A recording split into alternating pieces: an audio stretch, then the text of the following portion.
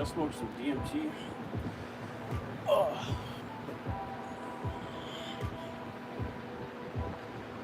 Hey, John.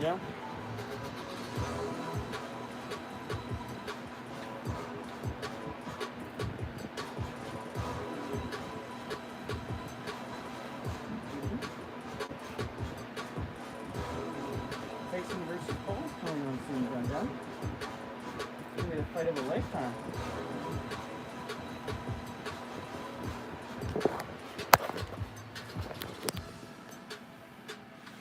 Here's my boy. We're getting ready for the Tyson versus Paul fight. Starts at 4 minutes, 8 seconds. Chilling here, about to smoke a bowl with my little man. It's my beautiful little boy, John. He's 16 years old. I've been raising him since he was 2 months old. Got him from New Jersey, from a little farm in New Jersey, near Lake Arcadia, Blueberry Point, Simplicity Inn. It's a beautiful reunion, family reunion spot or wedding spot. Oh, my beautiful little boy. I love you, John. We love you so much, buddy.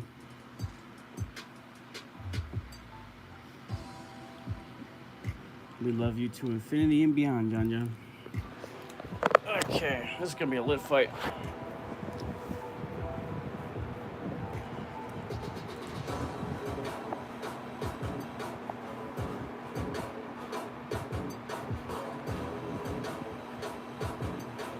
So let's put our bets in. Let's put our bets in.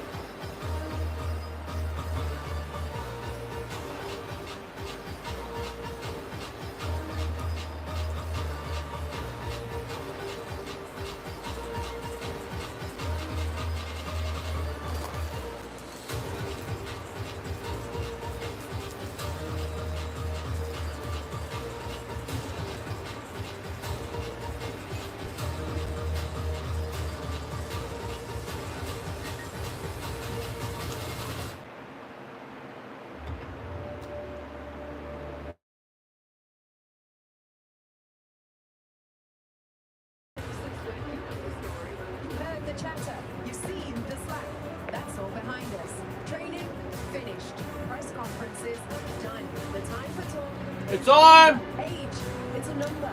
The past, who cares? This ring holds two fighters, no followers allowed inside. Jake Paul, Mike Tyson.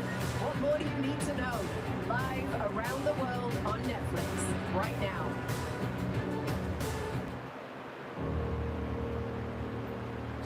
I was born to do this, but this is nothing new to me. This is new to this young boy over here. They say he's the baddest man on the planet, so let's find out. Getting the whole world to pay attention isn't easy. This is expected to be the biggest professional boxing event in modern history. Yeah, this is awesome. Compelling millions of people to care about one thing, all at the same time, just doesn't happen these days. Which is why it's all the more improbable that a fight is what brought us all together. Then again, think about what a fight is. Two people deciding they're okay with pain as a cost of doing business. Content with punishing themselves. Even willing to risk their very lives. I don't want to die in the hospital, baby. I want to die in the ring. To prove to the world who they are. It's my time. The gods know it, I know it, and you're gonna know it. It's the kind of thing that's hard to look away from. Particularly when the fighters are characters like this. Jake Paul is rich, famous, brash, but often misunderstood. The guy who's proven that hard work takes you far, and who's convinced himself he can take care of a legend. I'm ready. I'm gonna upset the world. Mike Tyson is the legend. The boxer they call the most dangerous man on the planet. Who in this world has any chance against this man?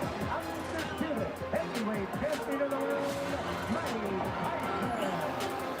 Now he's making history once again.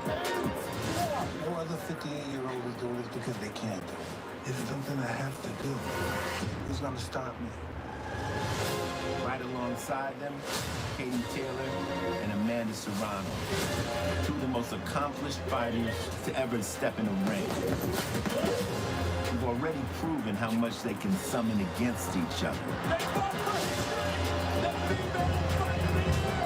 So here you are, with the rest of the world, focused on a boxing ring in Texas, unable to look away, ready to find out what happens now. Taylor and Serrano, Paul and Tyson. Welcome to Fight Night.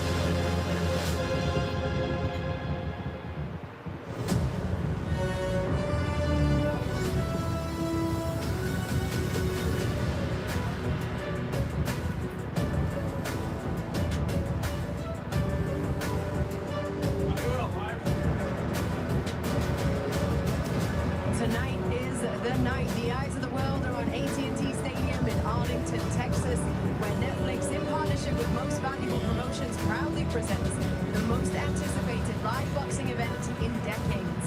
With fans from over 190 countries watching, we have a full night of fantastic fights in store for you, headlined by a heavyweight clash in which iron meets brash. 3 decades separate Jake Paul and Mike Tyson. Will youth and ambition triumph over age and experience? Can a boxer who spent only 4 years in the ring go toe-to-toe with the baddest man on the planet? We will soon find out. Before that, our co-main event is the highly anticipated rematch of 2022's Fight of the Year. 2 years ago in a sold-out Madison Square Garden, Katie Taylor won a split decision over Amanda the Real Deal Serrano, and tonight, with the entire world watching, they meet again, this time for the undisputed Super Lightweight Championship. Also on the card, 2 fierce Mexican-American fighters facing off with the WBC Welterweight World Championship on the line. Mario El Azteca Barrios defends his title against Abel Ramos. And our first bout is an international super middleweight matchup. Neeraj Goyat, the first world-ranked boxer from India, will battle Whindersson Nunez, a Brazilian entertainer and social media sensation who says that he lives, breathes, and eats boxing. We really do have 4 phenomenal fights for you this evening, and what incredible night to come. And with that, very warm welcome to AT&T Stadium, our headquarters here inside the home of the Dallas Cowboys, for the first ever live boxing event on Netflix, which is likely to be the most watched fight of this century. It is good to have you with us tonight. I'm Kate Scott, Beside me all night is the undefeated former super middleweight and light heavyweight champion of the world, Olympic gold medalist, Hall of Famer, host of the podcast All the Smoke Fight, Andre Ward. Yes, sir, welcome. And with just as many accolades in his own industry, comedian, actor, writer, producer, the one and only Cedric the Entertainer. Yes. What's going on? We came dressed tonight, baby. Look at that. You know, it's fight night. I had to pull the drip out on him. It's fight night. They said we're supposed to dress down tonight. That's what I heard. I saw the invitation, but I went the other way, man. I mean, talk to me, because you're a serious boxing man, right? And it's an unusual fight. It's an unusual boxing event. What got you interested in this? I don't know. I don't know if it's Mike Tyson or Jake Paul trying to do something to Mike Tyson. I don't know, but I grew up watching Mike like most of us did, and I'm a lifer in the game, so I'm gonna watch this regardless. And I've appreciated how Mike has gotten ready for this fight over the last 6 or 7 months. Yeah, that's real.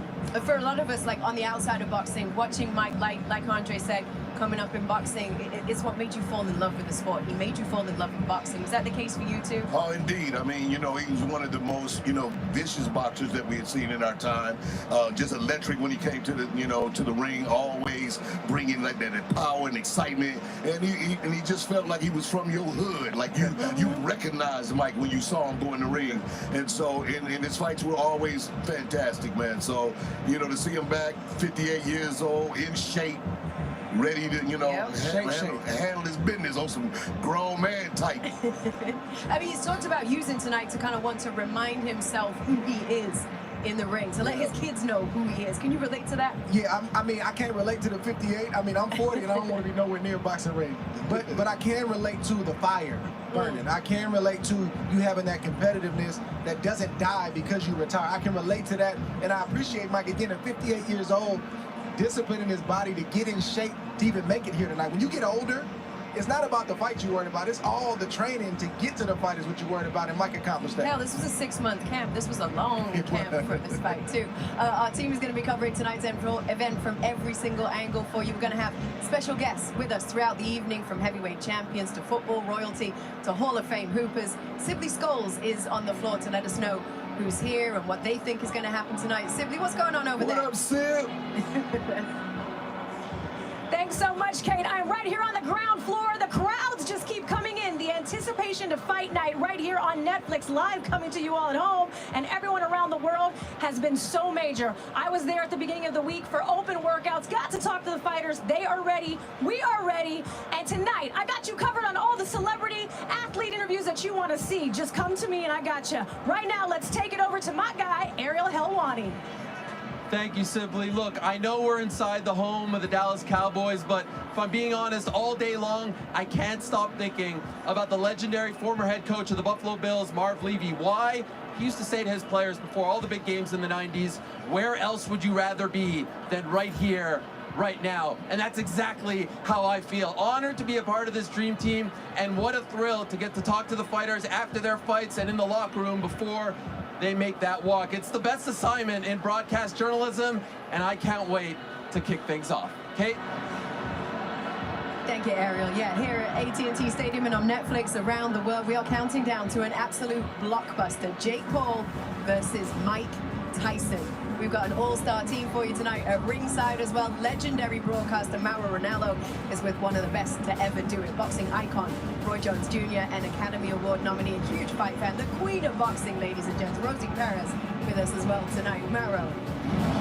All right, Kate, well, thank you very much. And yeah, like this event, the broadcast team blurs the lines of pop culture, entertainment, and sports. And as I sit here looking around at this cavernous stadium, Roy and Rosie, it is hard to believe that we are putting the real in surreal tonight. And Roy, it was 4 years ago in Los Angeles when you were the last man to share a ring with Mike Tyson in an 8-round exhibition match. What was that experience like? It was extraordinary. I was very surprised of a lot of things. I was surprised of the way that he carried himself, the way he still could defend himself. But the most surprising part was what I expected, his power. First time he hit me, I expected it to be hard, but I was like, holy smoke, this dude still kicked like a mule. So the power really did shock me. How does a 58-year-old Tyson Tyson match up with a 27-year-old Paul? He just got to be smart. And the bad thing for Paul is these are 2-minute rounds. So that animal may never get a chance to tire. If Tyson doesn't tire, there's no way Paul will beat Tyson. But if he does start to tire, then that gives Paul a chance. Rosie, you're such a big boxing fan that, in fact, in your big debut on the screen and Do the Right Thing, you were shadow boxing across the screen, doing a little dance and really representing Brooklyn well. What intrigues you most about the main event? Does it have to do with your fellow Brooklyn native Mike Tyson? Oh, it sure does. It's all about Mike Tyson, and Mike Tyson for me. I have to tell you. And I can't believe this man is still alive. All the trials and tribulations he went through in his life, we are seeing Mike 2.0. And I am so excited for him tonight. And you were, of course, at the sold-out Madison Square Garden 2 years ago when Katie Taylor and Amanda Serrano, two warriors who warred like Hector and Achilles when they made history as the first female main event at the world's most famous arena, Madison Square Garden. Taylor was able to sneak past Serrano to defend her undisputed lightweight title. Tonight, she puts the undisputed 140-pound crown on in the rematch. Serrano, a Guinness World Record holder. She's the first female to win titles in 7 divisions, including 140. She's a unified featherweight champion. What do you expect in the encore, Rosie? Well, I'm hoping for a fairer decision because I honestly thought that Amanda Serrano won that fight just by a slim margin. I would have been even happier with a draw. That said, I think that Amanda cannot let her foot off the gas. She did so around in the 5th round in their first encounter, and this time she cannot take anything for chance because Katie Taylor is an elite fighter, and she really rallied. And you know what? Katie Taylor's got to throw a lot more punches too in the earlier rounds. For my money, it was the greatest female boxing match ever, period, full stop. Roy, what adjustments do they need to make in the rematch? Well, I think both of them have to make adjustments. Katie Taylor is not really a technical adjustment. It's more about getting busier a little bit earlier, fight management. With Amanda, I think Amanda got to learn how to also be economical and know when to put the foot on the gas and when not to. She did put her foot on the gas in the 5th round limit, but like she just said, she took it off. You got to know when to put that foot on the gas and when to take it off. A dynamic double main event coming your way. We've got 4 fights total, including a welterweight championship fight. Well, AT&T Stadium is, of course, the home of the Dallas Cowboys, but it's also the home of another legendary team. No one puts up a crowd like the stars of the hit Netflix show America's Sweethearts, the often imitated, never equaled, internationally acclaimed Dallas Cowboys cheerleaders.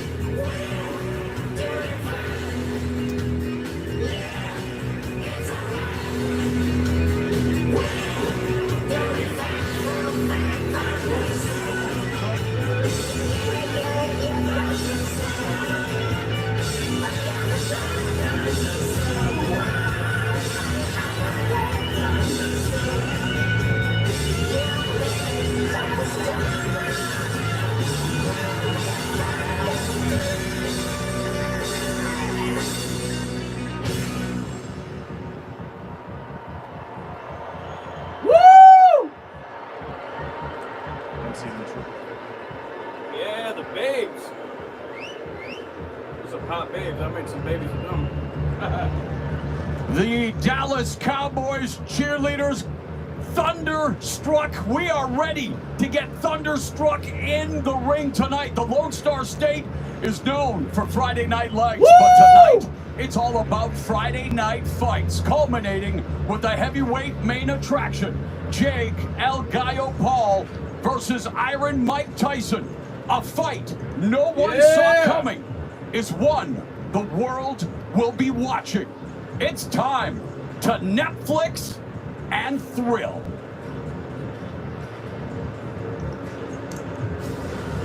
And we get things started at a contract weight of 165 pounds. Neeraj Goyat of India against Brazil's Whindersson Nunes, at one time the most followed person on social media in Brazil. He's got a rabid fan base. He's got the 2-inch reach advantage and a 2-inch height advantage, but it's Goyat with the experience. We are set for 6 rounds at 165 pounds, and let's bring in our rules expert and unofficial scorer, Sean Wheelock. We are under the unified rules of boxing as being administered this evening by the Texas Commission. There is no 3 knockdown rule. Only the referee can stop the fight. A fighter cannot be saved by the bell in any round. If an accidental foul ends the fight, 4 rounds must be completed to consider it official.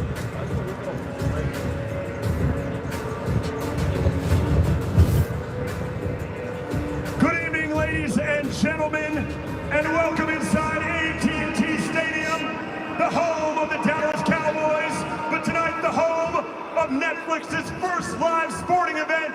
This is Jake Paul versus Mike Tyson. We begin our kite card tonight in the super middleweight division. Introducing first, fighting out of the red corner, please welcome Whindersson Nunes.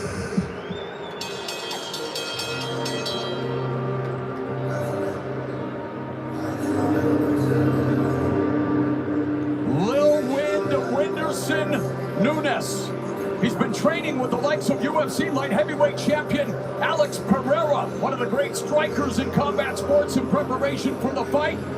He has recorded wins over Mario Silva in a vicious body shot knockout of Villapec on Influencer Boxing, as we take a closer look at this multi-hyphenate. Hey, he just started focusing on boxing 3 years ago, but is already turning heads and again drawing a huge fan base in his native Brazil. And I talked about him being a multi-hyphenate. He's going to give Rosie Perez a run for his money here. Content creator, actor, musician, comedian. Check this out, 150+ million social media followers.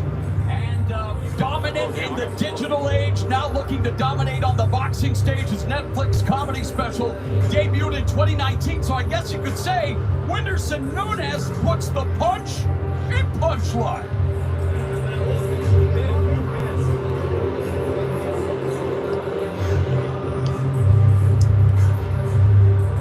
And his opponent, fighting out of the blue corner, please welcome Neeraj Goyat.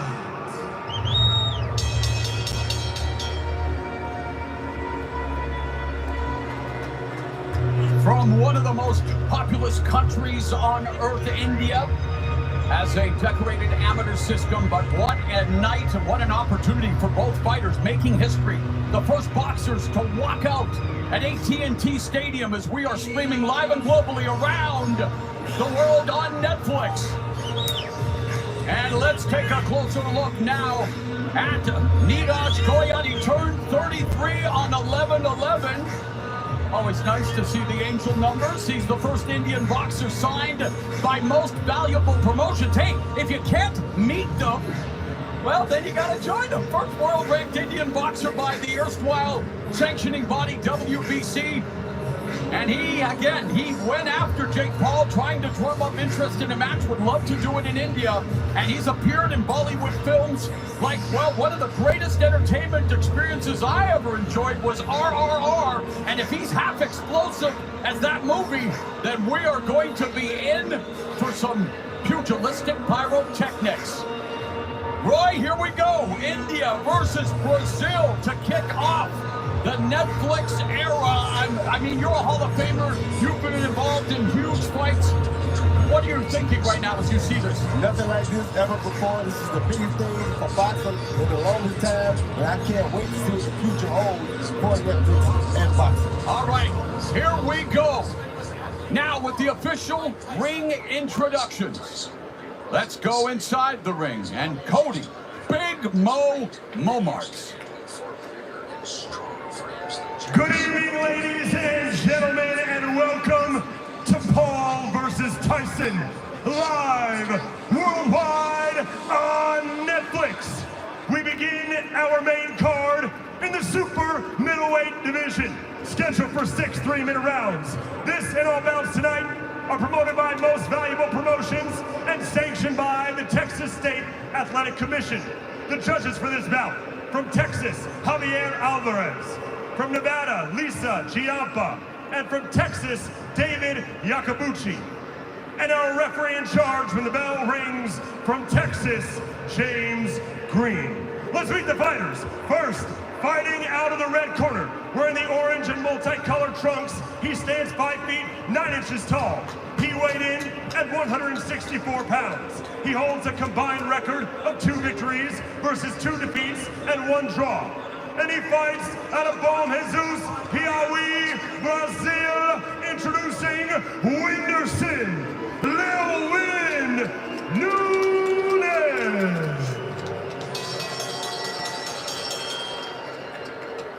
And now his opponent, fighting out of the blue corner, wearing the black trunks with tiger trim. He stands 5 feet 7 and 1/2 inches tall. He weighed in at 162 pounds. He holds a professional record of 18 victories versus 4 defeats, with 8 of those wins coming by way of knockout.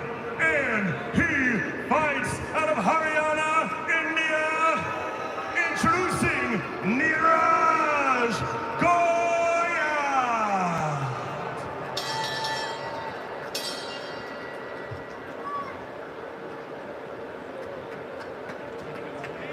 Okay, gentlemen, you got your instructions in the dressing room. Will you protect yourself at all times and obey my commands at all times? Touch them up, back to your corners.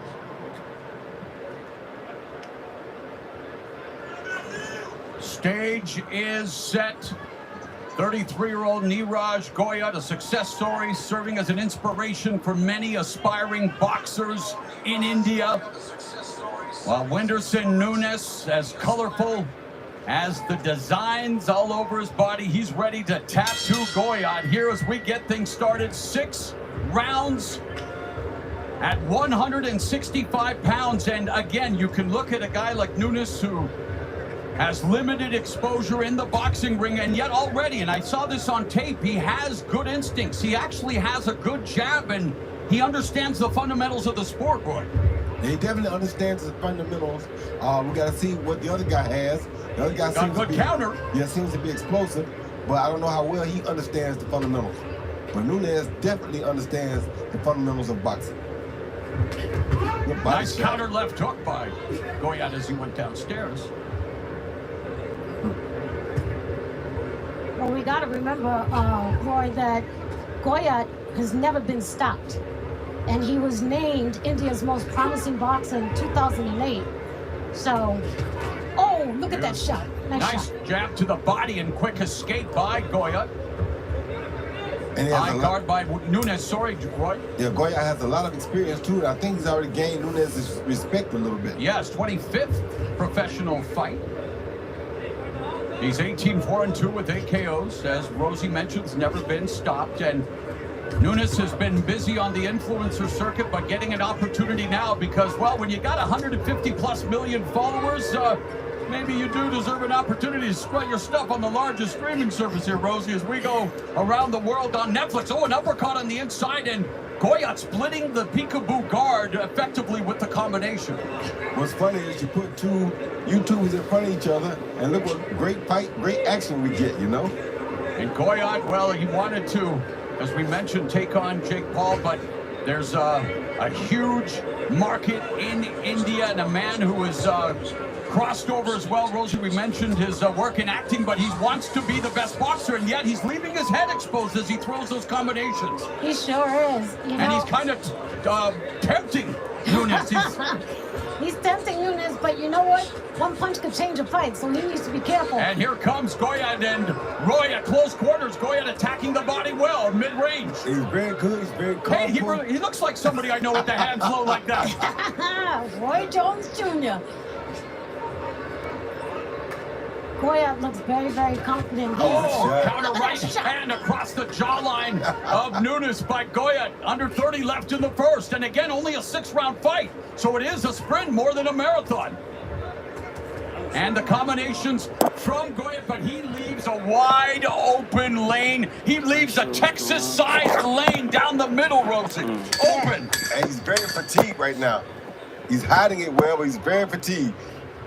If Nunes would go to the body, it would do him well come around 4, 5, and 6. Oh, uppercut countered though by Goyat.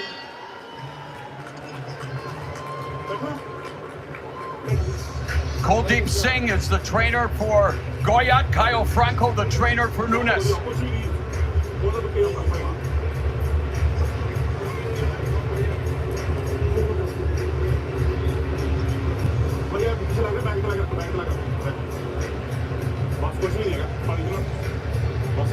Man, Goyat has fought everywhere, making his U.S. debut. He's boxed in India, Thailand, Dubai, Canada, Mexico. 9 of his last 10, with his only loss coming in the lightweight and super lightweight divisions. Roy, check it out. They see Goyat going to the body behind that jab. Great body work. Slipping the punches afterwards. Very good hit. Let him down. Hey, bro, back to your corner.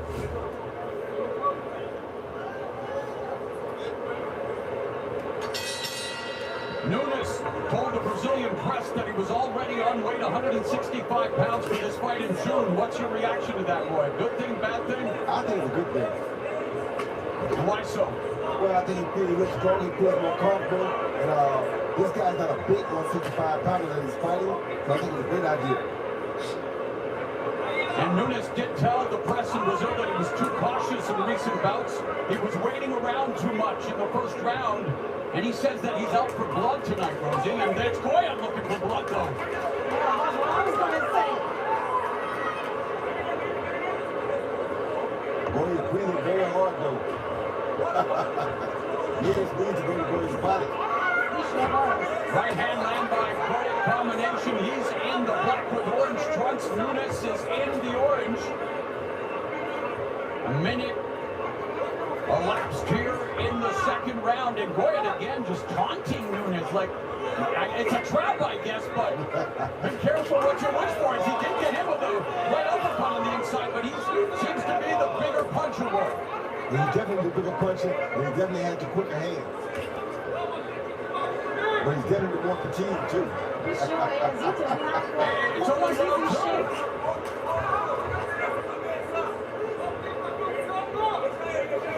Oh my goodness, he's opening it clowning. Nice shot by Goyat. Nunes fought very smart to the body just then. Jab from Nunes. Right hand by Goyat, but then hands remain low, and you know it was Nunes recorded a vicious body shot knockout in one of his earlier appearances, and of course when you talk body shot knockouts, you're reminded of the rib-breaking body shot KO of Virgil Hill by one. Roy Jones Jr. Here we go with a little combination, punches and bunches by Goyat, steepling Nunes to the ropes. Rosie. He's very tired of it. He needs somebody to ring the bell. And Nunes got to go to the body right now. Nunes got to go to the body right now. He sure does. But Bobby Weaver, Goyat is serving him well, but he's probably going to take his breath away, too. Those punches took his breath away.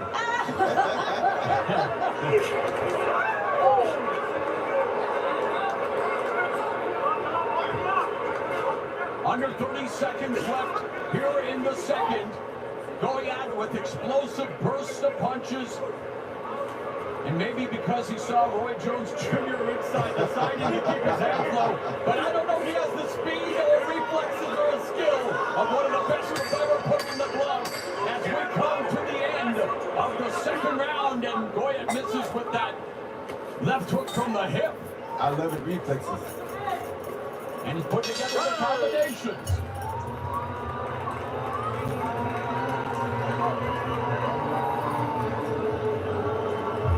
I think some of tonight's boxers will have to throw in the towel against the pink guards. Hey, they're here ringside to usher in the return of the most watched show in the world, Squid Game. Brace yourselves for the second season, only on Netflix, December 26th. Well, I know what's going to be in my nightmares tonight, Rosie and Bruce. Two DMT fueled God incarnates ready to fight for glory, baby! Woo! Yeah! Yeah! Go back, go back. From Squid Game. Go back, Lee Tepe!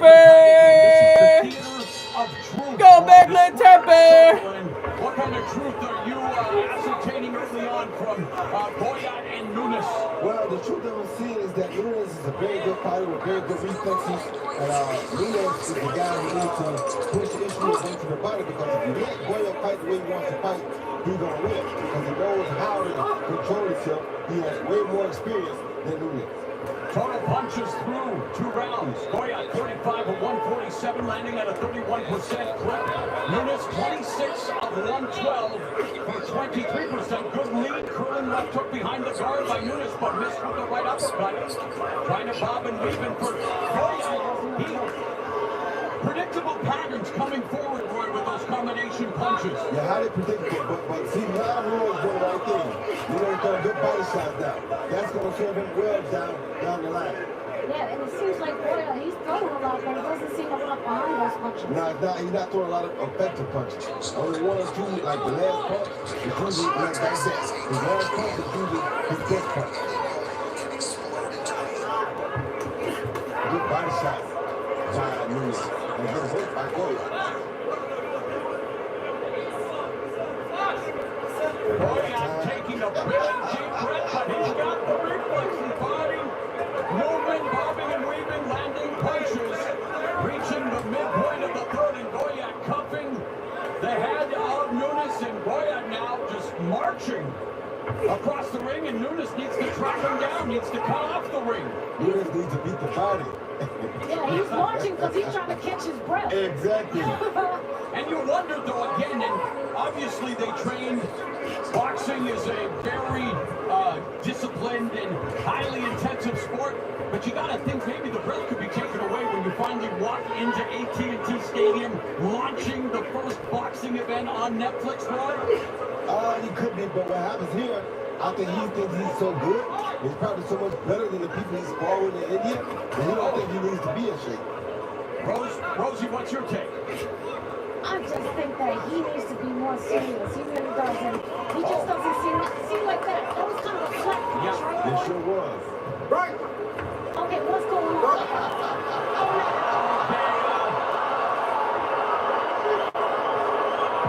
No need to replay Adrian Broder's antics against what was my dad. Thank you very much. Yeah, that was called unnecessary ridiculousness. Exactly. 15 seconds left in the third. Double left hook to the liver, ripped by Nunes. Yeah, that second hurt him too. That second hurt Goyat a lot. Yep, it's backed him up. Again, hands are low, able to avoid that shot and then reset, angle out. But he's pushing his punches.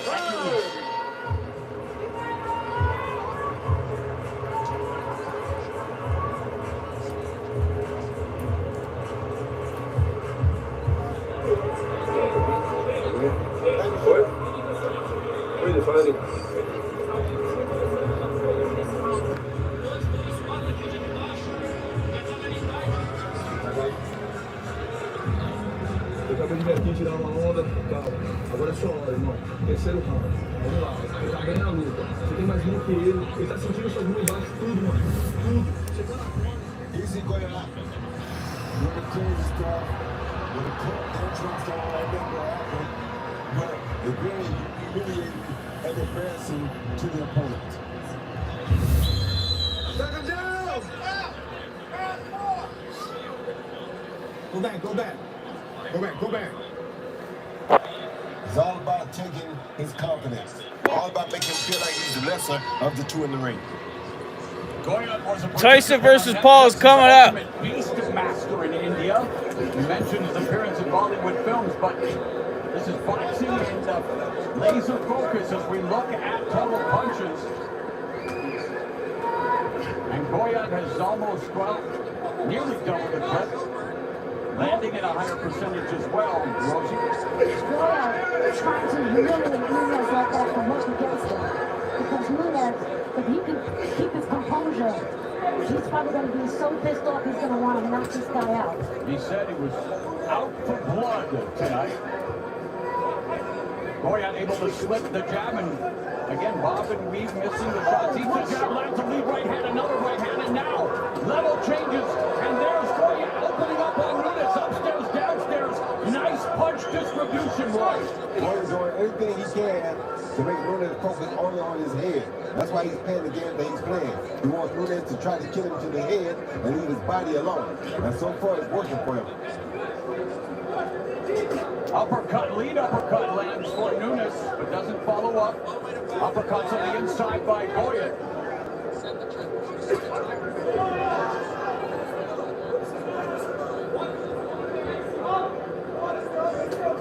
Step back and then the right hand from Goyat. Good overhand. Yeah. Another right hand lands, curls around the guard of Nunez.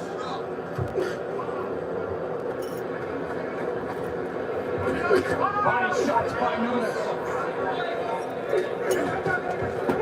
Goyat landing good head shots every time Nunez lands body shots. Yeah, I have to tell you guys, I'm actually surprised. I didn't think that this fight was going to be this active. Goyat is a character. Yes, he is. He's a guy that I'd love to see if he was in shape. What he really could do. Oh, snap, you said if he was in shape. Final minute in the fourth, and while Nunez's conditioning is being tested with those body shots from Goyat. Nunez is in shape, he just don't have the experience that Goyat has. Missed with the right uppercut. And the fatigue that can transpire in the ring, boy, mentally, physically, spiritually, under these bright lights. Of course.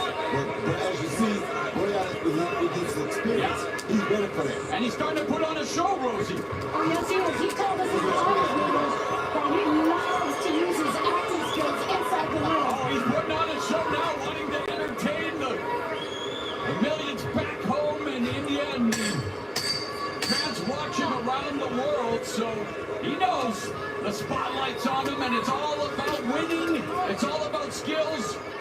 But entertaining is as important as it's ever been.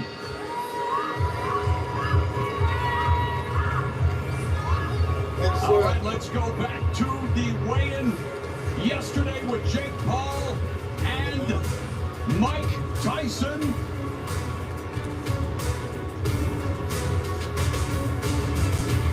And Mike Tyson, Roy, looking in even better shape than he did when he faced you 4 years ago. Came in at 228, Paul at 227. And then this happened. Paul's, and you hear the thunderclap slap by Mike Tyson. You know, I thought that Paul is probably listening to DJ Jazzy Jeff and the Fresh Princes. I think I can beat Mike Tyson to fire him up. Well, at the weigh-in, Tyson took a page out of the Fresh Princes playbook and slapped Paul, slapping the taste right out of his mouth. And so those were the headlines today. Let's see what transpires in the main event. And to bring you up to speed of what's going on in this fight as we begin round 5, total power punches. Goyat 82 of 194 for 42%. Nunez 34 of 119, 29%. Goyat is starting to pull away. And Nunez only has 2 rounds to catch up. So he can commit to the body, try to stop him, or he's pretty much lost this one. Yeah, he's still headhunting. Yep. And that's what Goyat wants him to do. That's why he plays the games he plays. And is that why he's leading with his head up? Of course. He wants. And I'm proud to be an African, where at least I know I'm free. As tight as he is, you should be beating his body. You know the time like that. And his hands are very low, and and he's throwing those punches, leaving them open upstairs to the power shots of Goya. And Goya ripping this combination upstairs. Good hand speed from Goya.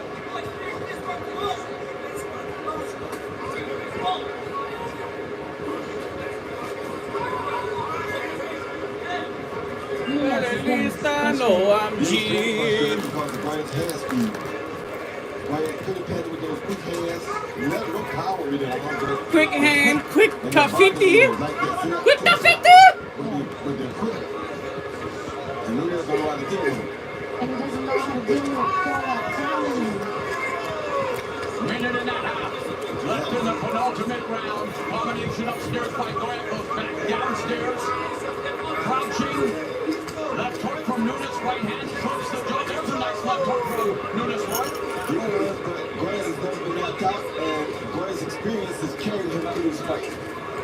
A huge edge in professional ring experience for Goya. Comes in with 18 wins, 4 losses, 2 draws, 8 KOs, so not necessarily known for his power.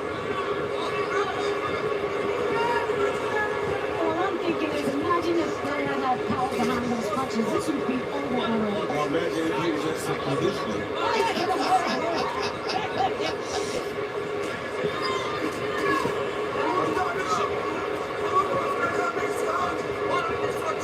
Fainting by Goya. Nunes doesn't bite. Uppercut on the inside. Right hand by Goya lands upstairs. No. Left hook. So obviously the more pop belongs to Goya, Rosie, and he's beginning to unload now on Nunes. Yeah. He may not have power, but he's breaking them down. He sure threw a lot of them, I'll tell you that. Left hook to the body by Nunes. That's his smart point. Again, they're still another round. Left hook by Nunes, and Goya misses with the right. Yeah, but he stole the round already, though.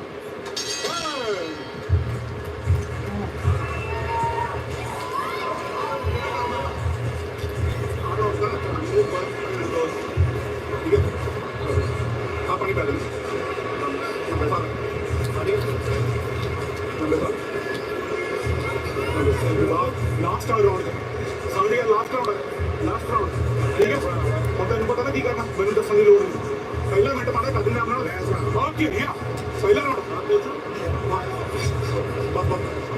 पहला round पहला minute ठीक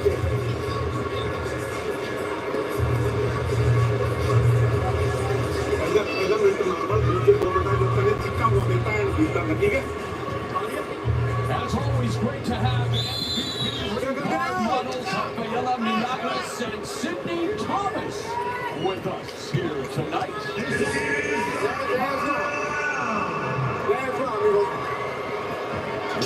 Set for the 6th and final round, and the story in round 5, total punches landed. Goya 39 of 94, 41%. Nunes only 17 of 69, just 25% landed.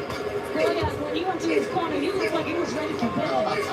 Well, he would love to put Nunes to sleep. He's been like that all night long since round 1. But he's very smart, very clever. Yeah, because he's still winning. MVP noting the potential of building fighters in India, the Indian boxing fan base undervalued on the global stage, and they want to shine a worldwide spotlight on one of India's premier boxers, and he would like to close the show here in the 6th and final round. According to our unofficial score, Sean Wheelock, it's all Neeraj Goya pitching a shutout. Shot by Nunes.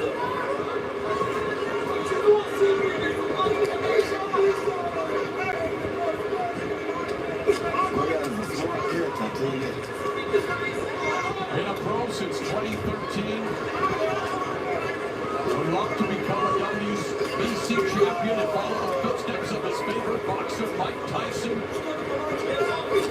Was an undisputed heavyweight champion this will be returning after a 20-year absence in an official capacity against Jake Paul, but here Nunes tries to fire away at the body.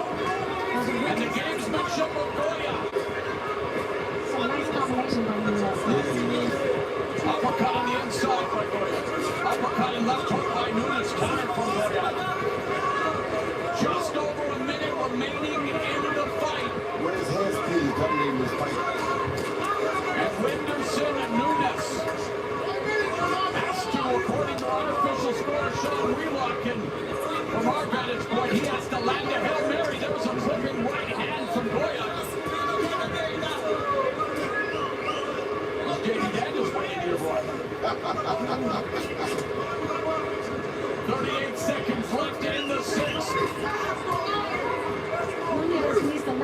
try to even stand a chance on it. Of course. Nunes misses wildly with the left uppercut, just not cutting off the ring, just simply walking down. Goya looking to put the finish. He put the capstone on a Epidez's. Won every round in this fight. Not exactly sleepwalking, though, right? No. Look at him.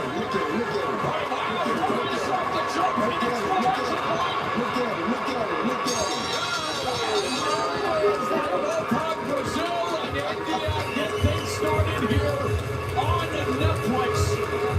And the experienced Indian Neeraj.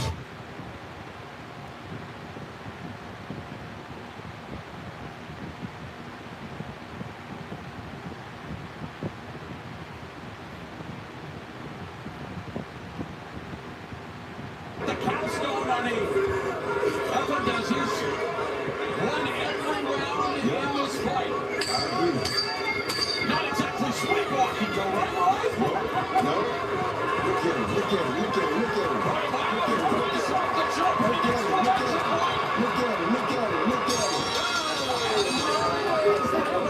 Brazil and India.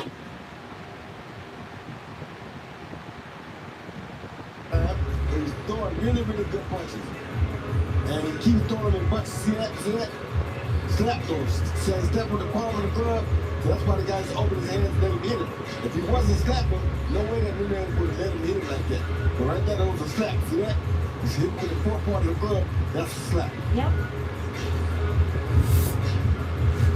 Jake Paul knows all about slaps. I also have a guy by the name of Mandy Jaguar from India who just won the WBF World title the other day. He's the first world boxing champion from India. Let's get in our unofficial scorecard with Sean Wheelock. Oh, you see it on your screen. 6 rounds to none, 60-50 for Neeraj Goya. In modern professional boxing, judges, you have 3 types of 10-9 rounds: close, moderate, decisive. For me, rounds 1 and 2 were decisive for Neeraj Goya. I found that they were moderate 10-9s for Goya in rounds 3, 4, 5, and 6. Whindersson Nunes continued to come forward, especially in the second half of this fight, but he came forward without punches. You saw Goya with the speed, with the power, and with the effective striking throughout. All right, they have embraced in the center of the ring. And it appears that our ring announcer, Big Mo, is ready to deliver the decision. Ladies and gentlemen, at the end of 6 full rounds, we go to the judges' scorecards for the official decision. Judge Javier Alvarez sees the contest 59-55, while judges Lisa Chiamba and David Yakabuchi see it 60-54, declaring your winner by unanimous decision, Neeraj Goya! Neeraj Goya, a belated birthday gift in the form of a shutout decision win over 6 rounds at 165 pounds. The first Indian boxer signed to MVP is now 19-4-2. Whindersson Nunes, the gracious person in defeat. And let's take a look at the final numbers. The punch stats here for Goya versus Nunes, and it is one-way traffic, Rosie. Yep, sure was. 171-87 punches landed, and the higher percentage rate, it was all Neeraj Goya.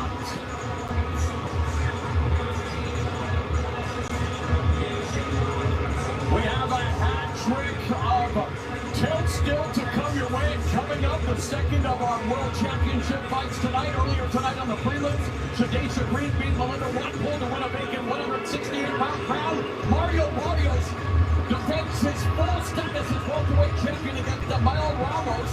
And then we have the rematch of the greatest female boxing fight in history. This time for the undisputed super lightweight title, as Katie Taylor renews her rivalry with Amanda Serrano, who's looking to even the score. And then it will be Jake Paul versus Mike Tyson. A collision of culture, an encounter of ego and electrifying power. Who will emerge as the alpha? the influencer turned boxer, or the icon. With more, let's go back out to the desk. And here once again is Kate Scott. Thank you very much, guys. Yes, everything is bigger in Texas, and the biggest night in boxing is no exception. Our main event is coming up in just under 2 hours' time, everybody. And joining us now to talk about it are two of the biggest names in the game. They were both heavyweight champion of the world, and they both fought and beat Mike Tyson. Lennox Lewis and Evander Holyfield in the building. Everybody, very warm welcome to you guys.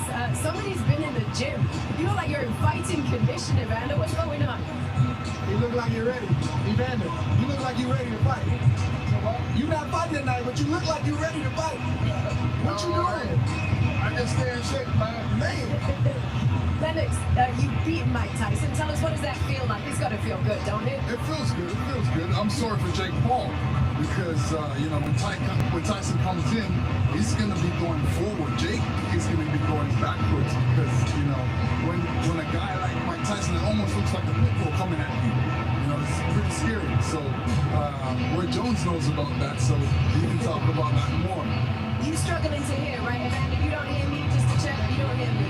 Okay, we'll see if we can get that sorted for you. Talk to me about Mike's power, because Mike's power had a reputation, right? What does it feel like to be in the ring with him? It feels good. It feels good. You should ask how Mike Tyson feels being in the ring with me. Oh, wow. But no, he's powerful. He can take a good shot. So even if you punch him hard, he's still coming forward. And he's great at boxing, punching you in the belly and the body, and giving you some good uppercuts. So it should be good. But how does that work? So even right now, I saw that fighting spirit in you. Like, how do we as fighters manage that? You know, as we get older, it's like your body doesn't want to do it, but you still got that spirit. How do you manage that? I know, it's mental. I mean, make sure you have a heavy bag hanged up in your house somewhere so you can really go and beat it up sometimes. I don't know if you can hear me, Evander, but this is for either one of you guys. You guys fought Mike, and Mike is known for his power, but he's also known for fear, intimidating his opponents. How did you overcome that fear in order to make sure you did what you had to do when you guys fought? Well, the thing with me is I boxed with Mike when I was 15. So I went up to the Catskills. You know, I won the World Junior Championships in Santo Domingo, Dominican Republic in 83. And me and my trainer said, you know, if we didn't box the best there, where's the best? And they said the Catskills. So me and my trainer drove up to the Catskills and sparred with Mike Tyson for a week. And first day of sparring, he came out, he wanted to knock off my head, take it off. So until the third day, when me and my trainer watched Muhammad Ali, we said, this is how we gotta fight Mike. We gotta fight him like Muhammad Ali fought. Do you think, obviously, that there was that very famous boxing incident where Mike Tyson beat Evander Holyfield, and do you think he's still got that kind of, that same uncontrollable fighting spirit? Is that still present in him? Yeah, well, you know, I'll be right back. Do you think Mike Tyson is gonna fight anybody anymore? I don't think so. No, that wasn't my question, Lennox. That wasn't my question. He said I would get caught slapped today. That was uncontrollable. So Mike Tyson definitely has that in him. What can you ask Evander, because you're closer to him? What does he think is going to happen in this fight? How does he see it unfolding? What do you think's going to happen in the fight? I think it'll be an interesting fight. I think it's already been what Jake Paul do. Jake Paul, do you think he's going to bite his ear? No, I don't think Lennox. he's going to bite his ear. No, I don't think he's going to bite his ear. How do you know? How do you know? I think he's old enough to know not to do it. When you talk to Andre, he'll tell you, like, I don't want to be anywhere near a boxing ring. And the further I get away from that, the harder the idea of getting back in a boxing ring feels to me. Like that, you said that, right? Just the idea of taking that kind of punishment. Do you think he's out of his mind for doing this? Do you get it? Let me tell you, I mean, you know, a lot of people do things for money. This is what he's doing. I think, you know, he may have bitten off more than he can chew. No pun intended. But I'm sure Evander Holyfield, how do you think he needs to win this fight? So how do you think Tyson needs to win this fight? He got to put pressure on him. He got to stay on him. Okay. Do you think Jake will survive? It's possible. He got me. Do you think he can take Mike Tyson's punches? I don't know. I've never seen him get hit. Here's the question, though. Can Mike Tyson at 58 take Jake Paul's punch, namely the right hand? Because if Jake can't do nothing else, he can punch with that right hand. Well, being in the ring with Mike Tyson, I've been in the ring with Mike Tyson, I know he can take a punch. For sure. He's got a thick neck. And I remember punching him and it was like, it was just bumping off, you know, ricocheting off his head. He stayed up. I tell you what, you never gave Mike that second chance that he asked for. If he wins this fight tonight, do you want that smoke? No, I don't think he wants that smoke either. You know that. He don't want that smoke. I got you. Lennox Lewis is the best. I laid them all to rest. That fire will never die. Evander, I apologize. I'm so sorry about the sound. Lennox, thank you for helping us out with the interview. We appreciate you. Good to see you tonight. They said they're sorry about the sound. Good to see both of you champions with us tonight. All right, making her way inside AT&T Stadium, the undisputed super lightweight champion, Katie Taylor, is not with us. That's not what we're going to show you right now. Bear with us. We're figuring out where we are right now. We got a big fight coming up, of course, the main event, Mike Tyson against Jake.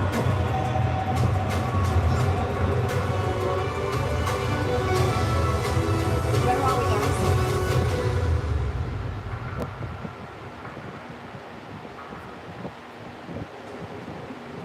So this is Katie Taylor making her way into the arena.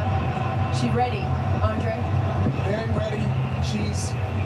This is the rematch. This is the one she's been waiting for the last few years. She's trying to prove to the world that the first fight was not a fluke. So she's anxious, but she's ready to go.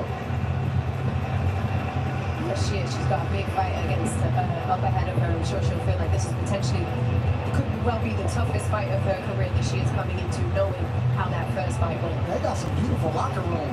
We're looking at these locker rooms all night. Yep, record-setting division 7 division world champion Amanda Serrano is here too. She is the first undisputed champion, man or woman, in the storied history of Puerto Rican boxing. She has said that she comes into this hungrier, more confident, more ready than ever before. Have you seen that on her? I've seen that and I heard it in the fighter meeting a few days ago. She's locked in. She feels like there was an injustice the first time around. Her power almost bailed her out in the first fight. She wants it to bail her out and get her hand raised in this fight. Yes, she does. Amanda Serrano looking for some get back tonight because she feels like she was hard done by in that result in the first fight. They fought. What a fight that one was as well. Okay, we're ready for our next bout of the evening. The reigning WBC welterweight champion Mario Barrios is going to put his belt on the line against Abel Ramos in what should be an action-packed fight. I'm going to send you ringside with Mauro Ranallo and the team. Thank you very much, Kate. And yeah, the action should be tailor-made to our satisfaction when we see Mario Barrios and Abel Ramos go at it for the welterweight championship, currently around Barrios' waist. Yes, he lost to Gervonta Davis, Keith Thurman at the highest levels, but he's no reclamation project. He comes off the big win over Yevgeny Zugas, then he beats Fabian Maidana, and then gets elevated to pro status as welterweight champion after Terrence Crawford moves on to 154. Ramos looking for the mother of all upsets as we go to unofficial score and our unofficial, the official rules expert, Mr. Sean Wheeler. Thank you, Mara. The unified rules of boxing are being used for this WBC world title fight. There is no 3 knockdown rule. Only the referee can stop the fight. A fighter cannot be saved by the bell in any round. If an accidental foul ends the fight, 4 rounds must be completed to consider it official. Ladies and gentlemen, our next bout is for the WBC Welterweight Championship of the World. Introducing first, the challenger. Fighting out of the red corner, please welcome to the ring, Abel Ramos.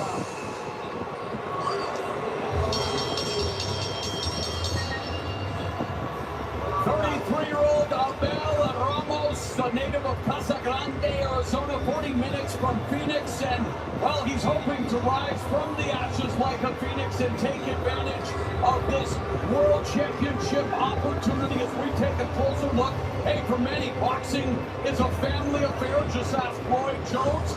Ramos' family owns an academy in Arizona, and when you say family affair, you got to give a shout out to Mary J. Blige. Hey, Bravo's nephew, Jesus Jr., is a top prospect, 21-1 with 17 knockouts.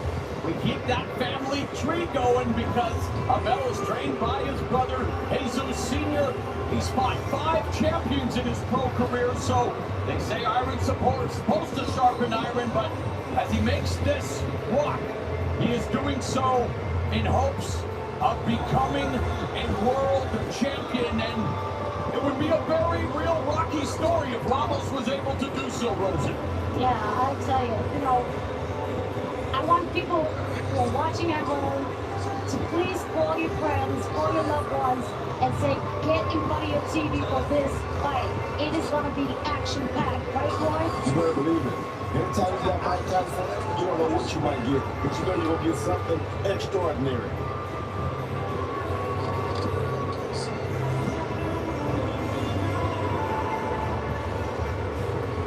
And his opponent, firing out of the blue corner, the defending champion, El Azteca, Mario Barrios.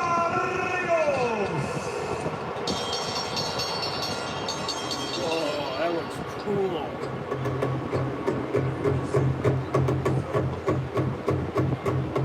Very much in touch with his roots, and what an entrance fitting for a world champion, Mario Barrios, El Azteca.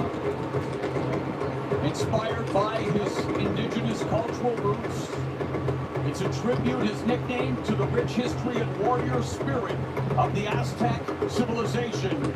And Barrios gets to defend the title on home turf. The San Antonio native will defend the crown here at AT&T Stadium in Arlington, Texas. And he is doing so as a proud new father. And let's take a closer look at the career of the current welterweight champion, Mario Barrios. The once glamorous welterweight division in a state of flux. Barrios wants to assume the mantle. Of course, Duran Ennis, the big gun in the division. And for Barrios, he started boxing at 6, but it was his mom who took him to the gym. That's not usually the case. And again, like Ramos, the Barrios family, they fight together. Sister Salida, trainer, and of course, a big part of his preparation. And as we mentioned, for Barrios, it's all about this entrance, paying tribute to his roots. He wants to represent, he wants to show up and show out. And again, Roy, we see in the sport of boxing where one loss can derail a career. This man tasted 2 defeats, yes, against 2 of the best, but here he is now walking to the ring, a champion. And that says a lot about him and who he is and who his character really is. Because to come back from 2 defeats means a lot in this sport. Usually they throw you to the pastor after your second defeat. And as someone who, of course, has called some of the biggest MMA events in the world, a loss should not derail your career, Rosie. Here's a great reception for the home state. He would love to be the Lone Star of the welterweight division from the Lone Star State. But right now, even though he's a big favorite, he still has to deliver. I have a lot of respect for this man, and he brings a fight. He is a warrior.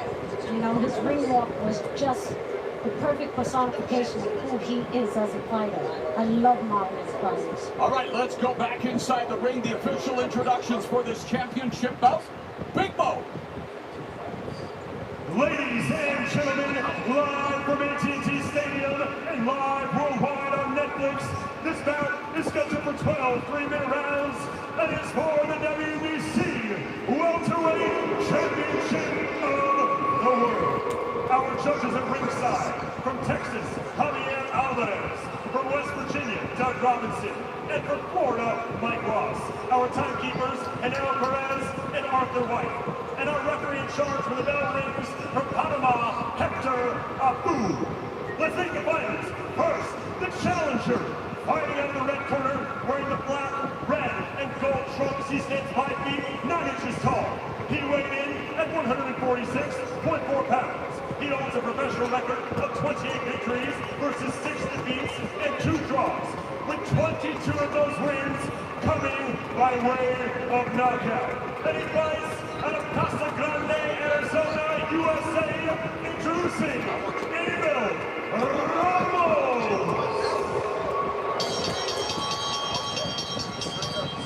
And now his opponent, the champion, fighting out of the blue corner, wearing the black shorts with pink trim. He stands 6 feet tall.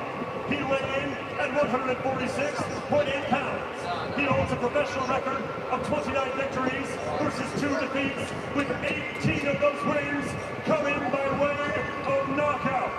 And he fights out of San Antonio, Texas, USA, by way of Mexico.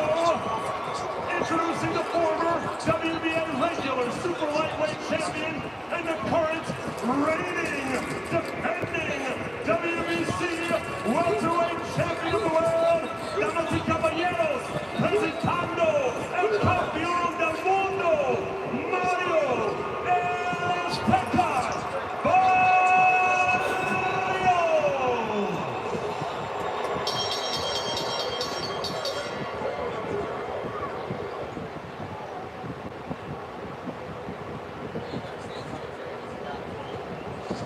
Hey guys, I get this front shot in the dressing room. I want a clean fight. Touch gloves, top block. So Barrios and Ramos proof positive that one can secure huge opportunities and success even after being knocked down figuratively and literally. On paper, this fight is a showcase for the defending champ. But this guy is a rugged campaigner known for all-action slugfests. Scheduled for 12 rounds for Mario Barrios' 147-pound belt. Round number 1, Barrios has 4 first-round KOs. The last one came way back in 2015. And for Ramos, he too has 4 first-round KOs. His last one came back in 2018. Double jab splitting the guard early for Barrios. And he's known for a highly effective jab, Roy. Yeah, he's known for the highly effective jab, and he's also a little bit bigger here than Abel, so I think he has a good size advantage that he should take advantage of. At 6 feet, yeah, you know, Thomas Hearns is one of a kind, but obviously a guy that tall and fighting at the weight he did. And Barrios, he went through a growth spurt, started career at 122, had a secondary title at 140, and again, bouncing back to win a championship. And man, life has never been better for Barrios, a champion and a new dad. Nice body shot by Ramos. Ramos already showed that he didn't come in to lose. He's coming to try to take that belt. Indeed. That's a beautiful thing to see.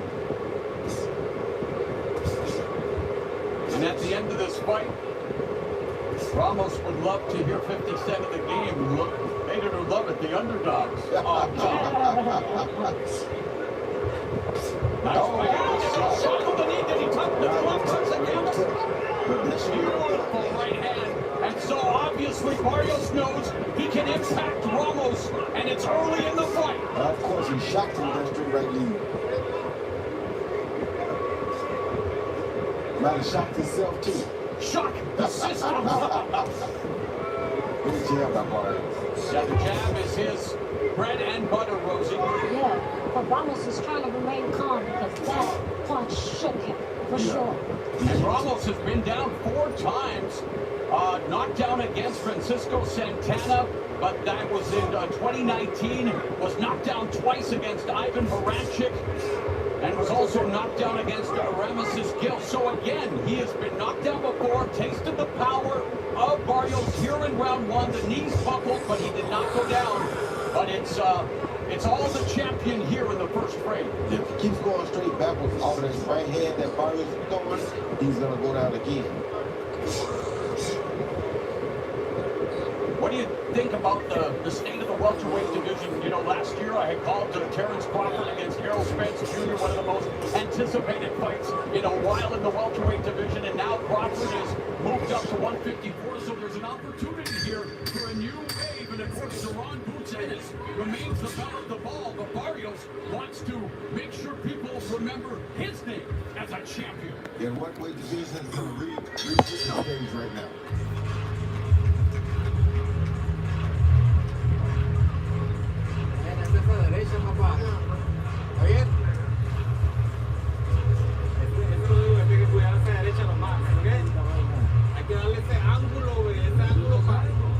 I got DMT loaded up.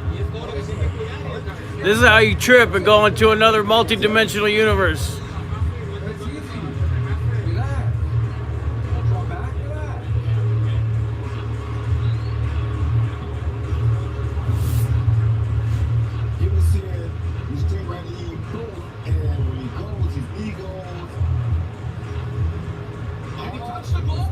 It's hard to see if it touched or not. If the glove touched it, definitely a knockdown, but I don't know if it touched or not. It's hard to see it. Let's look again. Beautiful. Straight right lead. Right hand, right on the jaw. Beautiful right lead. And the right glove left us in suspense as we go to round number 2, and right away, despite being behind the proverbial 8 ball immediately, Ramos needs to find a way to not let this fight get away from him early, Rosie. That is true, but he's still feeling that punch, I'm telling you. Well, the fact that Barrios can hurt him makes Barrios realize that he should just really open him if he wants to. Speaking of bullying, Roy, look at the size difference. I mean, Barrios is the much bigger man and obviously acquitting himself well. Yes, Roy, nice right hand, and Barrios doesn't neglect the body. And now Ramos looking to stick the jab. Some body movement. There's a little shoe shine in the body by Ramos trying to find his rhythm. Barrios is fighting like I'm going to take full advantage of this opportunity on a worldwide stage in front of millions and millions and millions of viewers. And Barrios also in his second stint with respected trainer Bob Santos, and they have really gelled well here and leading him to a title. Nice defense there. Sipping that lean, boy. Sipping that lean. Hand of Ramos and Barrios, and he is defensively responsible. Yep, and that's part of Bob's teachings. Good slip on the hook. Smoking that kush. Good body shot. Good body shot. Followed by the right hand to the head. Popping them pills. We reach the midway point of the second stanza. The jab of Ramos, more of a rangefinder. There's an effective jab to the body by Barrios, and then the lead right cross, Rosie. So Barrios finding the rhythm, finding the target. Yes, he's finding the smart shots as well as he's doing here. And this is one of those fights where you tell guys, if you can go to the lower weight class, you really should go to it, because if you can't or you don't, and you come in and fight at 47 and you're not really a 47-pounder, you see this big size differential just like we see tonight. You know, it's a unique night in the sport when a welterweight championship fight is an appetizer for this unique main event. Jake Paul versus Mike Tyson. It's coming up later tonight as Barrios begins to really use the jab effectively, painting Ramos up and down, changing levels with it. Half minute left now in the round.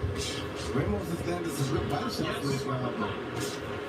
John Wall, nice counter left by Ramos. He blocked it, but Ramos good shot.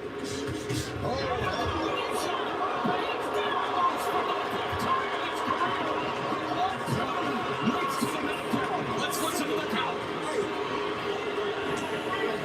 So that is the 5th time Ramos has hit the deck like a car dealer, and Mario Barrios in early control.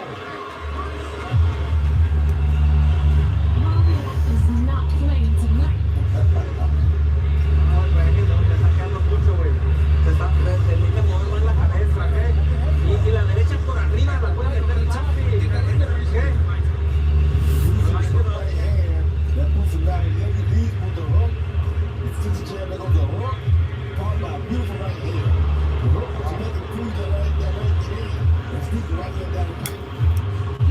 He had set the table for the right hand throughout the fight already. And the hook exactly off the hand. Beautiful. Yeah, takes set him up nicely. Very good shot by the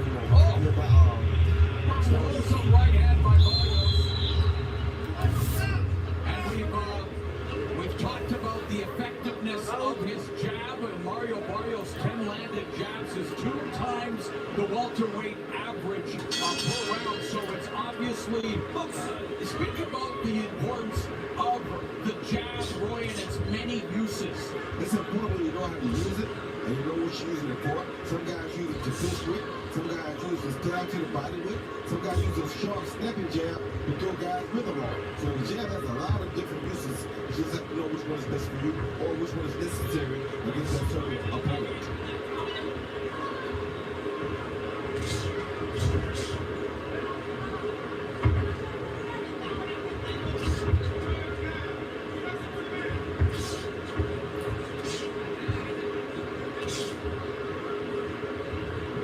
Barrios is taking his time looking for his shot. Well, he knows he can kill him anytime he ready to shot now. So, and he's the bigger man. So he's not worried about Abel's punching power because Abel has a big size deficit.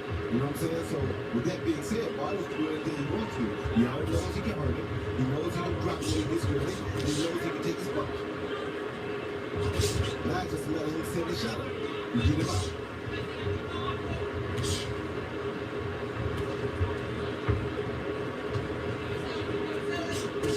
And that doesn't mean Abel ran numbers without good fighting because he doing it. But the size is what already taking him out of the fighting line here.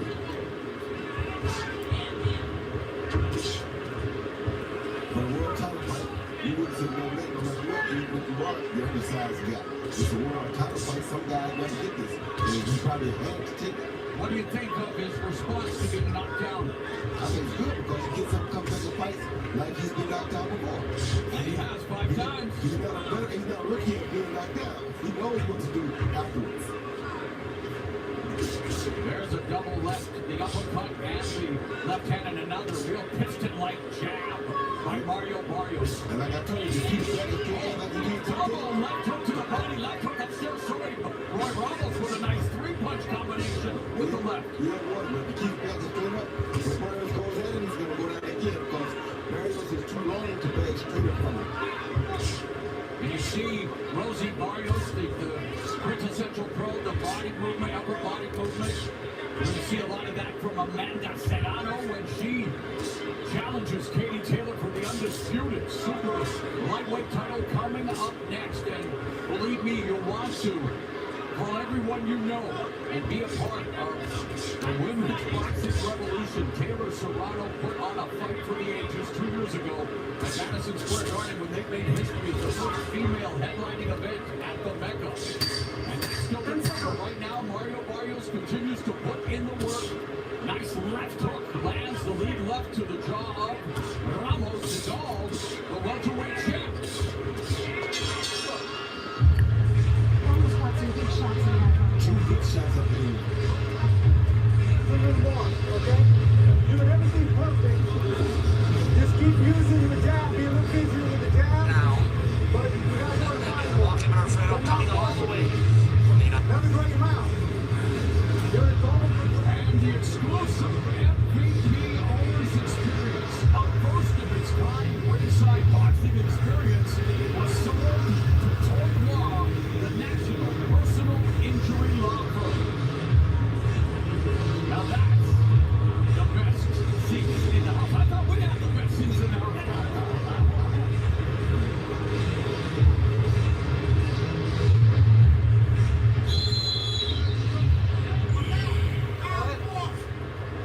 We have reached round number 4. 29-year-old Mario Barrios and the 33-year-old Abel Ramos renew their hostilities now for the 4th frame. Total power punches landed in the fight for Barrios, 26 of 55, 47%, anything over 40, and if you're getting closer to 50, that's a great night at the office. Meanwhile, not so great for Ramos, 13 of 52, he's landing at only 25%.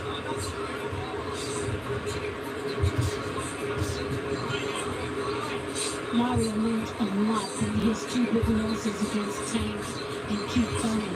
And boy, he did give Tank Dick a tough fight in the first half, and then of course Tank Dick is usually the case, always loves to tell the show highlight real fast, and Keith Thurman of course coming back, and Mario Barrios was beaten by Keith Thurman, and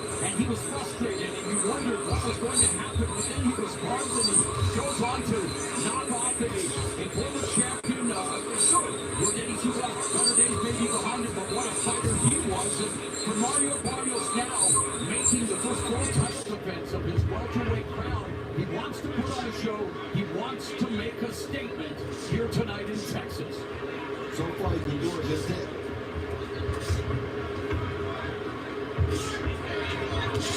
He's landed one knockdown shot earlier in the fight. He almost scored another knockdown. But there's Ramos. I mean, Rosie Ramos standing in front of him, does throw punches in combination using footwork. And while they might land, they're just not landing with the same impact. That's right, but still he is gay.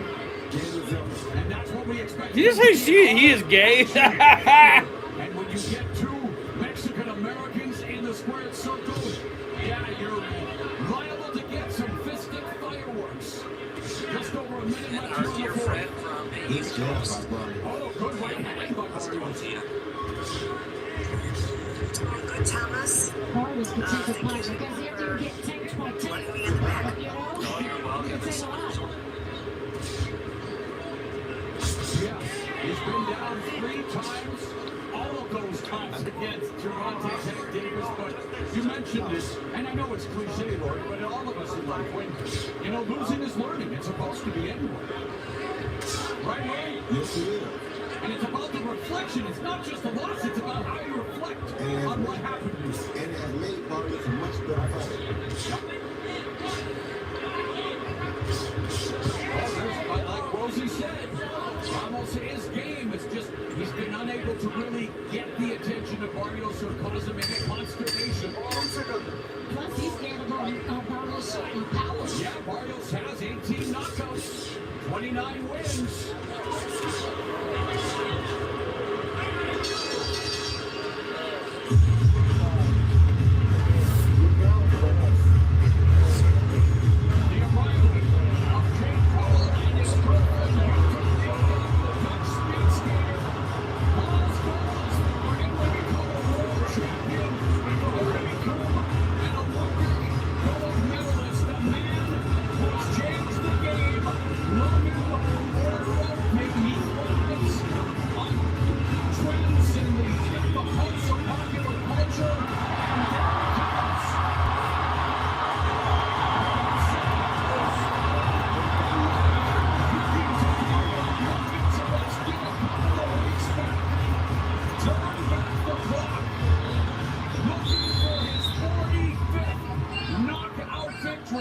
It's happening, folks. The undisputed, former undisputed heavyweight champion, the youngest heavyweight champion in history, at 20, returns to the ring at 58.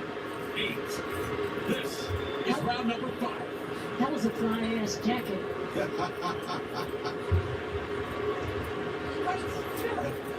Makes sense coming from a flash show. Gets it, right? Hey, we've got our unofficial scorecard. It belongs to Sean Wheelock, and he has Barrios ahead 40-35. No surprise, really, as we've seen Barrios dictate the turns, control the ring, utilize the jab, and showcase the power with the knockdown. And as we look at the total jabs, it's not even close. Yeah, do you think Barrios is looking for that setup again? No, I think he's trying to set him up, yes, but it's a little more difficult for him now because everyone's learned his rhythm. So you got to look for a third punch instead of the second punch. First time he knocked down with the first punch. Second time he knocked down with the second punch. Now he got to go try to look for the third punch because he's ready for the first punch and he's ready for the second punch. So he's just got to add to it.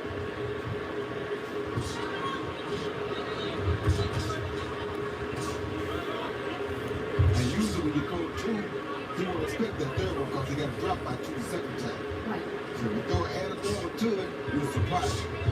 Now right there, he threw right hand after that left jab, he was getting him out here. You know, I wouldn't be in this seat if it wasn't for MMA legend, UFC Hall of Famer Boss Rutten, and he is enjoying every second of the action tonight at home in Austin, Texas, and it's a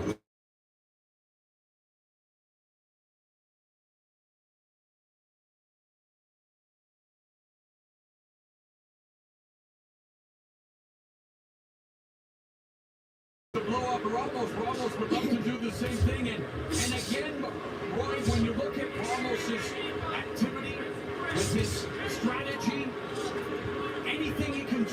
see, you know, again, it's obviously a class below Mario Barrios in technique. We can see that. And inside. Yeah. So, I mean, if he had the right size, this could be a good fight because he's hitting Barrios, but it has no real effect because he's so much smaller than Barrios. So, if he was Barrios' size, we might have a good fight here for me. But as you see, the big man Barrios is just walking through his power shot. 30 seconds left in the fifth. Ramos fainting, trying to get Barrios to fight. Barrios a champion. Gonna have to do more than that. Are you surprised that Barrios didn't try to capitalize more following the knockdown? No, I'm not. Why not? First one was at the end of the round. The first one. But the next round, I guess.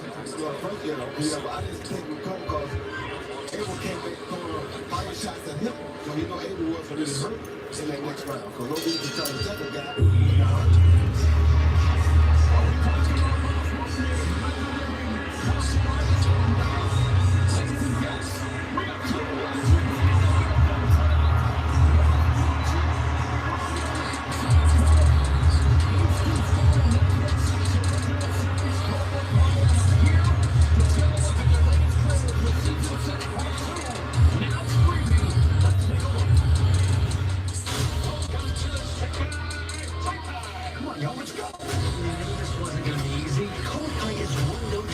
It's not us against them anymore. We throw all this garbage going around about loyalty. What matters is where our asses are now. We're Miyagi Do. We're not losing. The violence works off the ugly faces.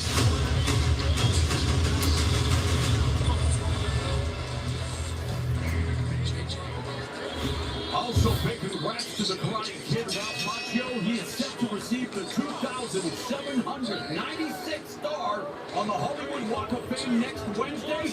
Our teammate, Rosie Perez, received her star on the Hollywood Walk of Fame in 2015. Well deserved as we go to round number 6.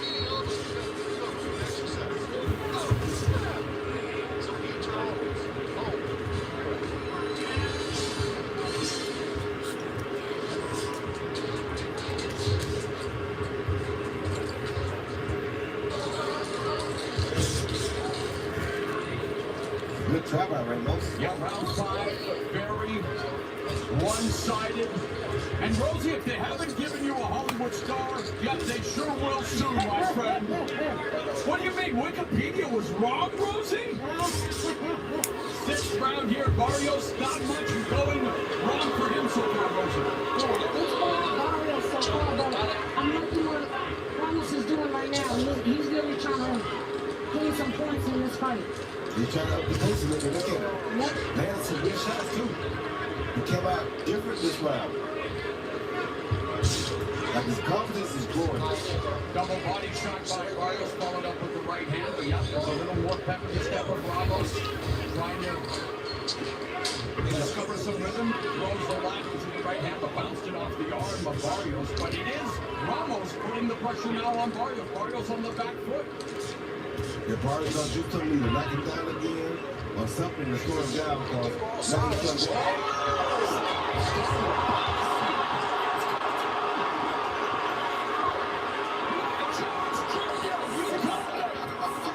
I really need those Powerball numbers, brother. Talk about power. It's Ramos hitting the ball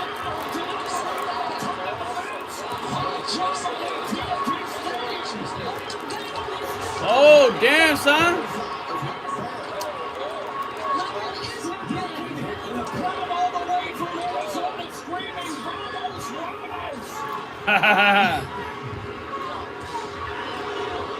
An incredible Barrios knocked down. He gave too much confidence. You sure did. And that's the 4th knockdown of his career. Ramos rocking Mario Barrios. Round 6, the bane of Barrios' existence in this fight. And it will be up to his corner. It will be up to the veteran to reestablish, to bring out the confidence and reset. What a round Yes, he was. for Abel Ramos. Oh,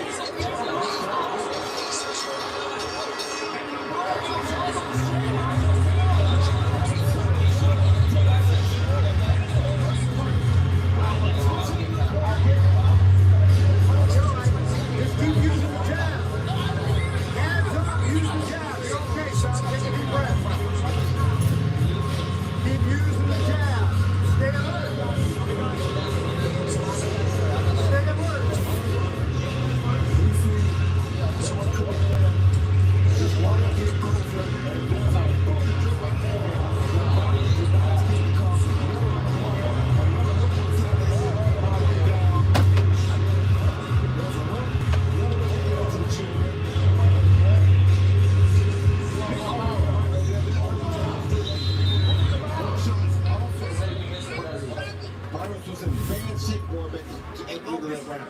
He's showing And Barrios is smiling. Now, okay, so now I'm in a fight. This is a title defense. But I like that it's limited, like they still may not be other ones. All right, at the end of the first half of this championship fight, CompuBox power punches in round 6.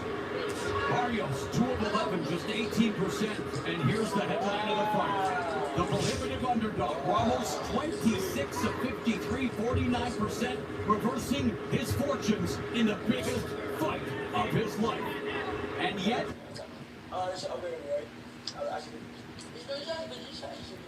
of course, with him being so far behind, he's going to have to continue to try to take the fight to Barrios, Rosie. He's got to, but he's been winning, taking the fight to Barrios, so I think turn it around a little bit. And with that 2-point round, that might hit him even more, so he's definitely made this a better fight. According to CompuBox, Ramos landed 30 punches in the 6th after landing only 27 in the previous 3 rounds combined. Yep, his confidence. Barrios doesn't get confidence. He dropped him twice. Oh, y'all can come out with the same punch again. And the hands are low for Barrios, and he's getting tagged repeatedly with the right hands. Yep, y'all can get caught with the same punch. The pugnacious pride of Ramos. Yeah, Barrios keeps dropping that hand, leaving it open. Now Ramos able to hit him as clean as a washing machine in this fight here.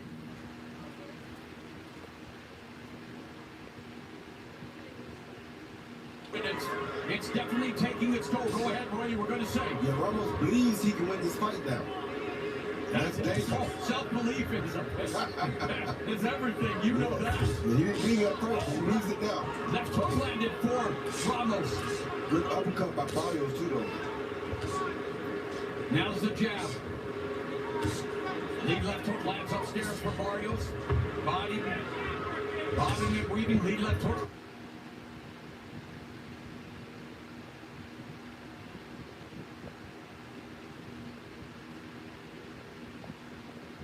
For Ramos. And again, Ramos much smaller in stature, but was able to drop Mario Barrios with a right hand. And a minute now left in the 7th.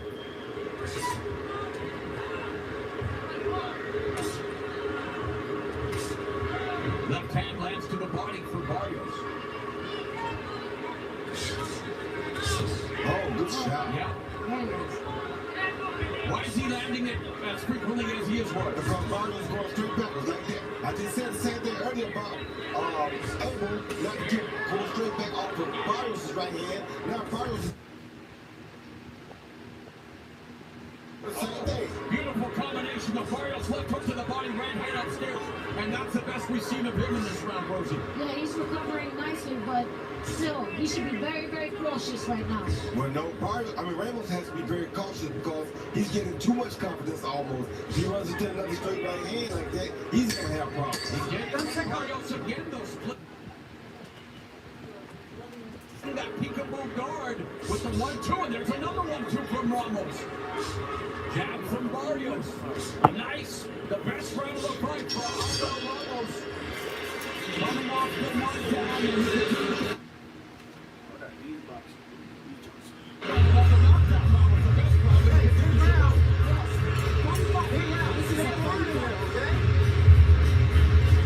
Every chance you get, you gotta touch him to the body. You gotta slow him down, but you gotta be alert. He's looking for a home run shot, okay? He knows he's down, so he's looking for a home run shot. He should be alert. Working your jab, but you gotta touch the body every time. And you can just step out one side or the other. You have to step out, step out. Hands up. Hands up. Every time you miss, you go to the body. Be alert. Great job.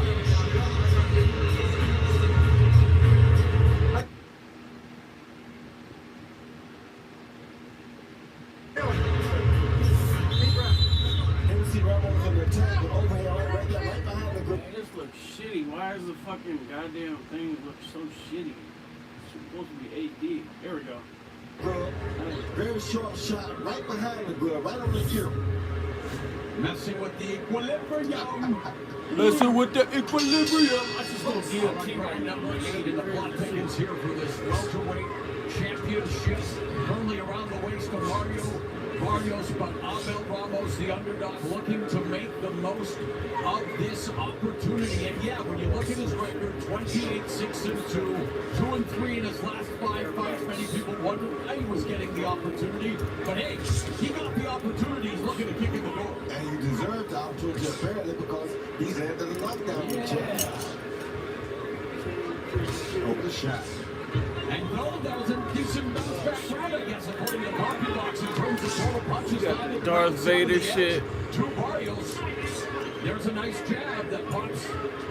Ramos hit back like a Pez dispenser as we look at I don't like this one. round 7, 34% clip for Barrios, the defending champ.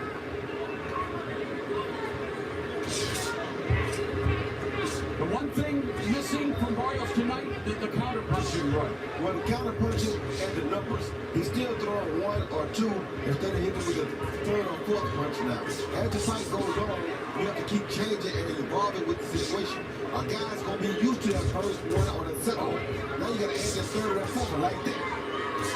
Rosie Barrios on the ropes and tasting it from Ramos, but they're trying to exchange. They wanted to turn this into, well, Ramos wants to turn it into a war, even though the smaller guy, that's what got him to the dance. Yeah, but Barrios is, just like Bo was saying, he keeps going back. He's going to find himself in the same trouble. Backing straight up from a short guy. He's as straight as 6 o'clock. Like that. Jab by Barrios, just a pot shot though. Just over a minute left here in the 8th, and man, Ramos able to land. He's able to gauge the distance to land those right hands flush for it. Because Barrios keep backing straight back from it. And he leads in. And he leans in. Straight back again. You're right. Doesn't take the steam off the punch. Doesn't roll with the punches. Not at all. Great body shot by Ramos just did.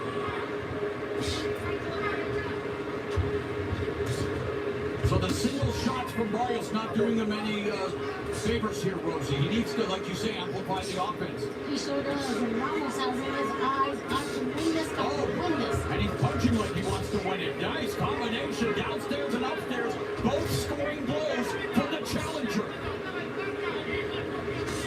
Nice combination, man. Downstairs, upstairs work. The champion is acting, the challenger is acting like the champion. Yes, that confidence. He's in control. And we've seen the confidence of a champion emerge, Rosie. Mario probably had a quick flashback to Tank's knockout. Oh, yeah, he's rocking the jaw. Ramos swinging wildly, but I have to say, Ramos does leave himself open for counters, but Barrios are able to reply.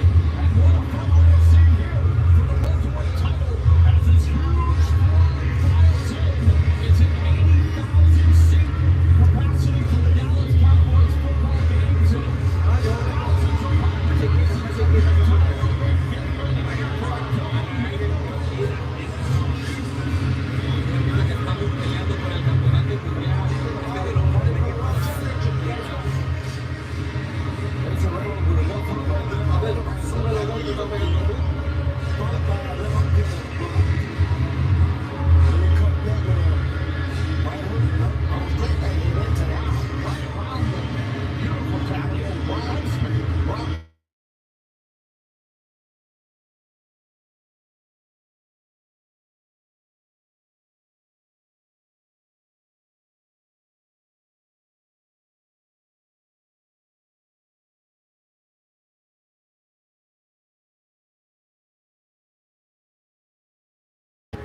Barrios had dropped Ramos early in the fight. Ramos able to come back and drop Barrios. And it is a seesaw affair with round 9 underway. And our unofficial scorer, Sean Wheelock, gave the challenger the last round based on numbers like this. Ramos outlanding Barrios 14-4 in terms of total power punches in the last round.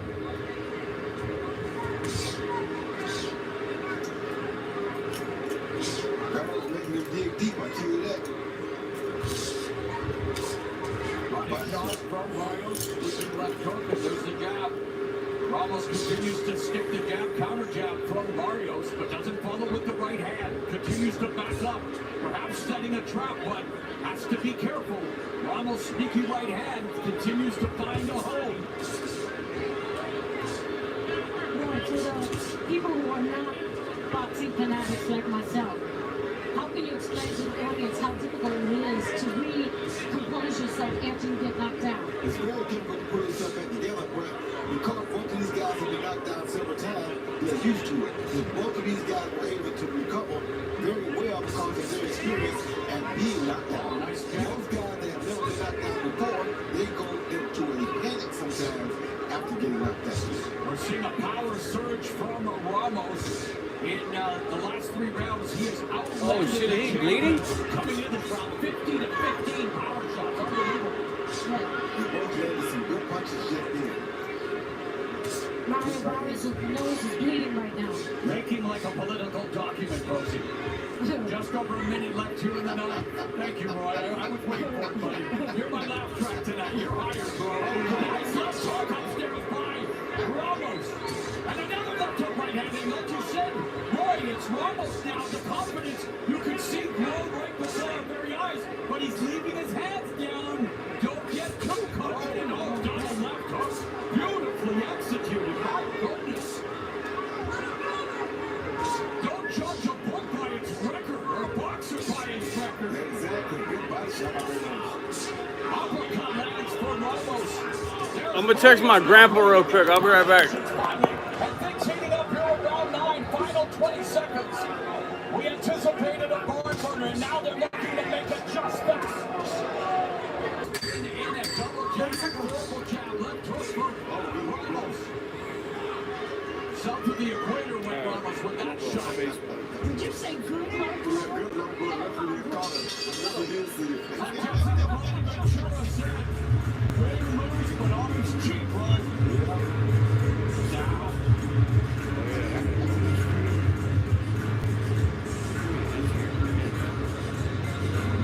My friends are texting me saying, hey, we love what they've done with the place.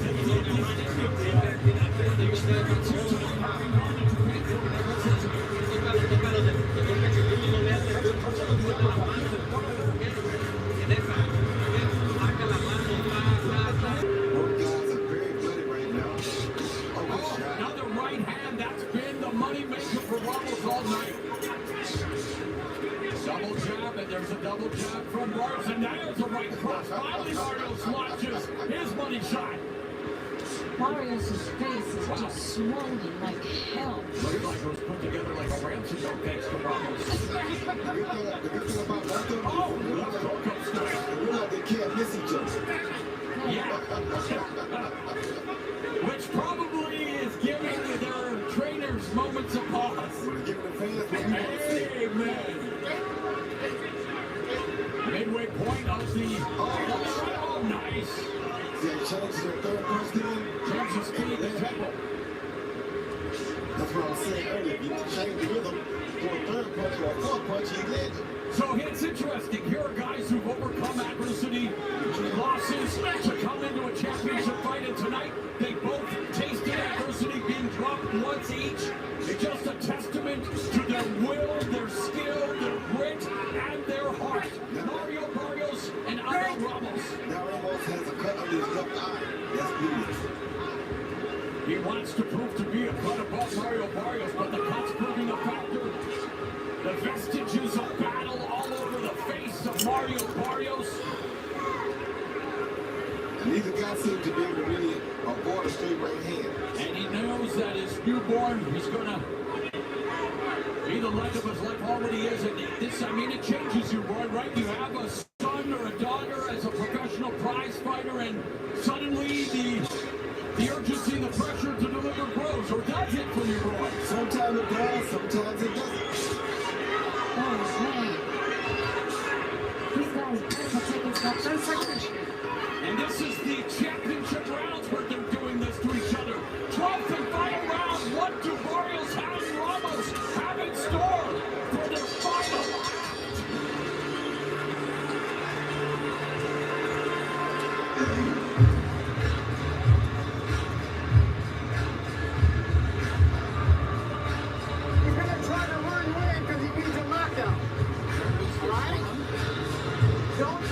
nothing.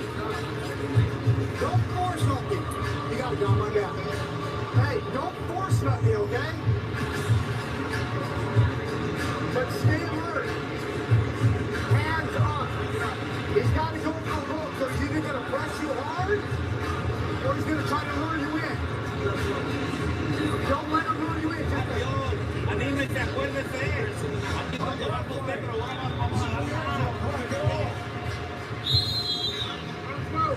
That's wrong. A blood and guts battle for the welterweight championship. Both champion and challenger have been down in the fight. Leaving AT&T Stadium with the welterweight championship. The champion Barrios in the black and pink. The challenger Ramos in the black with red trim. Final 3 minutes. Barrios beat him up pretty good at the end of the last round. Look like he's starting to find his rhythm again. Let's see, can he build on that? Oh, lead left hook by Ramos. Lands misses with the right. Oh, there's another right hand. Continues to land. Bob Santos in Barrios' corner. Making sure that he told Barrios, don't push for the knockout. And look at the total punches in round 11. A very good pace, you guys, in the 23 of 79 Barrios, 22-59 Ramos. Yes. These guys, I mean, there is... Barrios should keep capitalizing on that cut under Ramos' eye. Speaking of capitalizing, these two are as close as a capital I and lowercase L. 2 minutes left in the fight. What's your hit? This stadium is packed already, and the energy for this fight right now is crazy. Yeah, this fight is producing a lot of energy. Good right hand. Nice right. Oh, and a nice jab, a stiff jab from Barrios. This is what you expect from warriors in the championship rounds. This is where your legacies are made. Roy Jones Jr. This is a hell of a fight. I mean, a hell of a fight. Oh, good right hand. Lead right again lands for Ramos. Left hook by Barrios. Barrios now moving to his left. Ducks underneath the punch from Ramos. Ramos now a southpaw. Good body shot by Barrios. Punch him. What are they doing with the fucking thing, man? Come on. Look at HD. Punches in punches. And you can hear them from the punches here sitting ringside. I don't know how it sounds at home, but my God. They have combined Oh, I make this HD, bro. 1,500 punches thrown. They've landed knockdown blows. 45 seconds left. Mario Barrios with the jab. Now Barrios. Damn, he got his face beat up. Both of them got their face beat up. Damn.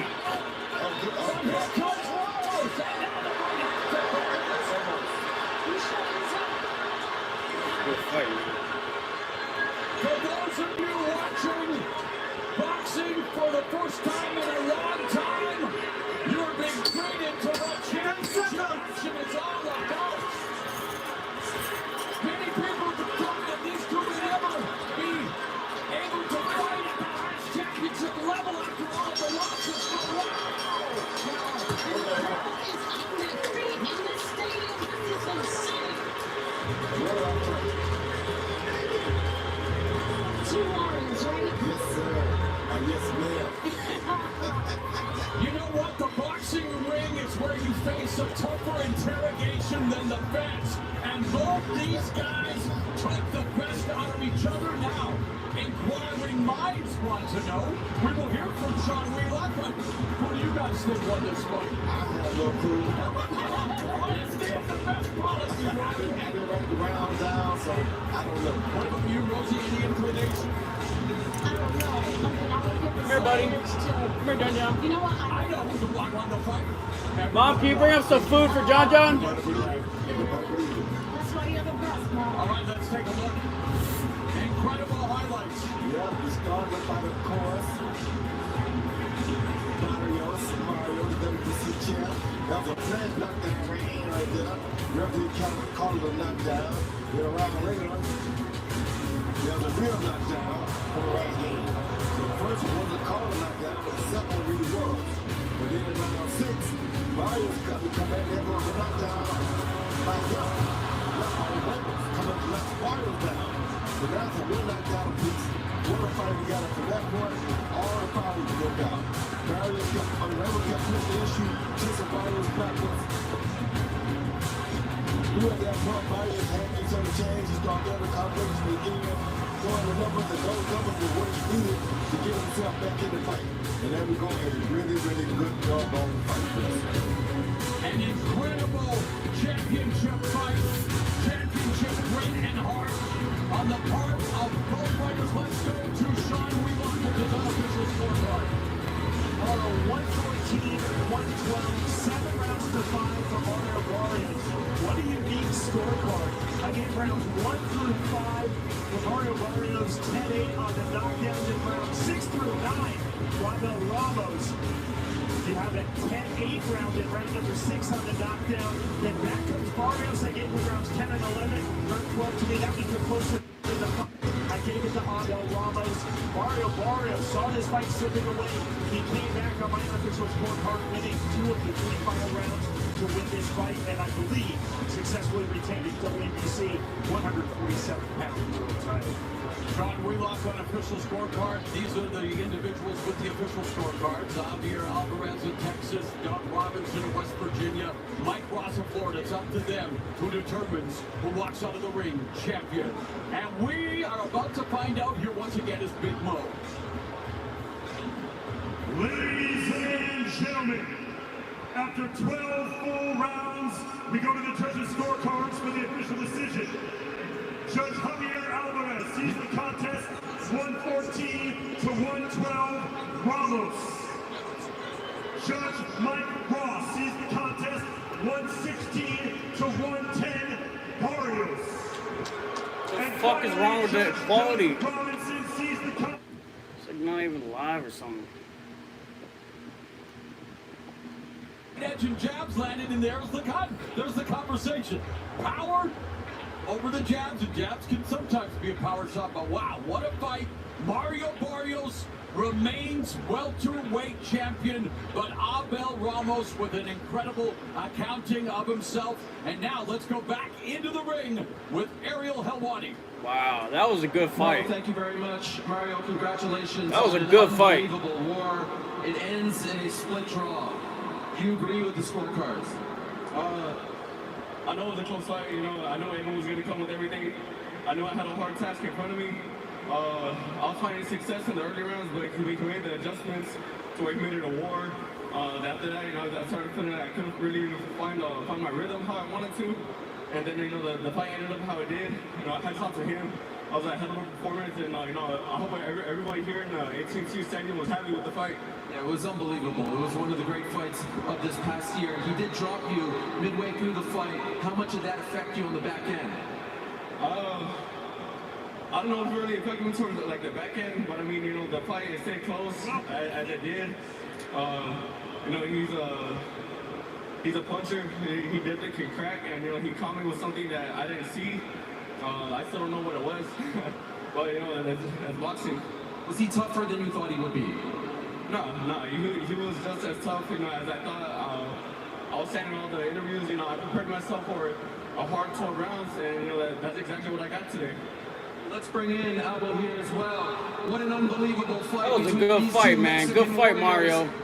Good fight, Mario. What else, man? Are you surprised it ends in a draw? No. Oh, it's a draw? No, man, it was a great fight for the fans, like we said, like we promised.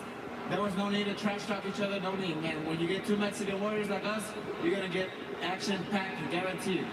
Mario mentioned the adjustments that you made midway through the fight. Can you tell us about those adjustments? What did you see that you were able to implement? Oh no, man. I just knew I had to warm up. You know, I had trouble with my shoulders and the camp, so I had to warm up a little. But man, he came out strong. You can tell he's strong.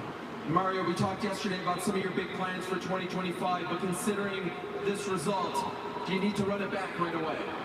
Yeah, I mean, you know, I'll sit down my team. You know, we'll decide what's next. If it got ran back, I know it'll be another hell of a fight. But yeah, take some time off and spend some time with my daughter. And then, sit down with my team, and then we'll see what's next. All right, well, thank you very much. And again, congratulations on an incredible fight. AT&T Stadium, make some noise for Mario Barrios and Aldo Ramos.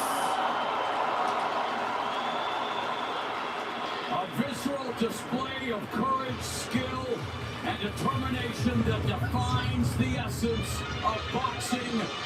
Mario Barrios maintains his hold on the gold, but Aldo Ramos almost proved that every underdog can have its day.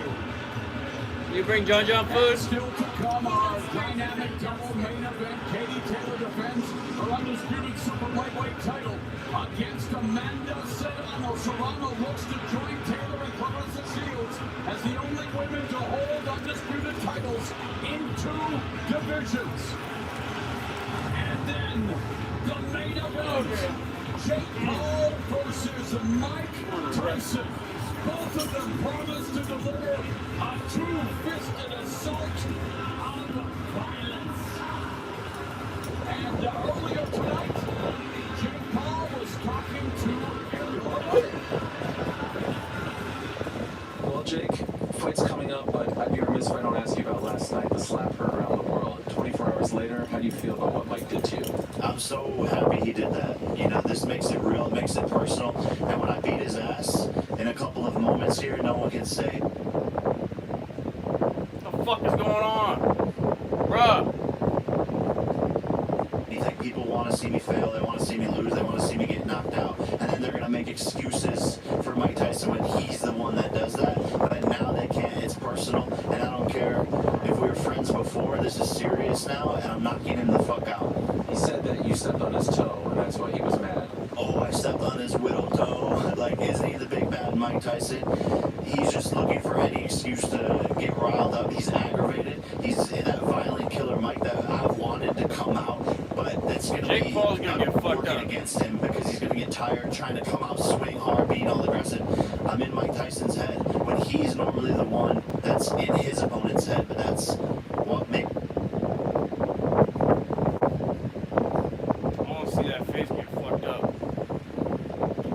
Mike Tyson beat the shit out of him. I want to see them both fight. I want to see Jake Paul beat the shit out of him, but I want to see both of them beat the shit out of each other, have a good, glorious fight, and then both be glorious, godly incarnates of DMT warriors.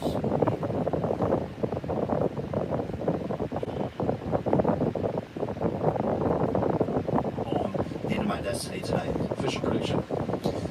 KO 4 or 5 rounds. Can't wait. Good luck. I'm fucking him up, Barry. So Jake Paul getting set. The team has manifested the main event of his dreams. Coming up, though, it is the co-feature. Katie Taylor, Amanda Serrano, 2 of the most decorated champions in women's boxing, ready to make history again. And that will be followed by our mega main event. Enough said, Paul versus Tyson in that area of lighting. We're all getting 10,000 steps in this fabulous AT&T Stadium. But right now, he's standing by with a special guest. Thank you very much. We're on here with MVP co-founder Nikisa Area Nikisa. MVP, Most Valuable Promotions, a little over 3 years old. Look around. Sold out AT&T Stadium. What does this feel like? Look, it's an amazing moment for the sport of boxing. It's an amazing moment for women's sports. We're about to witness Amanda Serrano and Katie Taylor too. I want to see Jake Paul fuck him up. I want to see Mike Tyson fuck him up. I want to see both of them have a really great fight. Hopefully they both knock each other out multiple times. It's going to be an awesome fight, man. Hopefully they're true warriors. I want to see a good fight. I'm excited. I would be showing I would be showing it, but I don't think I'm allowed to. But I think I could just show my reaction in the live stream and shit.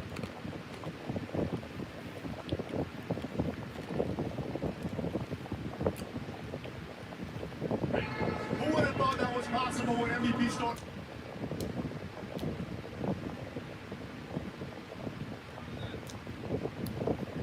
When MVP started 3 years ago, they put a focus on women's boxing. And then you have Jake Paul and Mike Tyson. 6 different generations, from the boomers to Generation Alpha. It's truly a magical moment to bring our beautiful sport to the forefront of the world. You have to ask, you were in between both Mike and Jake yesterday. Slap heard around the world. Your assessment of what happened, and did he swing at you as well, Mike? My assessment is Mike wasn't wearing shoes, Jake was. Jake accidentally stepped on Mike's toes, and Mike snapped like Mike can. And as I held Mike back, I said, what the fuck? Excuse my language. And he said, he stepped on my toe. That was the reaction. My hope is no matter what happens tonight, these two guys who were friends before can be friends once again. Because at the end of the day, this is a sport. They're going to go in there and put a show on for the world. One of them is going to lose, but their friendship has to win. Thank you, Nikisa. Congratulations to you and the team on this great event. Thank you to Netflix. We appreciate you. Many more to come. Kate, back to you. Thank you very much, Ariel. Yeah, we are 2 fights down. We got 2.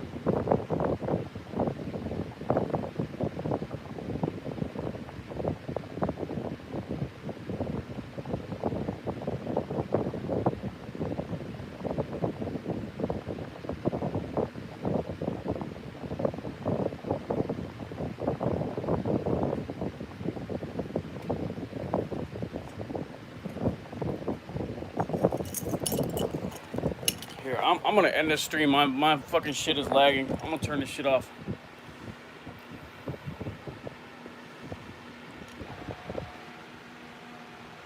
What the fuck? What are you doing to the internet? Oh, okay. The final 4. Fuck, man. Right here, when I was thinking about this stadium, I could have had a place for a third of it for Cowboy fans. But I knew that people would probably be watching this thing all over the United States, much less the world. The whole world, The baby. stadium is honored to have these two fighters. These guys are warriors. Godly incarnates. That we all respect. We're glad to have them here. Michael, we all in the building when Mike Tyson walked in because this felt like Mike's house. The crowd. It's gonna be a fucking fight of the millennia, boy. Hard telling them what the fight is. This is gonna be one of the best fucking professional fights in a long time. I haven't seen Tyson fight in so long, bro. I think I've seen him fight. Fucking Legends coming back, fight some ears off, hopefully.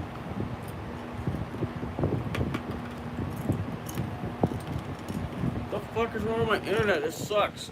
It's not the time to be fucking stalling, man. Damn. I don't have fast fucking internet. We pay for. Yeah, and everybody loves Mike, but everybody loves to respect Jake also for what he's done here. To have an ability to not go the normal route and still end up right here, you give him respect. I give him respect like I give my great guy Deion Sanders, who didn't go the normal route. Well, I'm gonna be in Jerry's ear about later. That's just something else we're talking about. But yeah. Michael, I didn't mean to interrupt you. I gotta say it. Oh, come on, dude. Why is it buffering? This is horrible. This sucks, dude. Damn. What the fuck is going on? I gotta say it. Michael's had the greatest days that a human being can have. Doing his deal, getting up off that mat. Looks like I have to reload it each time. Out here in front of these stands, walking It should be automatically refreshing. I don't know why it's doing this shit. Somebody hacking my shit, man? This sucks. What the fuck is wrong with this, dude? This is fucked up.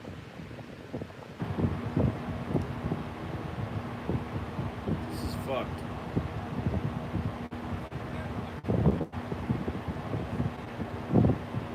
This is fucked, dude. Oh man, come on, dude. They cannot be fucking this fight up, dude. I really want to watch this, man. Come on, dude. I want to see this live.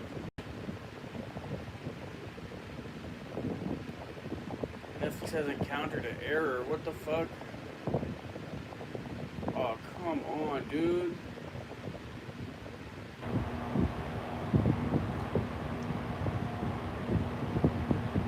Oh, man. We pay for the $26 a month, too. And we pay for the really fast internet from Comcast. That's fucked up, man. I want to be reimbursed for this inconvenience. This sucks.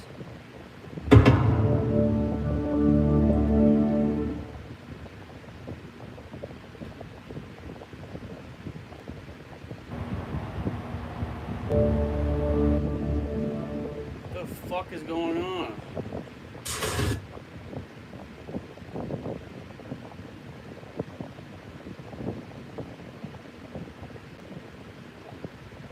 Oh man.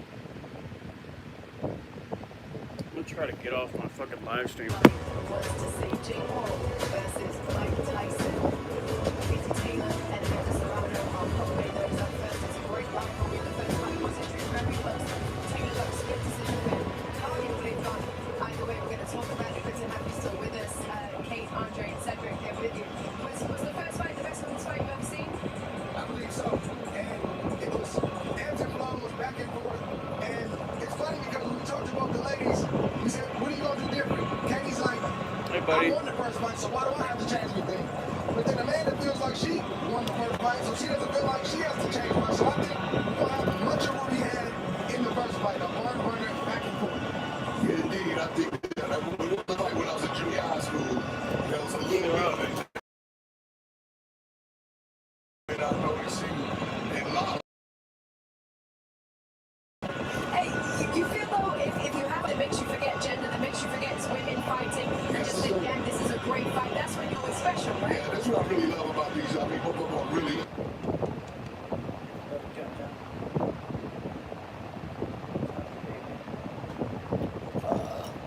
Okay.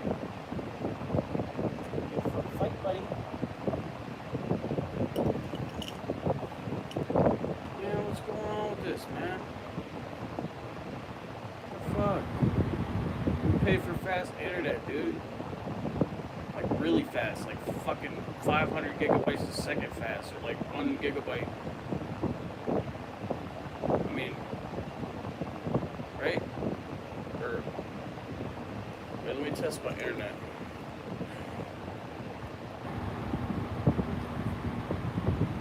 One gigabyte a second, 500 megabytes a second. I think I forgot.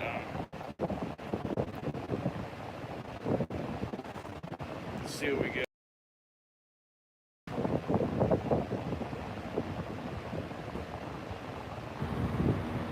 What the fuck is wrong with Netflix, dude? This is really not the time to be fucking up, dude. It says I'm getting 115 megabits per second, 123, 130 megabits per second, 150. Now, they're not just incentivized based on belts and bragging rights. They get paid a lot too. So I'm not trying to pocket watch. I'm just saying I'm happy that they get what they get. Associated Press, one of the news things, just 50 minutes ago, they said Netflix is down for 1,000. Netflix is having trouble. That's why we're She did get the decision the first time, but at the same time, we saw her get hurt in that first fight. Right? She's going to come in a little more cautious and not want to get pulled into the bar burner that she got pulled into last time. Of course, she's going to try, but Katie Taylor fights the way that she fights. She's got a lot of heart, and if you hit her, she's going to, that engine that she has is going to get revved up. So it's going to be interesting to see if she can stay composed. I think Amanda Serrano is thinking knockout, knockout, knockout. This really what I thought was the difference of the first place. Katie's fighting her punches, land heavier, and it makes you think it's a bigger punch. But Amanda had a lot, she had a lot more punches. Even the early rounds, she just threw more punches, and I thought that was the difference in that fight. In terms of demeanor, what we've seen from them kind of in the build-up to this week, do you give anybody the edge in that? Maybe Amanda, just a little bit. You know, I saw her tonight, man. She doesn't look like she's coming to a fight. She looks like she's coming to watch a fight. She came in, she's smiling like, oh, what's up, Dre? She's just chilling. Oh, cool. I mean, it depends on the fighter. Some fighters, they go inward and they get quiet. I was like that. Other fighters, they come outward and they talk, and that's how they do it. So I just think it's a difference. But It's gonna be a good fight no matter how we slice it. Love that. You gotta turn it down. I like that. I like being nice to people when they beat so I got it. No, don't do it. Jonathan, it's too loud. Okay, your window's wide open. It's late. Don't do that, please. Tell me. You can't just stress me out. I have.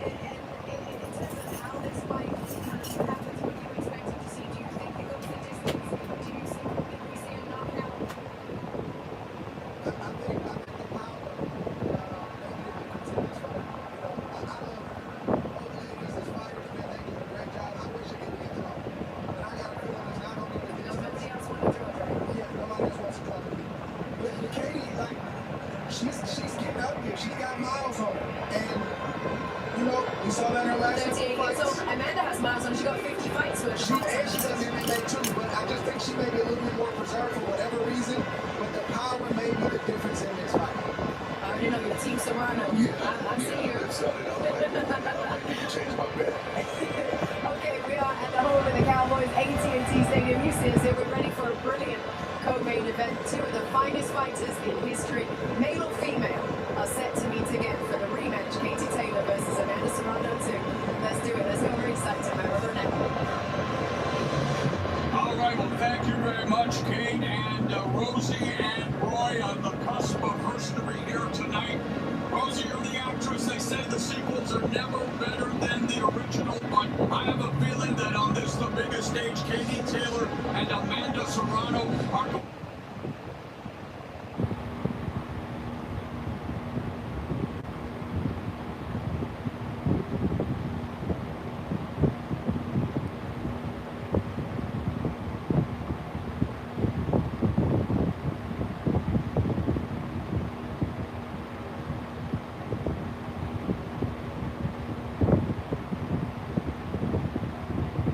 Ever a sold-out crowd, first female main event at MSG.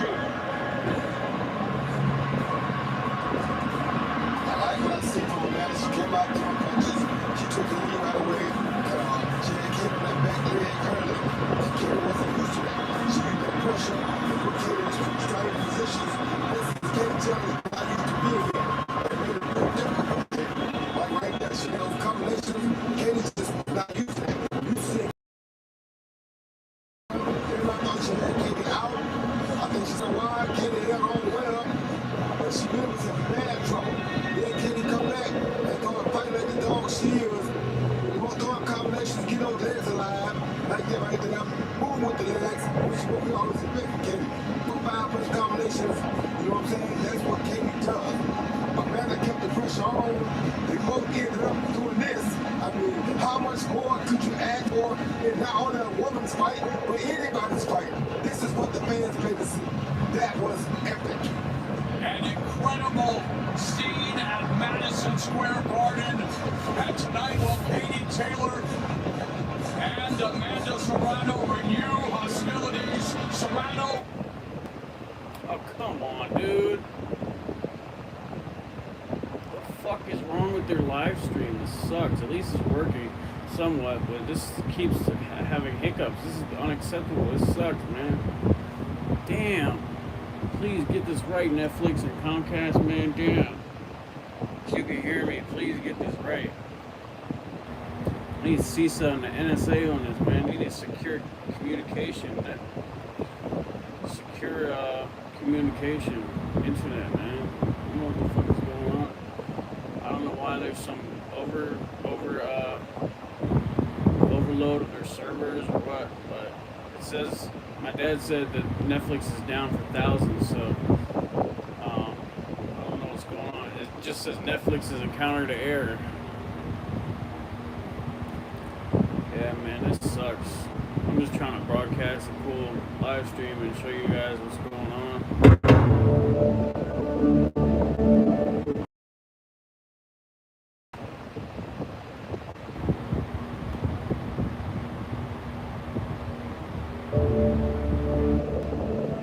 Man, this sucks, dude. Please work. Please work. I really want to see this fight, man. My grandpa's watching. watching too. My whole family's watching. We're all over the world, man. It's bringing us all together. Man, if they fuck up this fight, man. Oh, fuck, dude. Hopefully not. Somebody's not hacking it. They need to like get some cybersecurity measures up on here. They should have prepared for this, man. I don't know what's going on. This just sucks. I don't know if it's a problem on our end or what, but damn. Try going out of this live. He's scoring back in that last 30 seconds of the 10th round. Hey, Riddick Bowe and Holyfield came out to company for the 10th round, boy. What a round it was. Yeah, it was one of the most epic rounds in sport boxing that I've seen. Definitely the biggest round ever for female boxing. Right now, Katie's been on there different.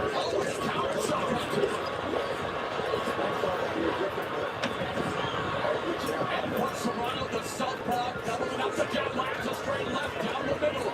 And one thing we saw, the adjustment being made, Taylor, after that 5th round onslaught from Serrano, she was able to clinch and reset, smother the offense of Serrano. But right now, a good start for the champion, Rosie. She's on that back foot, trying to angle away from the pressure of Serrano.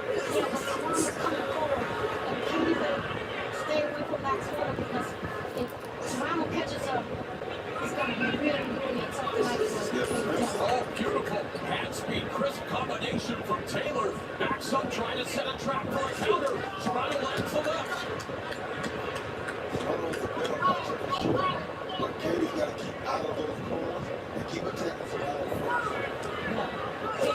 Nice, big left hand by the southpaw. And that's one thing we've seen with Taylor in that first fight through the buffing, the weak, the slipping, but returning to center line, Serrano able to time that. And there it goes, nice shots, nice shot from Taylor.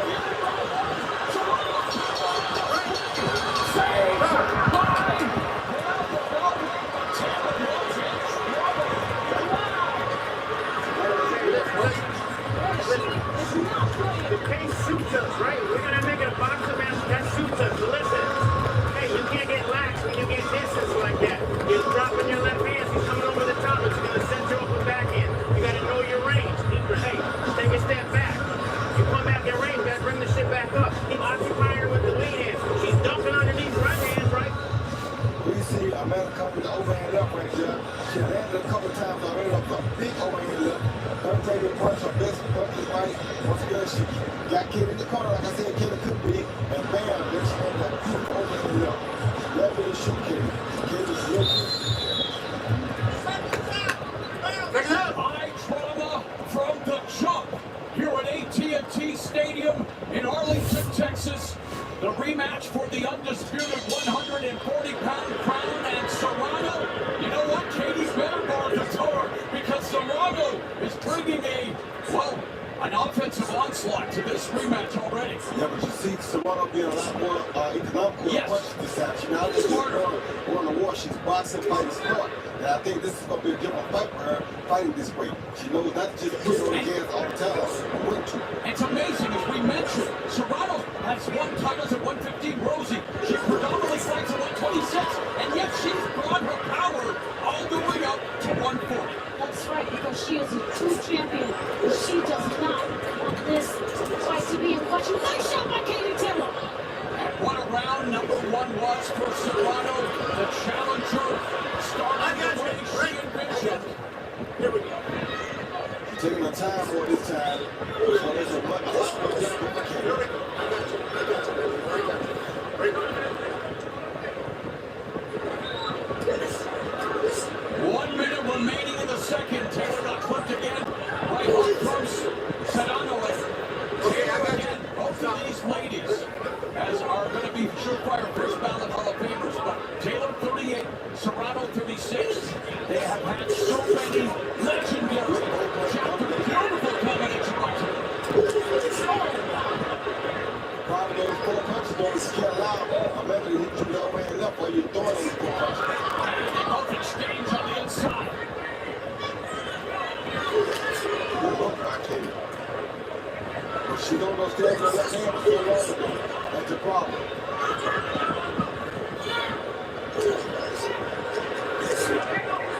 Katie, like she's tripping out on the feet. Look at her out.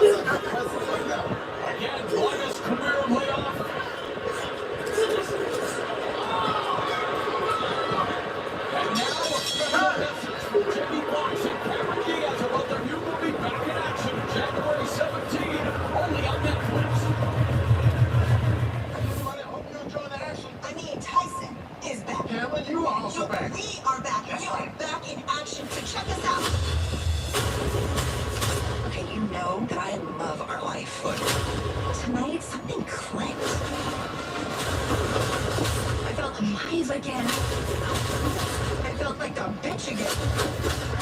Hello? She's fine. It's not that bad. What is going on? We were out for this for Seattle.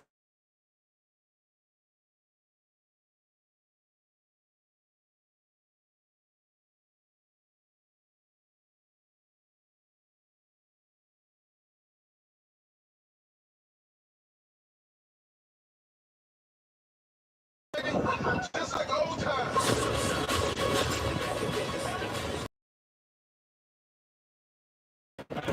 Yeah. They just played music.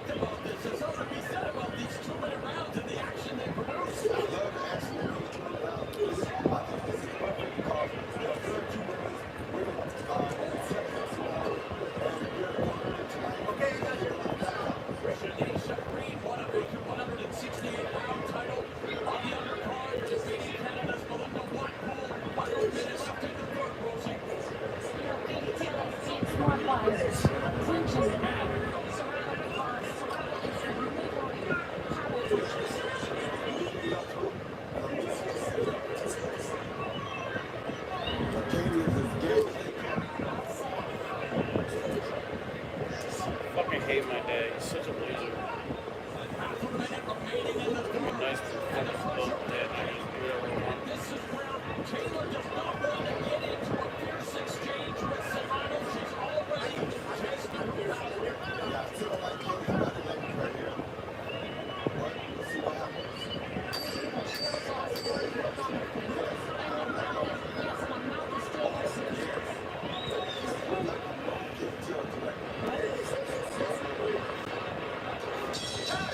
Well, Amir Tyson did a tremendous job joining us. Hey, Greg. Whatever. What is going to be one of the most special moments of his life? We sent him into the locker room to interview with Dad, the one and only Iron Mike Tyson. You ready for tonight? How do you feel about the disrespect he's been constantly throwing your way? And is it fueling you to get you more violent result? We're fighting now, nothing matters. What's your prediction? Let's just win. Let's just win. Thank you, Dad. Love you, too.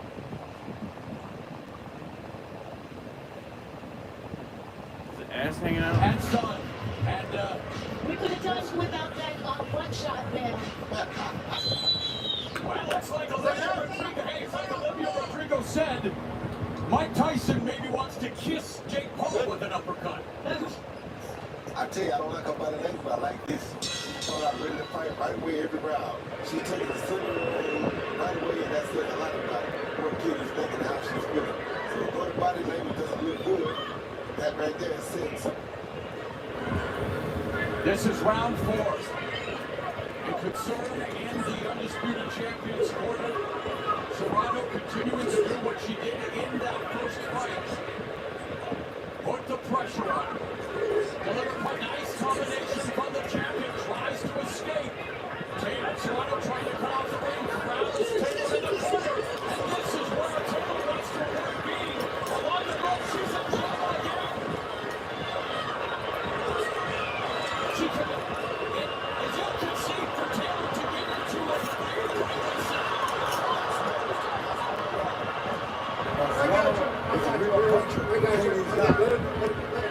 Serrano is #1 among female fighters in punches thrown, landed, and power landed. Taylor #2 in connect percentage and #3 in opponent's lowest power connect percentage. 2 of the very best to ever put on the gloves, the creme de la creme. And this is what they are producing here with Gordon.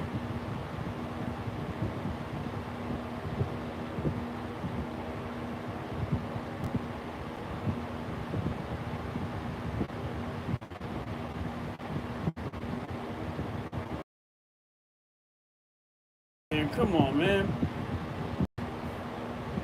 With 42 seconds left in the fourth. Taylor trying to counter, but her balance. There's an issue with Rosie with Taylor's body. I think that was on the headbutt. That's a headbutt? Well, that's the Taylor code. Stumbling and falling into Serrano. Having balance issues. And it looks like a bad Stop too. Yep. Stop. But they're both falling to each other. Well, orthodox southpaw, it happens all the time. Surprised it didn't happen the first time. Amen. Good shot back there. Serrano's knocked out in 6 of the 140 pound shots. Good shot back Nice there. shot. Oh, good shot. Wow. Amanda Serrano, ladies and gentlemen.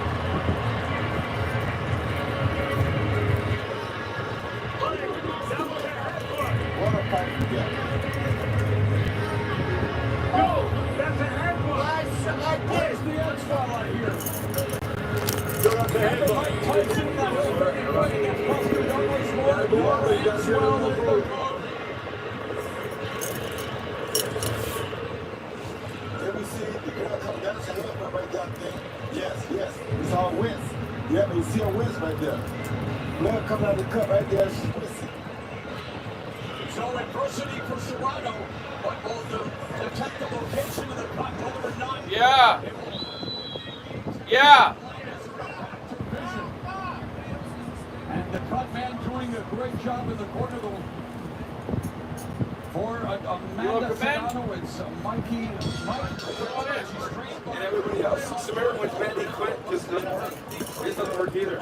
Katie Taylor, Mike Rodriguez. How's yours working? And this is round 5. We're almost halfway there. These women. Are you using VPN? Because of the time. No. You know, I'm gonna turn off VPN. That works.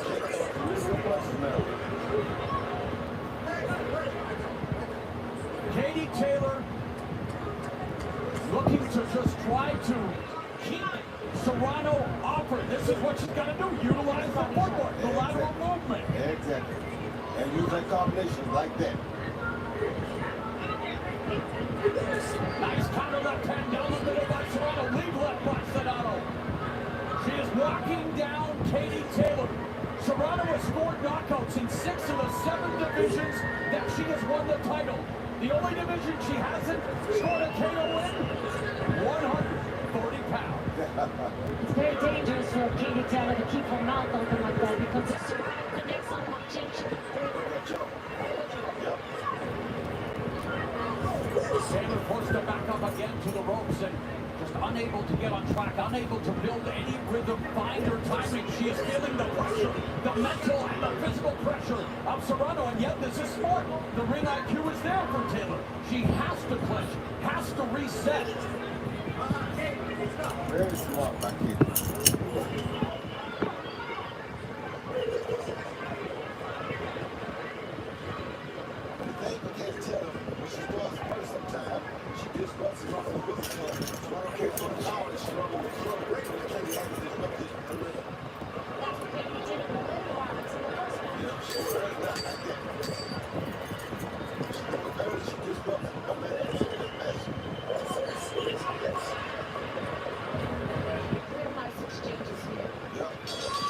Second major event I've had the pleasure of calling at AT&T Stadium. I was here in 2016 as a WWE broadcaster for WrestleMania.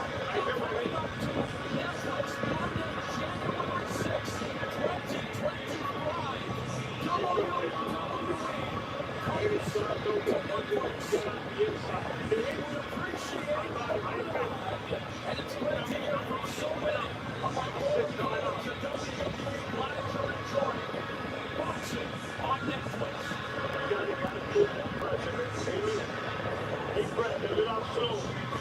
You okay, baby? You just got to rough up and let your hands go. She's got a hold, man. She's doing that dirty shit. That's all she could do. She grabs you. She headbutts you. So when you're in there, you got to handle her. They just put their foot through your arm. A lot of them. Let's go. Hey, watch the holder. You're better than that. Ready? When it comes to the cut, and we talk about orthodox and southpaw, it always happens, but is it Serrano leading with your head, or is it just the nature of the stance? It's just the nature of the stance. Go for the backhands after you too much growth. Go to the backhands and come forward. And when you come forward, most of the hands come forward with the backhands. Yeah, the ref just gave Taylor a warning. She said, punch the home to get better than that. Referee John Shirley, total punches 35. Taylor 63 at 183. For 34%. Sedano 91 of 284. 32%. So just like the first fight, Serrano's landing more. Taylor is landing at a better percentage. Exactly. I told you what you say by the day.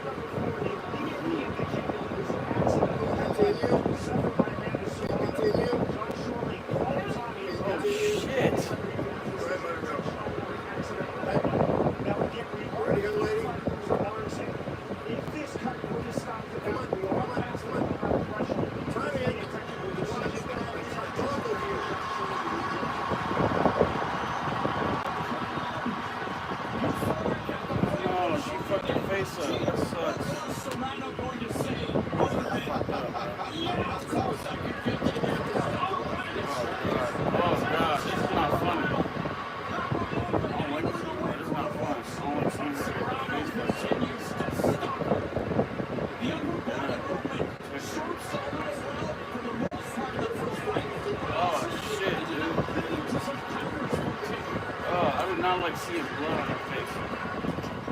Especially women. And the sense of urgency overcoming adversity. But like Sean relaxed. She's a fighter though. She's a warrior for doing this, man. It's gonna heal up. It'll heal up fine. You just need some stitches for that shit, bro. That's gonna produce a scar, man. That's a fucked up head, man. That's fucked up.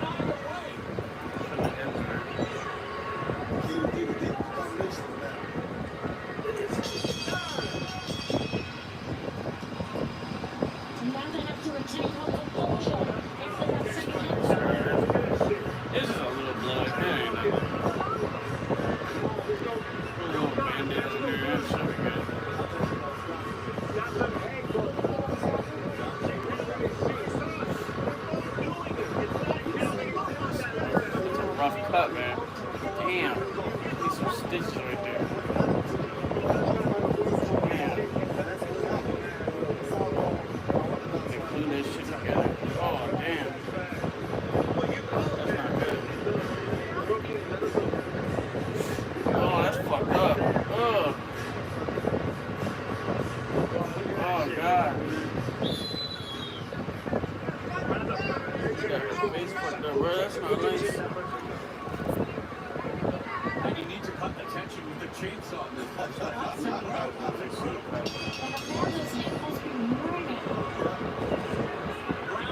number 7, and boy, they are beating in the center ring. There's a handspring from Taylor, but she gets caught with a counter from Sedano, and Serrano gets caught.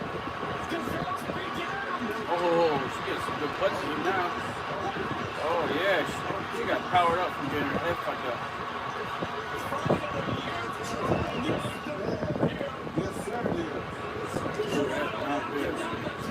Blood going down.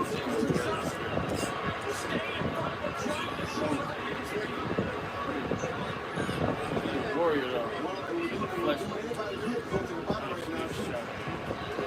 And we saw Amanda Serrano do just that a lot in the first fight.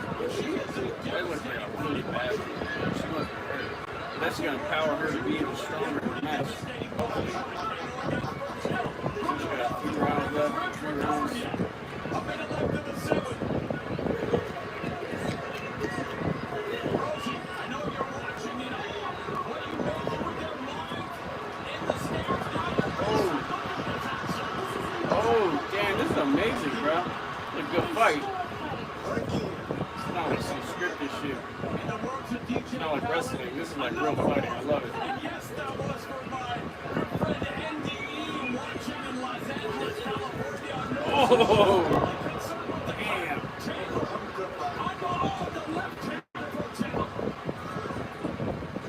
I want to see Mike Tyson go for like 10 or 12 rounds, man. I don't want to see him only go for 8 rounds for 2 minutes each. That sucks. Only 16 minutes of fighting.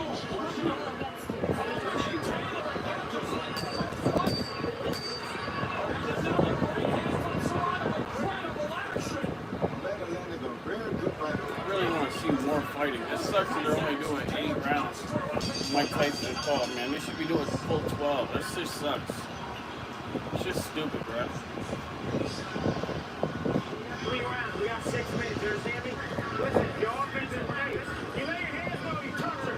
You understand me? It's when we finish. Leave her. Hey, when we finish, you can't just stand still like a statue. You do all this work, you can't just stand there and let her answer back. You gotta get small, cover up, tie her up, push off, spin off. Don't just stand still like a statue. You're wasting your work because you're standing there and letting her answer right back. You land 4 or 5 shots, take a fucking look. You got a big ring, use it. Reset, make her reset. And then they get off again. You got 6 minutes. We're gonna have to bite down for this now. You understand me?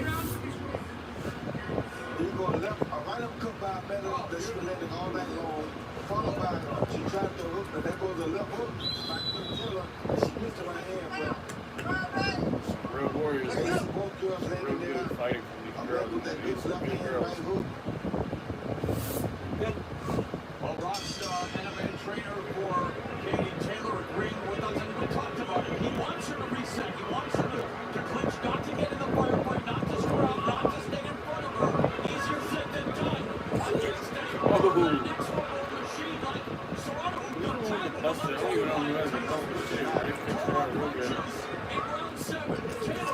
Oh!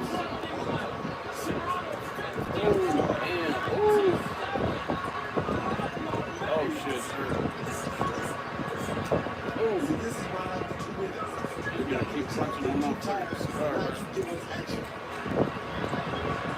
Damn, they're fucking each other up. It's a good round, man. I like this doing these fights before in a real round.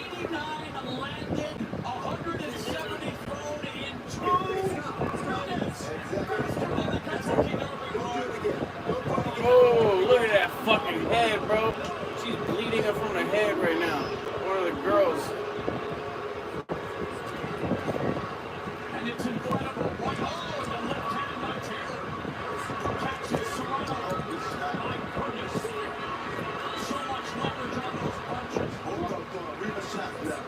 Yeah. Roy, do you think that's a plus coming down tonight is impairing Serrano's vision? Of course, it's never gonna do it. She's gonna win. Referee John Shirley has his work cut out for him in this one. They are fighting at extremely close quarters. Serrano cut over the right eye. Damn, look at this shit. This is a fucking beast. I love this way more than wrestling. This shit's so real. Damn, look at this. Good fight, girl. Good fight, girls. You're putting a real good fight over there. We're gonna bust it on the head and everything.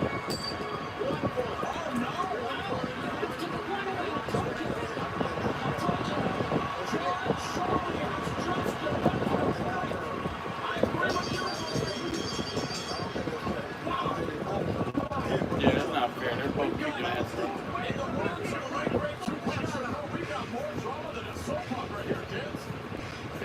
First warning was for Holy. Second warning was for... Damn, no blood. That's right now. This should be a little intense.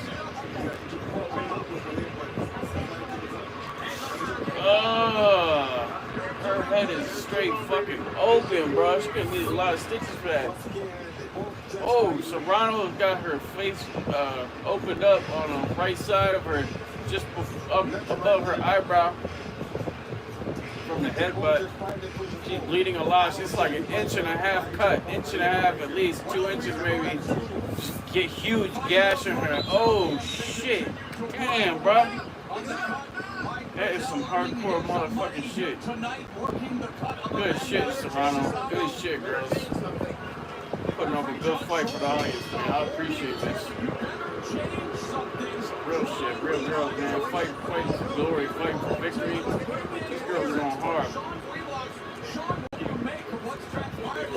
Probably gonna be a draw. So we've had 4 headbutts. Just take a punch at the punch, man. Girls going hard, man. It's just tough to take a punch after punch like that. Oh, man. Getting punched once is enough.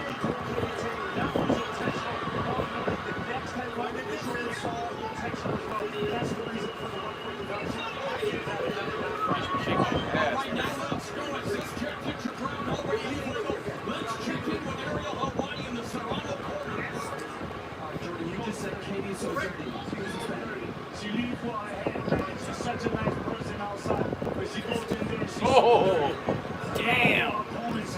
So Ronald's kicking some ass. Yeah, girl, getting them punches in.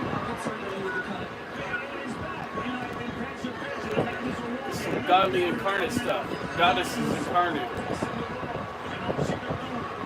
Fighting to the warrior. I mean, I was gonna say fighting to the death, like warriors, but it's not fighting to the death, but fighting for glory, victory. It's fucking awesome, man. I love this boxing stuff. I'm starting to get into boxing more now.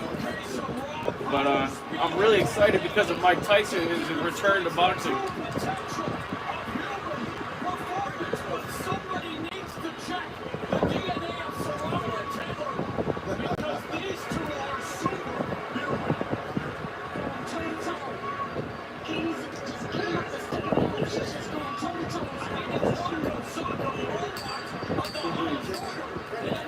It really is rocking side robots at this point, man. Going after each other. Good shit, Serrano. Keep on going with that big ass gas in the face. Big up to her. In this technological architectural marvel, the home of the Cowboys, Taylor.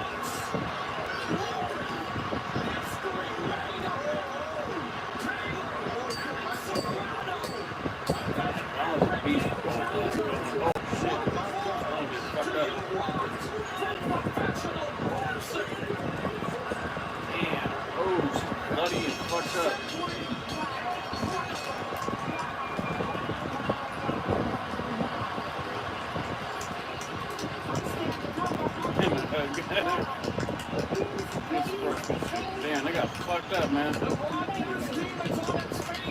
Yeah, his face. Be like,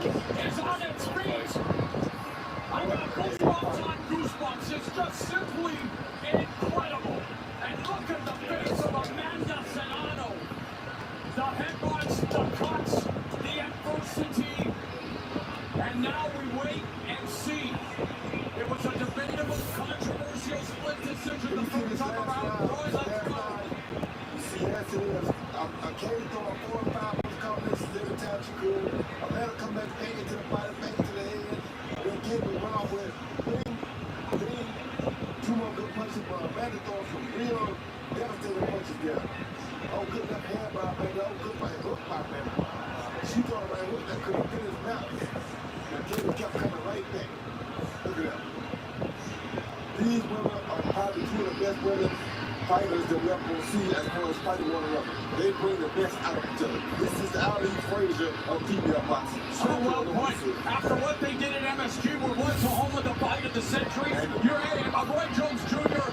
Amen. Testify. Let's go to Sean Wheelock. My man, how you have it after 10 glorious rounds? What?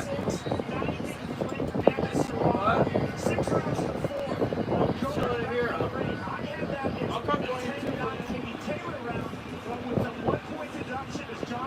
First on the hard point, and then on the second would surely be 2 intentional headbutts by Katie Taylor versus Amanda Serrano around number 8. That goes from a 10-9 to a 9-9 for Katie Taylor. I still have, regardless of round number 8 and the 1-point deduction, Amanda Serrano winning this fight.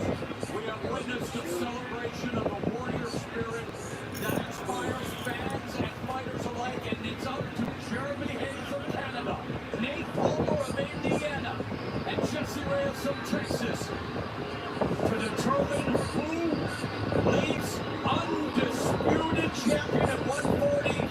Will Serrano join Taylor and Clarissa Shields as the only undisputed champions in 2 divisions? I know we're waiting on pins and needles. We don't have to wait anymore. Here is Big Mo.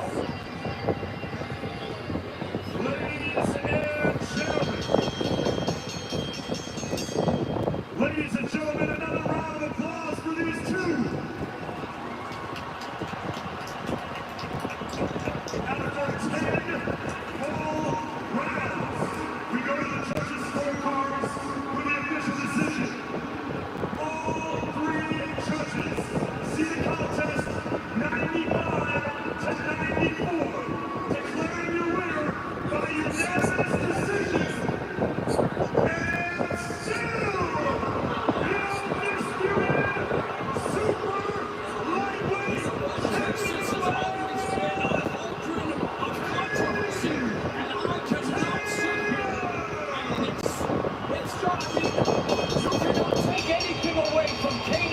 This should have been a draw, bro.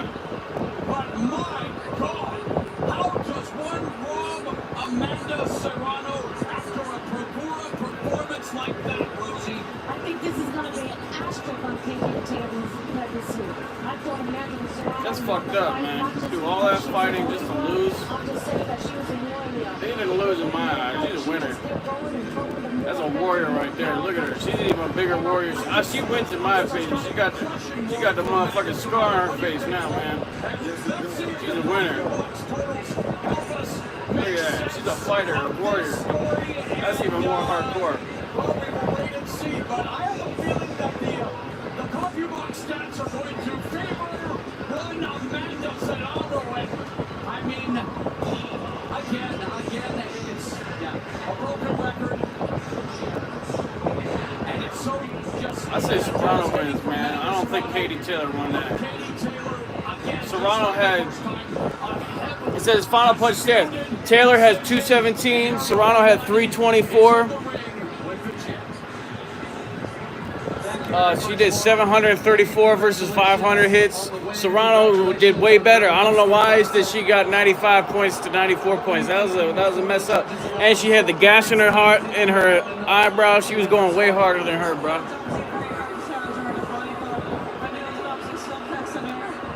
so warm. I'm just saying thank God that one was from the other side. And congratulations to Amanda, she's a fantastic champion. Whatever, they both did a good job. Kira kicking some ass. Obviously, this Kicking some crowd Irish ass. not agreeing with the decision, the broadcast team as well. I mean, she was kicking some whatever ass. First round, it seemed like she Irish person kicking some butt. That's a lot of possibility. We train so hard to recover from those moments. Not any points can change the fight in boxing.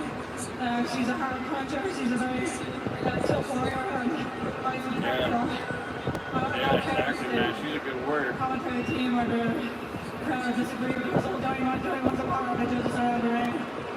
So thank God. Obviously, the cut was very significant. Her team said that you were fighting dirty. What is your response to them, and of course, the point deduction as well? Well, I definitely agree with the point deduction, but I certainly wasn't fighting dirty because sometimes it gets rough in there, and you have to prepare for those moments. As far as your career and all the great accomplishments that you've had, where does this moment rank for you? This is an amazing moment again for women's boxing, and we put on a show, we put up a performance again for everybody, and just thank God for another amazing night. I'd like to get a word here with Amanda Serrano. A great moment here. Arlington, show these two great warriors the respect that they deserve. Exactly. And there's the cut right over there. Amanda, another supremely close fight. See, that's how we have a mind connection. I just said warriors at the same time he said. It's just straight up, man. I've experienced so much synchronicity when I'm thinking something or say something and another person says something exactly what I'm saying. It's just so cool. It's like there's a psychic instant connection between everything. The electrogravito-magnetic kinetic God force connection. Just instant transmission of information at the atomic level. I want to be great. I want to fight the best. And listen, it's what it is. I'm a featherweight. You are a tough fighter, period. The cut obviously very significant. How much did it bother you throughout the fight? Listen, every time you get a cut, it bothers you. You get blood in your eye, it hurts, you kept headbutting me, but we knew that from the very beginning, from the first fight. That's what they do. She did not only my fight, she did it with Chantal Cameron. Listen, I'm a Boricua. I'm a die in this ring no matter what. No matter how many cuts I have in my face, I'm a die to the very end. Towards the end of the fight, Jordan said that she was fighting dirty. The point was deducted. Do you think those headbutts were intentional on her part? I think 100% because she doesn't in every fight. It's not my first fight. It was my first fight. All of 40-something fights, my first cut was ever with Katie Taylor. And like I said, she did it with Chantal Cameron, and there's been other fights that I've seen her use her head dirty, but it is what it is. I'm a champion. No matter what, I'm still a featherweight champion. I won up three divisions. Listen, I'm happy with my team. I'm super grateful. I'm honored to be here. Listen, I'm in Jerry's world right now, fighting on Netflix. Two women will co-headline a great fight like this. I'm on Netflix. But listen, I want to say happy birthday to my dad. It's his birthday tomorrow. I couldn't bring the ghost back, but I'm healthy, I'm safe. I love you. It's been a hard year for us. But like I did today, Daddy, we're champions and we're going to keep fighting. Absolutely, he has to be proud of you. What you did tonight, once again, with Katie Taylor, nothing short of amazing. She alluded to the fact that she would be open to a third fight. I'm assuming you would be as well. Listen, it's up to the team. Listen, it's up to the team. And we get a fair referee, one that knows what he's doing and is going to do what he has to do, because when you're getting headbutted repeatedly and the ref is, I'm doing what he didn't do anything. You know what I'm saying? It was a lot of headbutting. Amanda Serrano has 50 fights. The first time she ever got cut was the first fight with Katie Taylor. If you look at Katie Taylor's fights, you'll see a lot of her opponents have gone out with grotesque swelling in the head. Look at the way Chantal Cameron looked.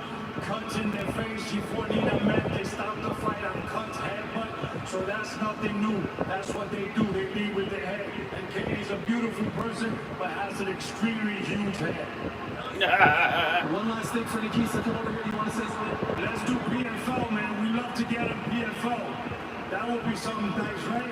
Yeah, an MMA fight. I don't know if that's going to happen, but I think the the world would love to see you two in a ring or a cage. One more time, final word, Jordan. Mind you, we're coming up 3 divisions from 126 pounds.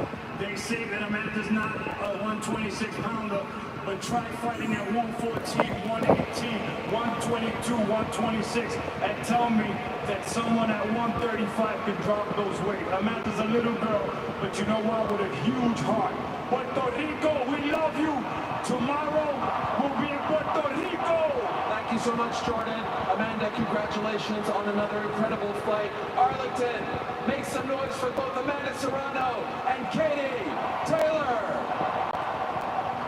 Serrano has never been knocked down in the ring, but the judges have knocked her down twice against Katie Taylor, and it's heartbreaking and crushing. And let's revisit again this symphony of violence, the beauty and brutality that makes this sport so amazing. Highlight of the night, presented by Celsius.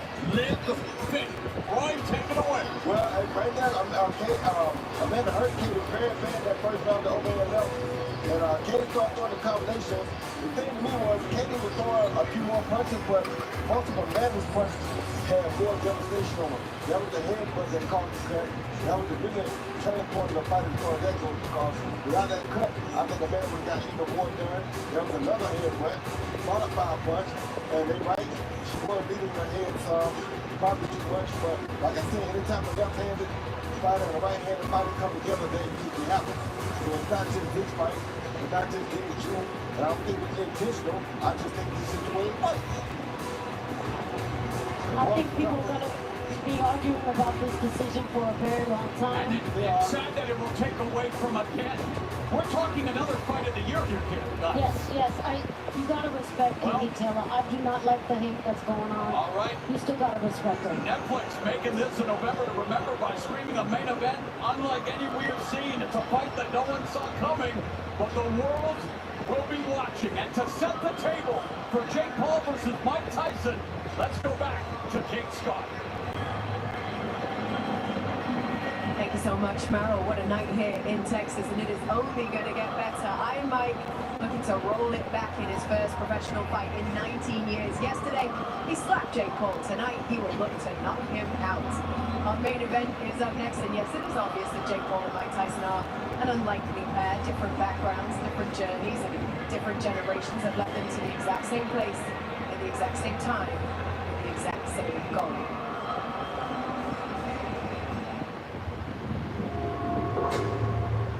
What if? It's a question with timeless appeal all over the world of sports. Like, what if you just decided one day you wanted to be a professional boxer and didn't listen to anyone when they told you how crazy that was? This is the opportunity of a lifetime to fight one of the 2 most famous boxers to ever live.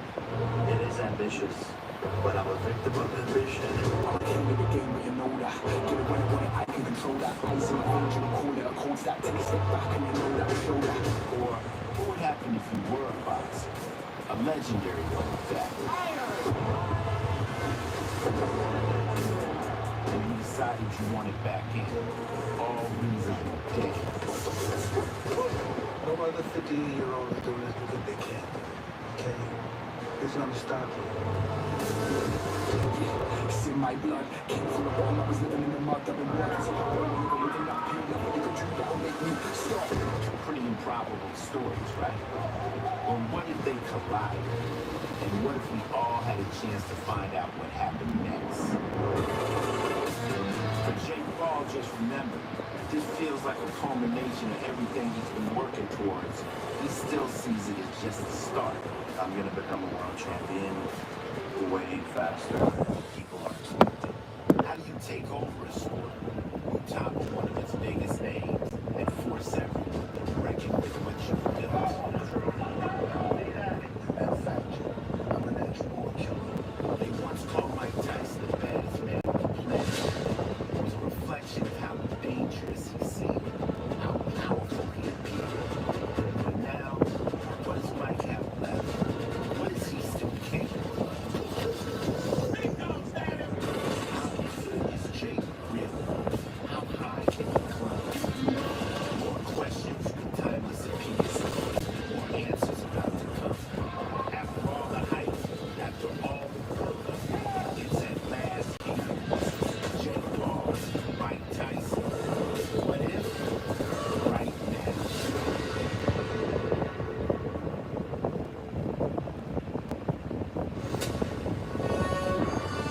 go, baby. The main event. Paul versus Tyson.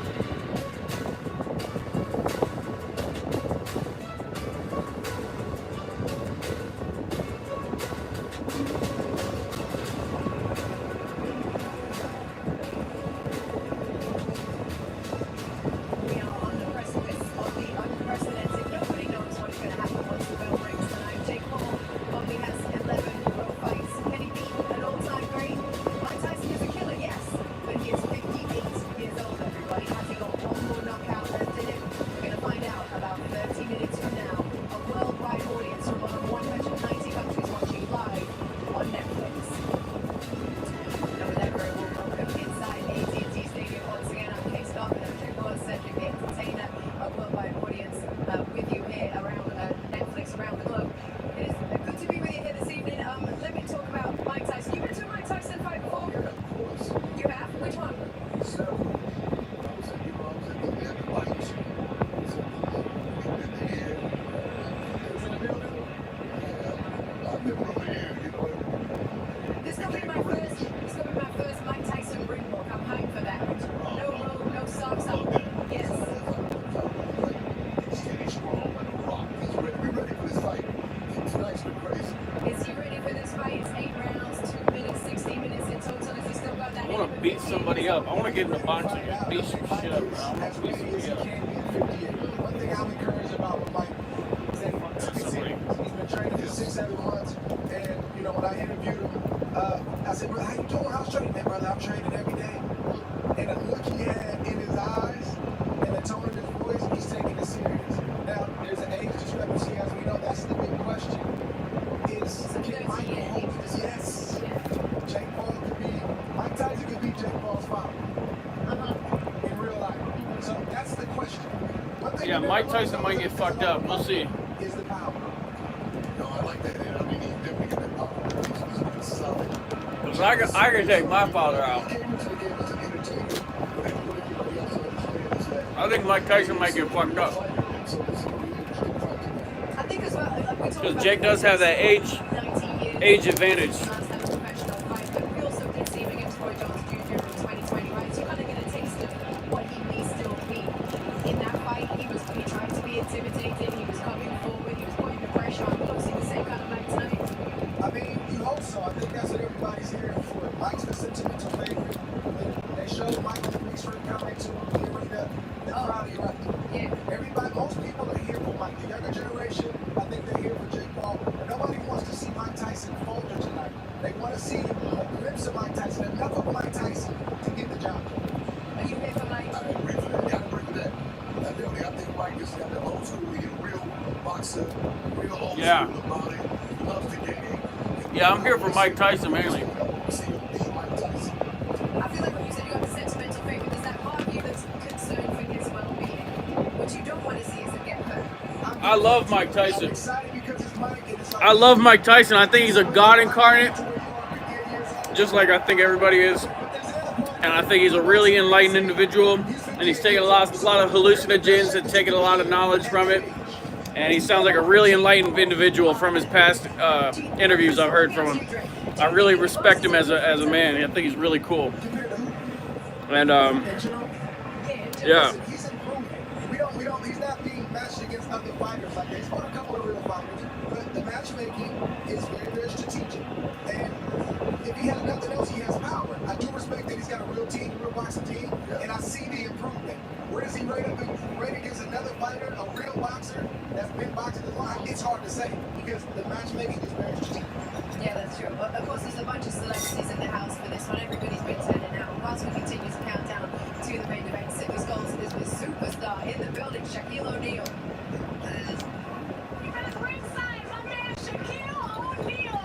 Hey!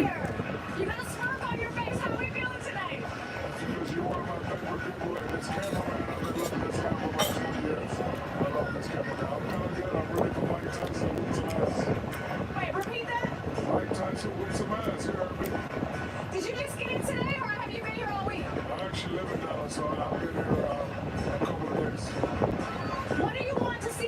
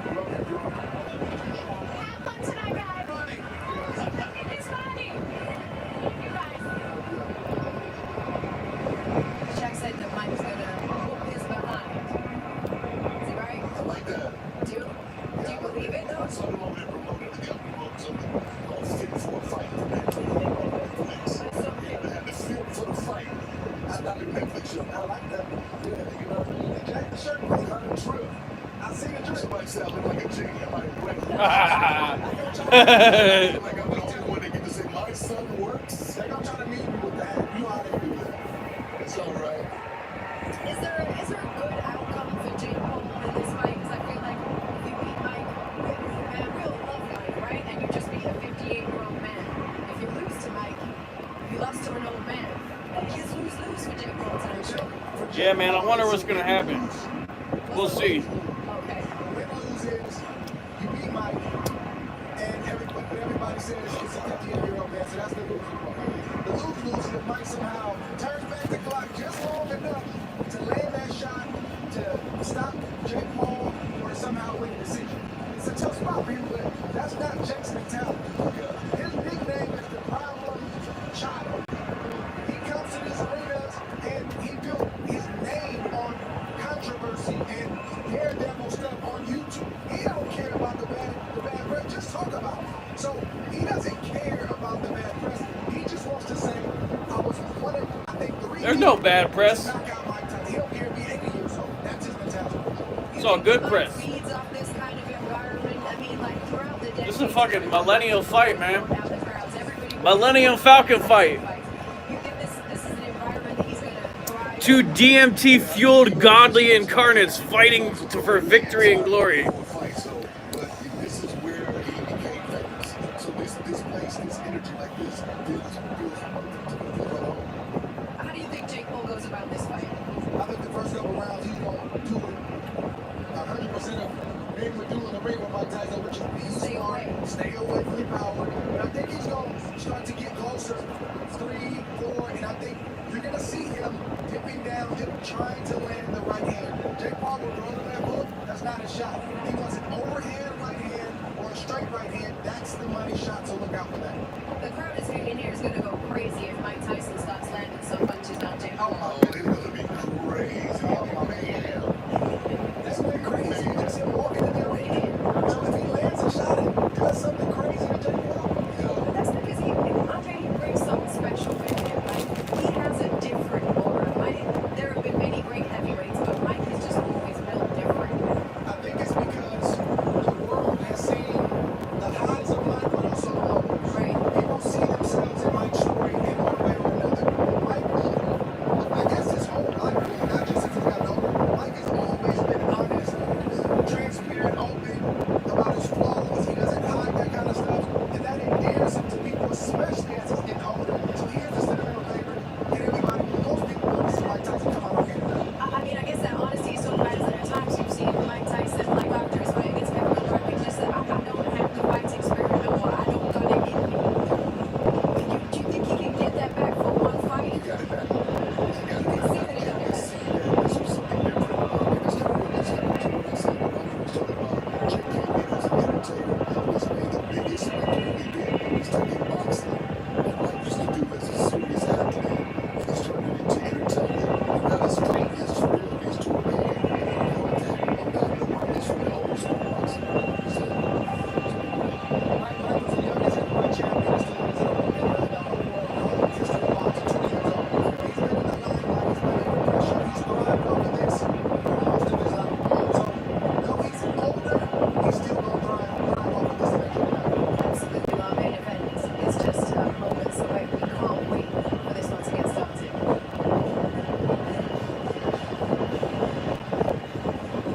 It's almost time for our main event featuring Jake Paul and Iron Mike Tyson. Here to weigh in on the betting angle for you is DraftKings Sportsbook analyst Dan Gonobio. Dan, tell me how you see this one going down. Thanks, Kate. The time has come. Jake Paul is the betting favorite in this fight. DraftKings has had these odds up since June and has seen action on both sides leading up to tonight. Paul is minus 220 on the money line, meaning you'd have to wager $220 to profit 100 on Jake to win. As crazy as it is to see Mike Tyson in a ring in 2024, it's even crazier to see him as an underdog in a fight. $100 bet on him would pay out $180. We know that Mike's power is legendary, and Jake has shown that right hand can be lethal. Both men have said that this fight is not only distance, and I tend to agree. I think Jake by stoppage at plus 140 is a very good bet. There's also a great chance that Mike turns back the hands of time and finishes Paul. I also love Mike to win in either round 1 or 2, which would pay out plus 650 on Mike Tyson's gonna knock Jake Paul out if he has that good of a record, bro. But if you think we get a full 8 rounds, $100 bet on yes to go the distance at plus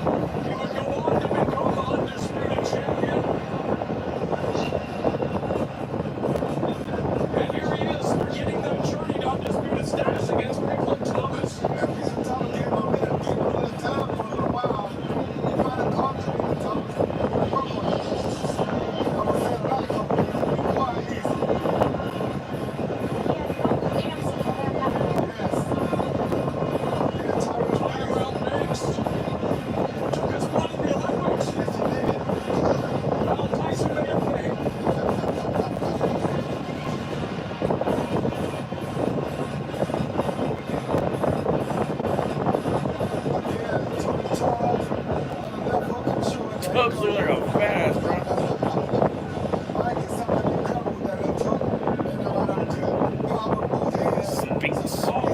This was the apex of his career when he, Mike Tyson's a knockout king, bro.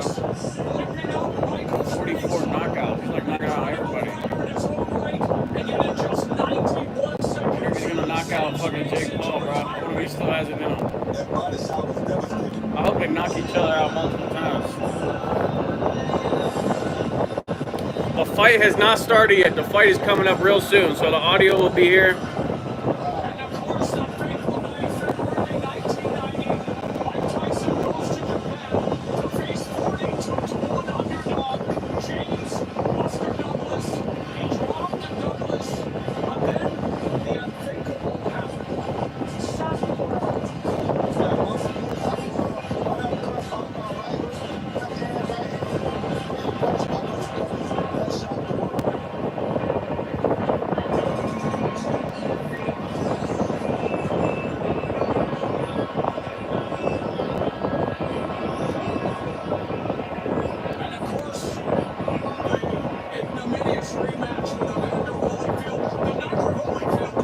I bit the ear off. That's what I was saying earlier. I hope he bites his ear off. Or I didn't say I hope he bites his ear off, but he might be. Tyson and Tyson's final world championship fight. And hey, I was calling this fight during the pandemic. Mike Tyson, Roy Jones Jr. This was during COVID, right? There was an audience. And here we are 4 years later. At the age of 58, hey, more points in the house. Jose Perez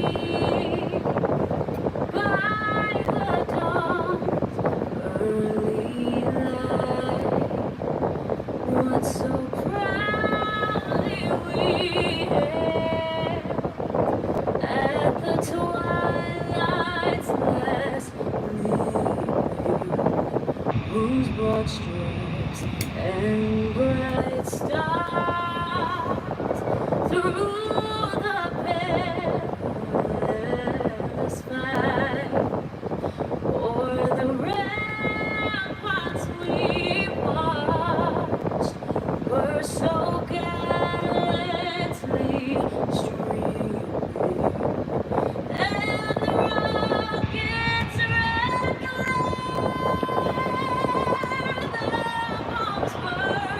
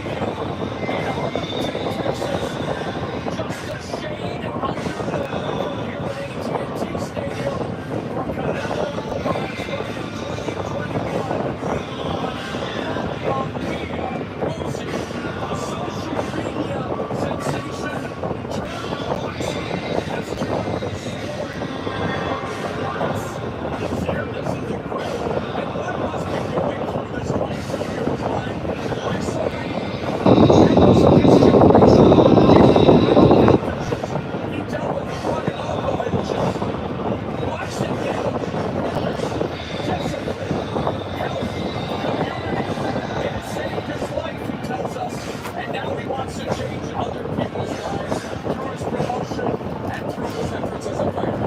Listen, hating him or loving him, you gotta respect what he has contributed to the sport of boxing. When he first came on the scene, everyone thought he was joking, and he has had the last laugh, especially tonight. Let's take a closer look at Iron Mike Tyson. At 20 years, 4 months, trial struggle, 38 years next Friday. If the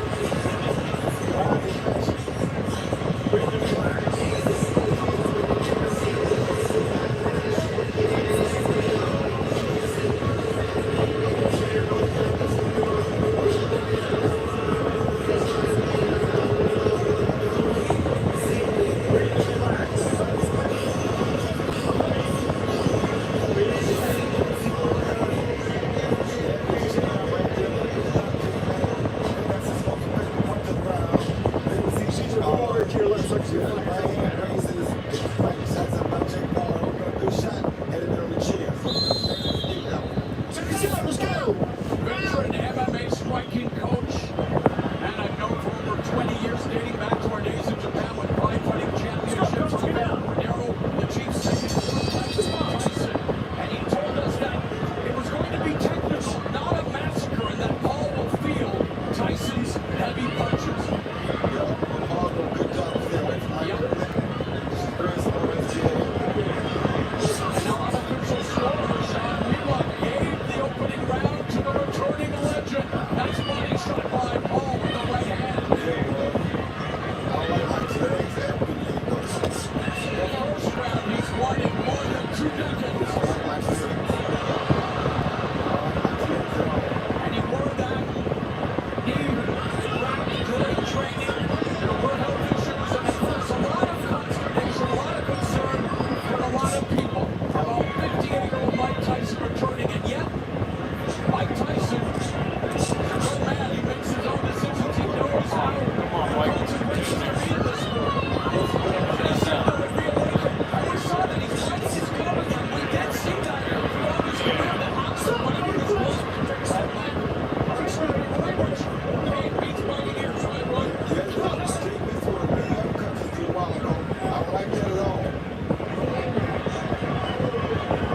Mike, get in there. Oh, come on. What the fuck? What the fuck is wrong with this, man? This is fucked up. I paid for this shit, man. Come on. I paid a lot of money for this shit.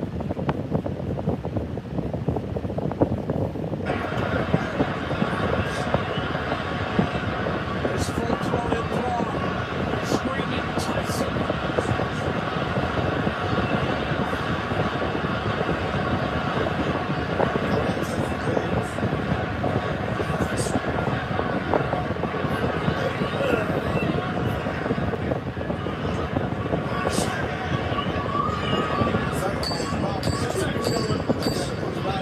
Man, this is bullshit. 8 rounds is not enough. They need 12 rounds in 3 minutes.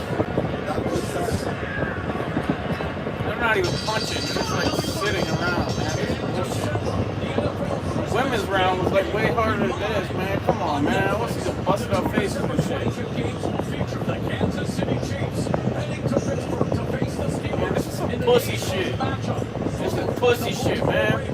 Taking on the Texans in Houston for the second game. Knockout, baby. Come on, baby. Holiday tradition. What the fuck is this? Football now. What the fuck is this? I came here to watch Jake Paul versus Tyson. That's some other bullshit.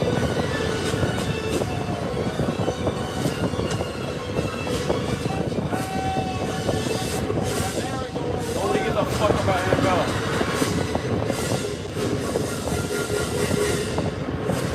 Asshole.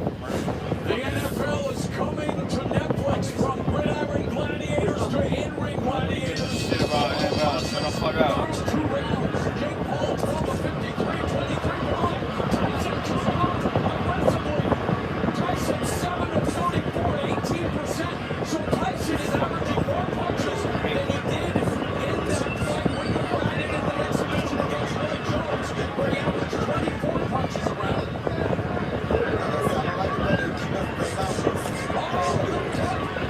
Oh, yeah. Keep going, Jake. Get him. Get that motherfucker. Come on, I want to see some busting our faces. Come on, baby. Yeah, bust his ass up. Bust that old ass up. Ayahuasca, baby. Bust his ass up ayahuasca style. It's personal, baby. Yeah. Yeah, please that. Yeah, ayahuasca trip. Ayahuasca trip, motherfucker.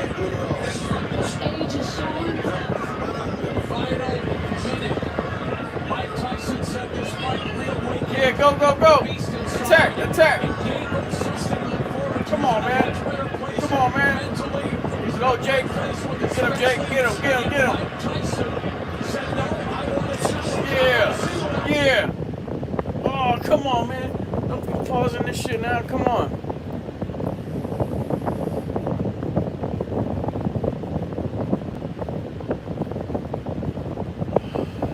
Come on, man. Come on. What the fuck is going on?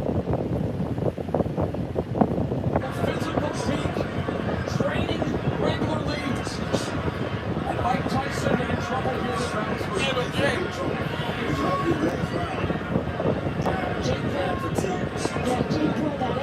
Hey, watch the chip on his head.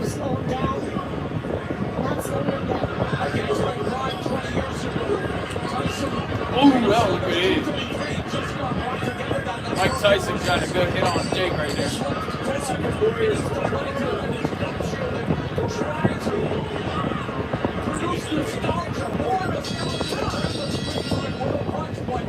Things are looking good for the legend.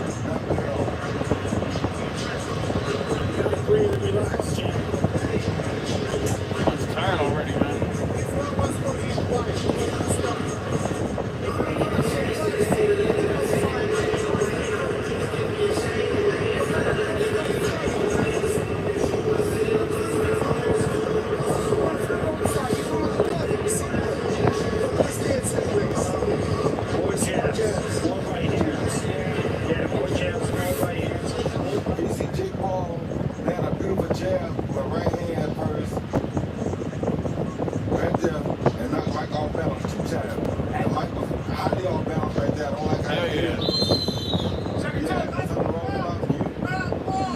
That affects his oxygen intake.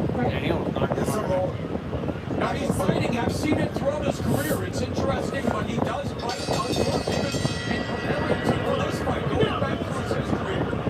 I think he'll go with levels. I can tell you what, I've seen it in a lot of fights with Tyson. I don't think that's the case. Power punches in the third round. Paul 1 of 11. 11 of 22, 50%. Tyson 4 of 11, 36%. And official scorecard, we want to give Paul his first round. Right hand.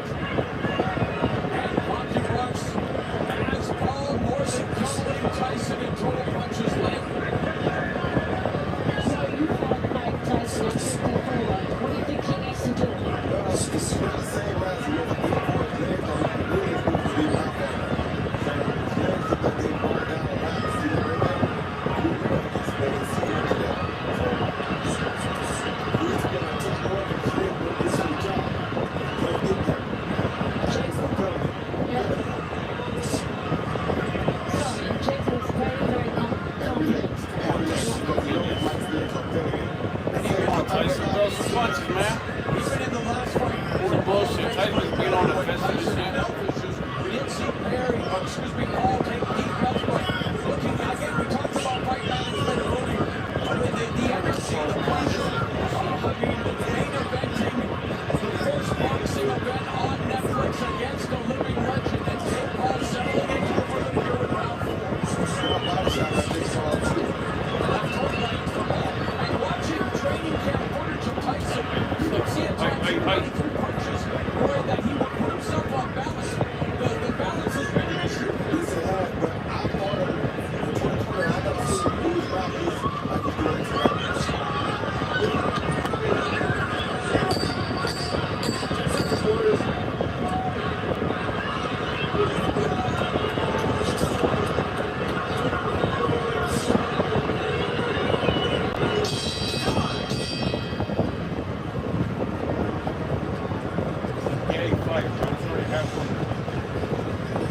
Breathe.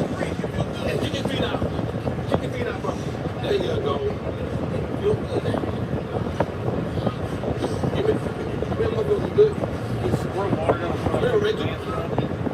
You control everything. Pull it slow all the way. Go ahead, down, Jay. You'll do work to the motherfucker. Walk you.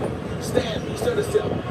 You walk slow, but the speed is still. Speed is Jake Paul in a good right hand to the body after the jab. Lay the jab there and do a good right to the body. Push Mike off balance again, but Mike was ready for it. You don't like to see those kind of punches land because the tendency that his reflexes are off. And coach out. Check it out.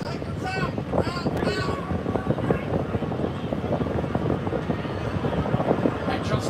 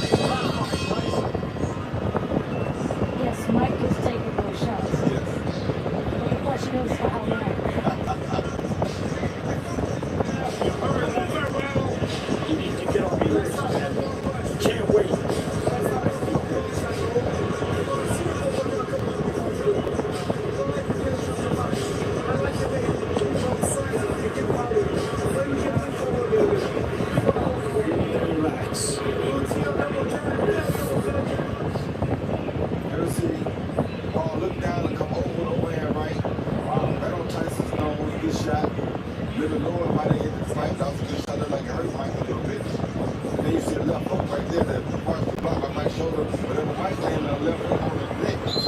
He hit him clean, hit him on the neck. So Tyson's neck is one of the more developed in the sport. Very, very, of course, a strong neck helps you absorb punches. Yeah, I mean, Mike's going to shoot Jake on the neck. Yeah. And Jake, of course, working his neck well. I mean, all fighters do neck exercises to absorb the blows, but for Jake Paul, it's dictating the terms and everything being equal. You don't want to overhype, undersell. Again, he's facing a 58-year-old man who trying to tell the story of the fight. It's a hard story. As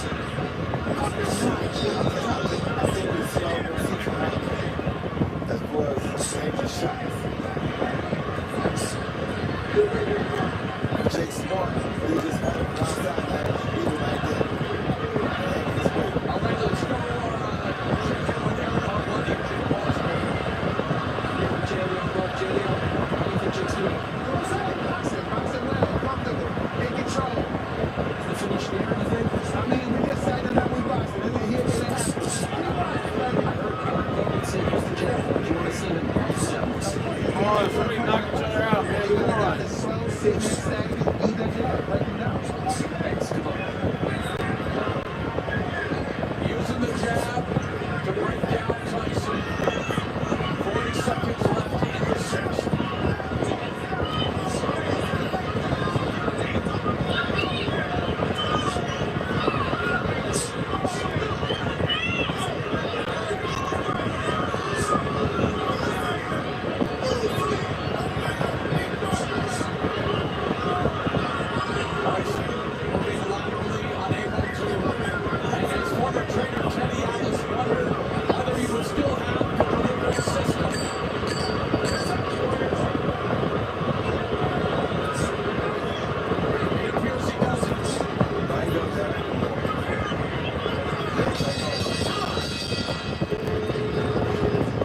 Question I have is why isn't Jake Paul just teaming Crawford? I don't want that to happen. But I understand what you're saying. It is a professional fight, but a lot of people wonder. You got 4 motherfuckers. Give me a little more. All right? Come on, man. You the young lion. He the old lion. All right? Let's make the difference in this shit. Let's make the fucking difference in this shit. You stay on top of Mike, but then you in and out with Mike. He too slow. His reflexes slow. Speed your shit up. Once you start over and then go back, you reset.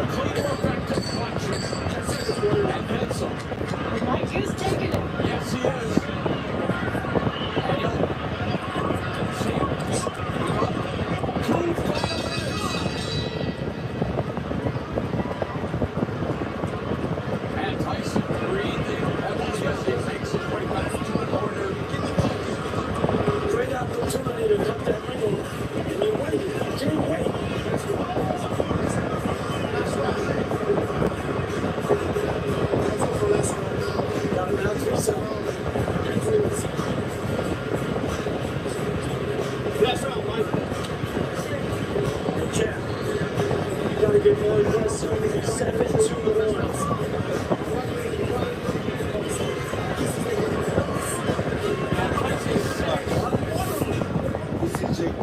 Tyson sucks. Jab hook right hand, followed by hook. The last hook was cool. Power shot. The final 2 minutes of the fight. Tyson is still on his stool. Hard guard put in. And he goes step. And here we go. Final 2 minutes of this fight. It's been as many expected. If it would go past the first round, it would belong to Jake Paul, and that has definitely been the case. But what is left in Iron Mike Tyson? Does he have the one knockout left in his arsenal? Oh, I want to see a knockout. Please, God. Please, God, I want to see a knockout. Please. Please, God, I want to see a knockout. Please, God. Please, God. Please, God. Please, God, I want to see a knockout. Please, God. Please, God. Please, God. I want to see a knockout. It's crazy what Augusto did against Iron Mike because back in the day, this was a very dangerous move. The final minute of the fight. I'm a 54-year-old man. Many of my 50-something friends who are my phone wondering if the old guy could do it for the rest of us. Unfortunately, reality had other ideas, and as much of a cliche as it is, it's because he's trying. Father Time is unbeat for a reason, everybody.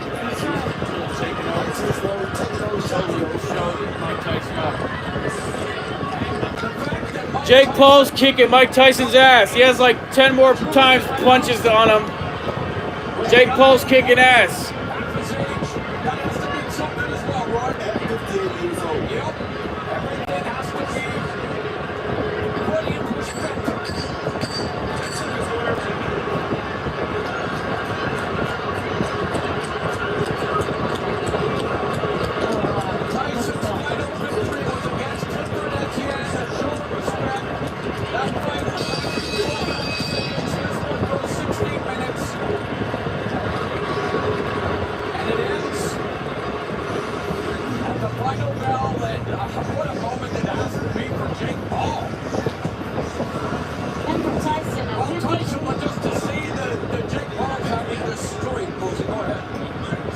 Cool. That was cool to see Jake Paul take over the reins of the boxing industry like that. Jake Paul definitely won, but they both put up a good fight. Jake Paul definitely got a bunch more punches in. Good stuff, man. Respect. They should have had 12 rounds in 3 minutes. I want to see it. I want to see another one, a rematch.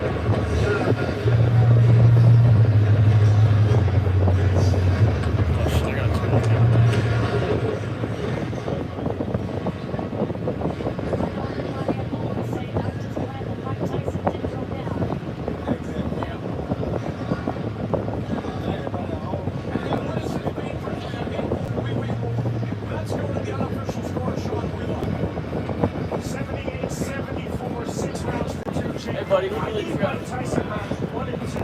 He was coming forward. He was landing the more significant strikes. Jake Paul, very slow start to his fight, which I believe was by design. Very defensive. Started with round number 3. The volume picking up the forward pressure. Jake Paul rounds 3 through 8. Having the more significant strikes. The volume and forward pressure straight through. A high position Jake Paul is sweeping.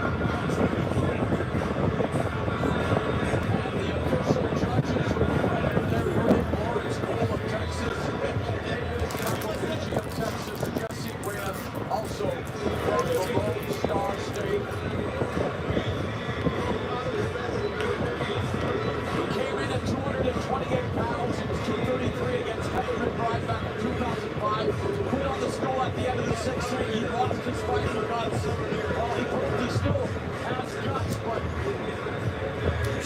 should have fought Mike Tyson.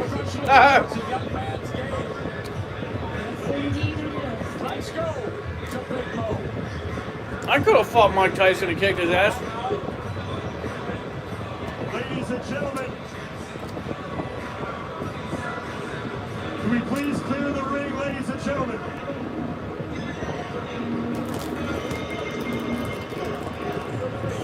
Can we please clear the ring, ladies and gentlemen?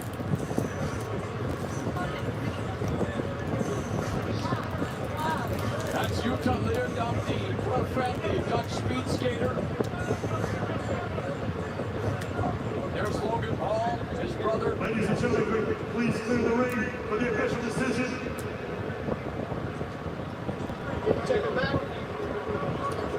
Another round of applause for these two main eventers tonight, Jake Paul and Mike Tyson.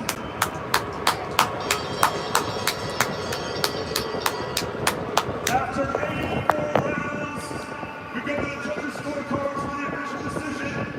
Judge David Yamaguchi says the contest 80-72, while judges Lawrence Cole and Jesse Reyes see 79-73. Jake Paul won. I think so.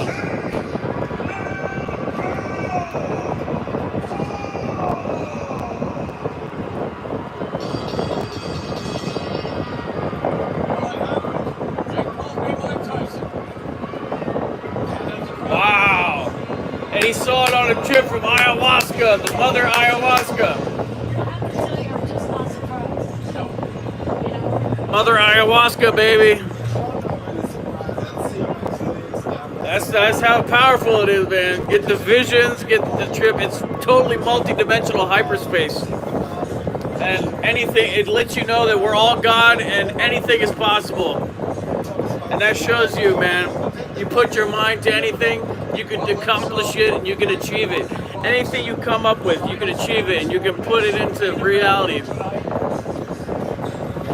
The future is awesome. Technology is going to be so awesome. We're going to have robots. We're going to have such cool stuff. Space stations, space bases.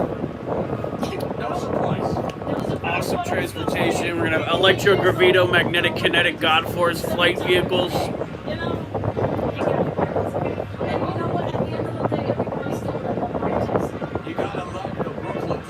Automated society. All kinds of cool architecture. Houses, cities, cars, transportation, art, technologies.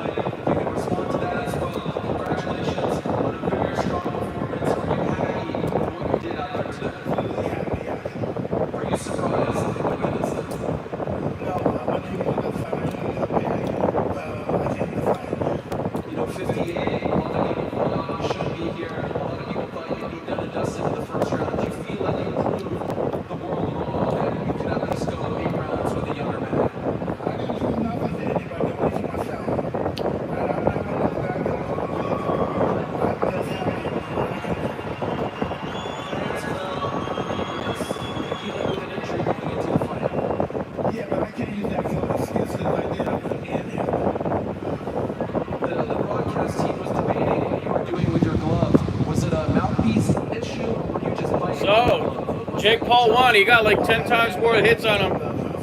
But they both put up a great fight. They're both warriors and godly incarnates. And namaste. We salute the divine presence within all of them. Did this man surprise you? Was he better than you thought he would be? He's exactly what I thought. One of the greatest to ever do it. He's an icon. He's a legend. So yeah. But this night's not about me, man. I want to give a thanks to all the real heroes, the U.S. military, the doctors, the nurses, and the ER, the cops, the firefighters, the farmers. I don't like the law. I don't like the police, man. Other than that.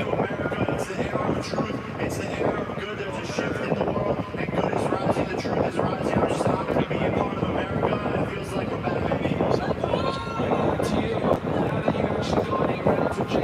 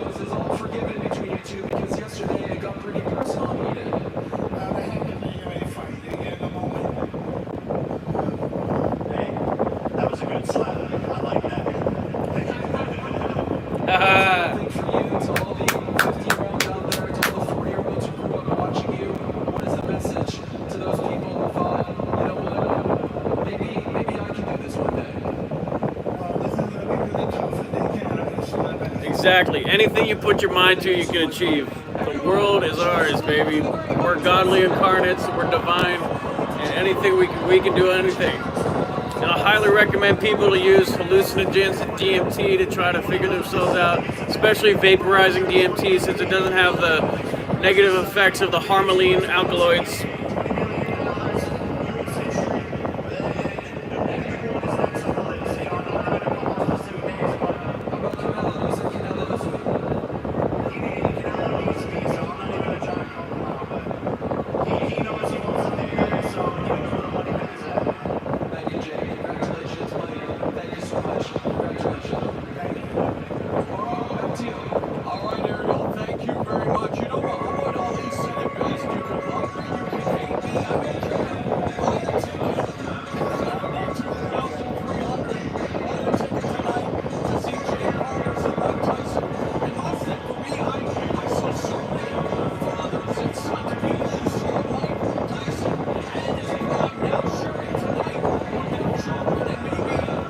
Well, that's not how I thought it would play out, but that was a good fight. It should have been longer. It should have been 12 rounds. 12 rounds for 3 minutes or 5 minutes each. So Jake Paul won.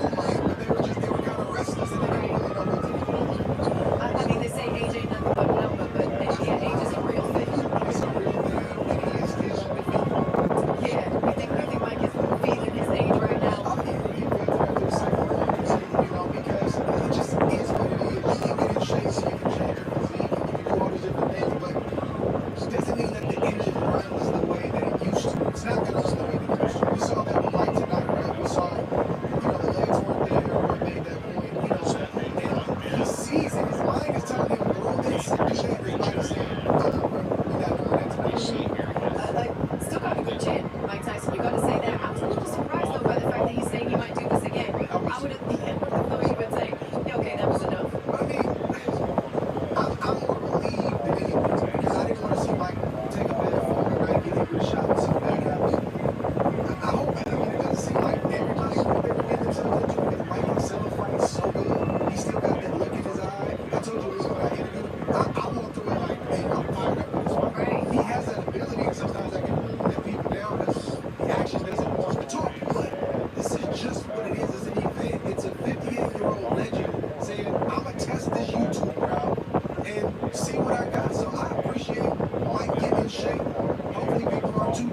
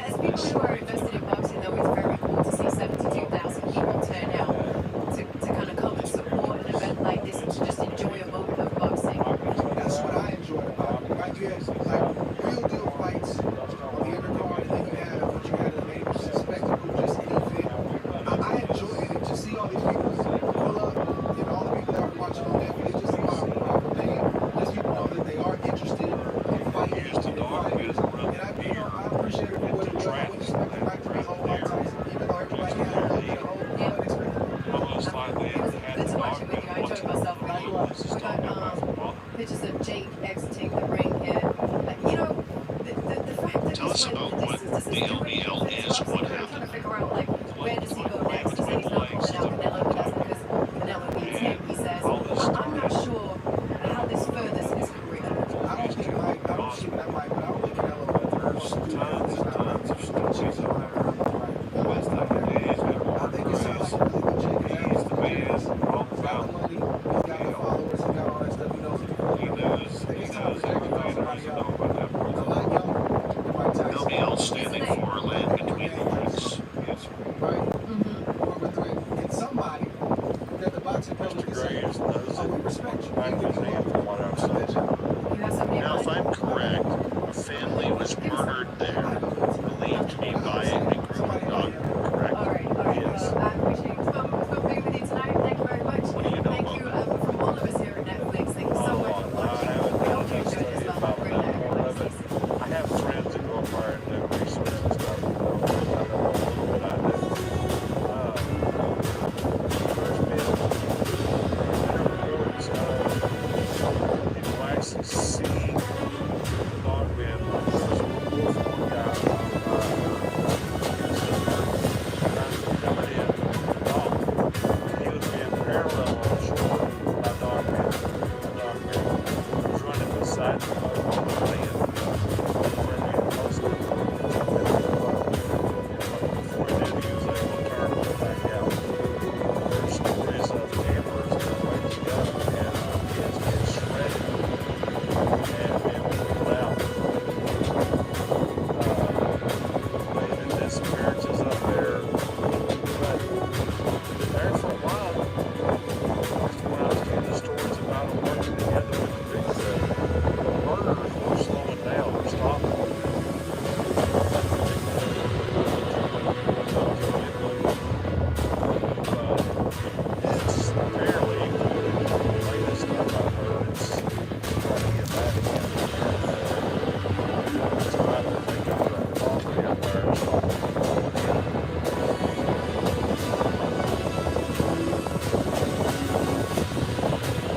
See, that's why I don't like this creature. That's why I don't want to have a run-in with one.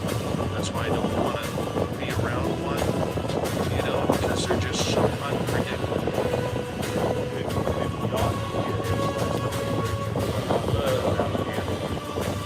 We don't find out.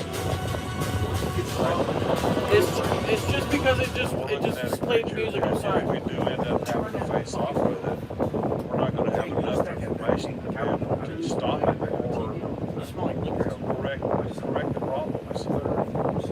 And that's what's going to take. It's going to take somebody learning more about the dog man. I've learned a lot, but nowhere near enough for myself. I want to know everything. Because if it happens to be, I mean, you're looking at a population that's growing quick. There's been more reports of dog men now than there ever has been before. Well, we're going to have to be able to do something with them.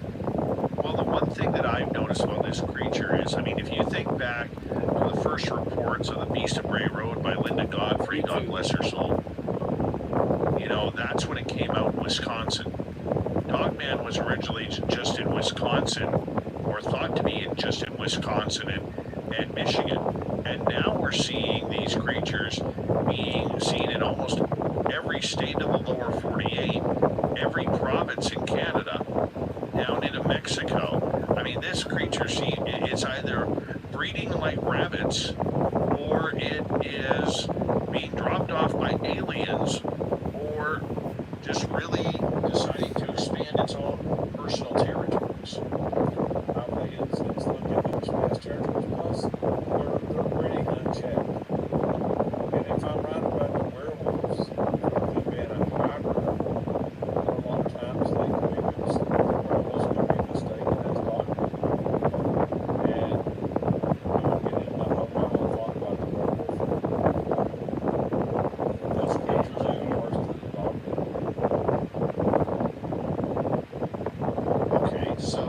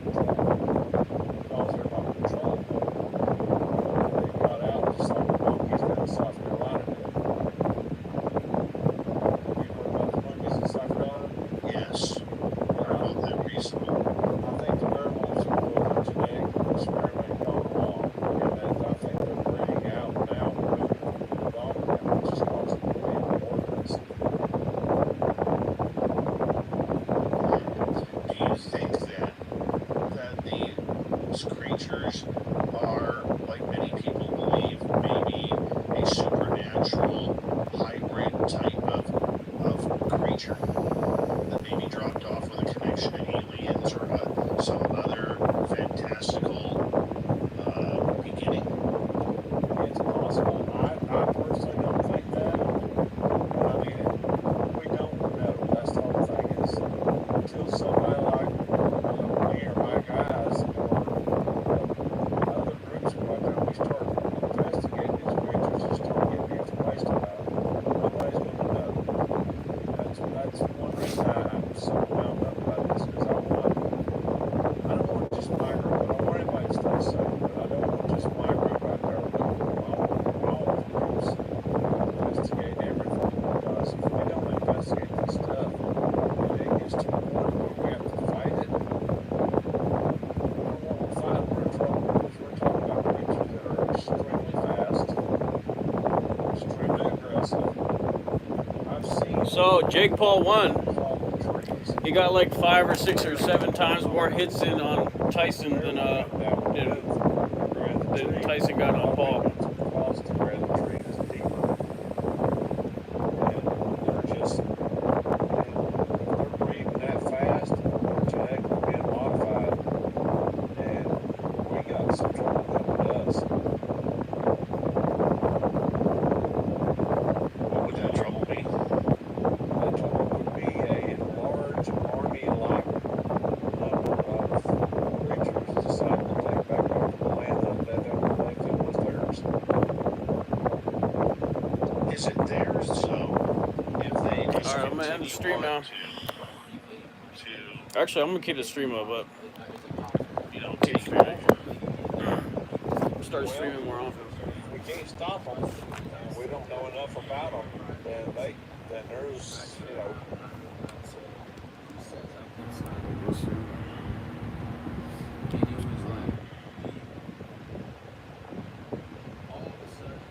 when you have to start bringing the military into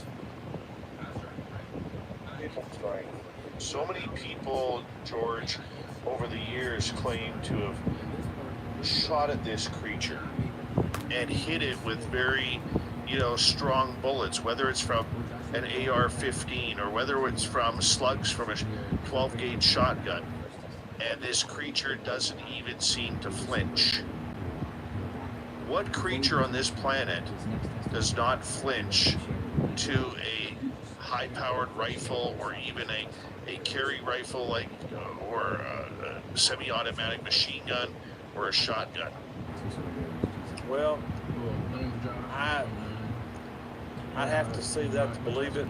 I'm not saying they're wrong, I'm not saying they're lying, but I want to see proof of that myself. Because what I've seen about them, they're just a physical creature. They're a physical creature, I can kill them. See, I'm not sure about that, George. Every creature has a weakness. Doesn't matter what it is. I get that. I just don't. You know what? When you say it's a physical creature, I believe that. I just don't know if it's flesh and blood. It's my same theory on Bigfoot. I don't know what it is. I've seen it. I've encountered it. I have seen the pixelation in the behind a tree or beside a tree, and then been roared at right afterwards. Like First Nations people believe that it could, or many people believe that it's a Glimmerman type of thing that can morph into Sasquatch. I've seen that. I just don't know if there are multiple breeds of these things, like a dog or a cat, or if there is one major breed and it has supernatural ability. I don't know. Until we get more research, we're not going to know. That's the whole thing. That's why it's important for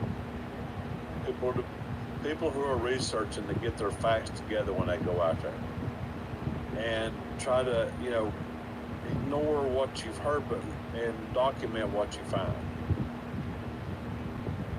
Well, I get that and agree with that, but the problem is most of the researchers out here, George, when they go out in the forest, they already have a preconceived notion, and they think because there's a footprint, a scat print, a hand print, hair samples, that automatically leads to flesh and blood, and you can't change their mind on that. Well, I did notice when on one of the hair samples that one of our guys has, that it's actually has multiple colors in the hair.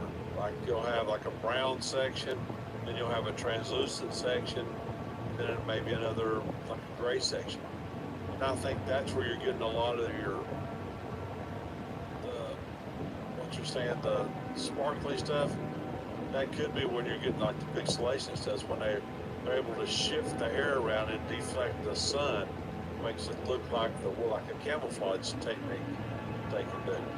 You know, you can follow a bear in the woods and he'll eventually turn a certain position, or he'll move down a certain way, and you won't be able to see him. Same way with a moose or deer, or a lot of the pictures are able to transfer the building around the right angle behind a tree where you can't see them anymore. Like I've been out deer hunting and seen deer turn away, go uphill, and you don't realize that they turned. You see them go behind the tree this way, and you're waiting for them to come out over here. But what they've done is they've either curled back on you or they've gone up a hill, and you think, where'd the deer go? You know. George, on that note, I'm going to get you to hold on right there. Hard to believe we're already through 1 hour of tonight's show with author and researcher George Lunsford. You can find any of his books at any major online bookstore. Go check it on out. We'll be right back with more Space Out Radio right after this. This is Space Out Radio with host Dave Scott.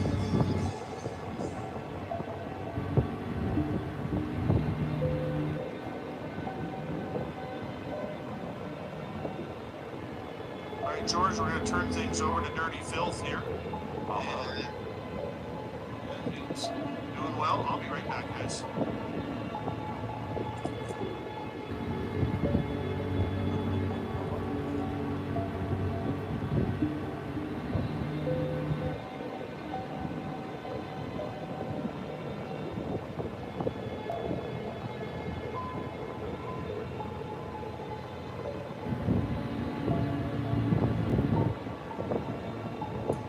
I should unmute myself here.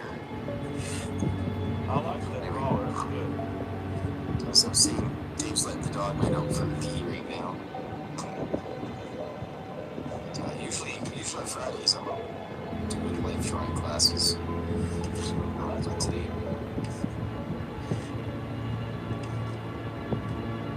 So I guess here we go. We got so I watching the Skinwalker Ranch episode. They had some birds that got. Apparently, one of the birds was crushed when it was flying somewhere on the ranch. So I've got these birds. Here's Spanky here. Hold on, let me zoom in a little more here with my crusty old arm here, my boom arm that I need to replace. It's broken because the cats keep jumping on it. I can't keep my fist at them too, by the way. He's like, Larry, another time at Skinwalker Ranch. So, hey Larry, what the heck happened? I flew over the ranch, I'll be okay. He's all mangled up and busted and everything. I am amazed that you can take and just whip that out like it's no big deal. Like I said, I can't draw, but I love the fact that when people can, I love watching draw. That's so cool. It's got a couple more details to fill in everything, borders and junk, but I go read things and then I basically filter the world through my eyes as a cartoon, and that's how everything ends up. That's what this is. Nothing wrong with that. And so each of my characters, they'll have their own little speech bubbles and everything. I'll show this off. So I got like ghosts and aliens and junk. They all have all this Sasquatch and everything. Just so, and think about it as if an alien or a cryptid or something's trying to wear a disguise. The speech balloon gives them away. Nobody else does that.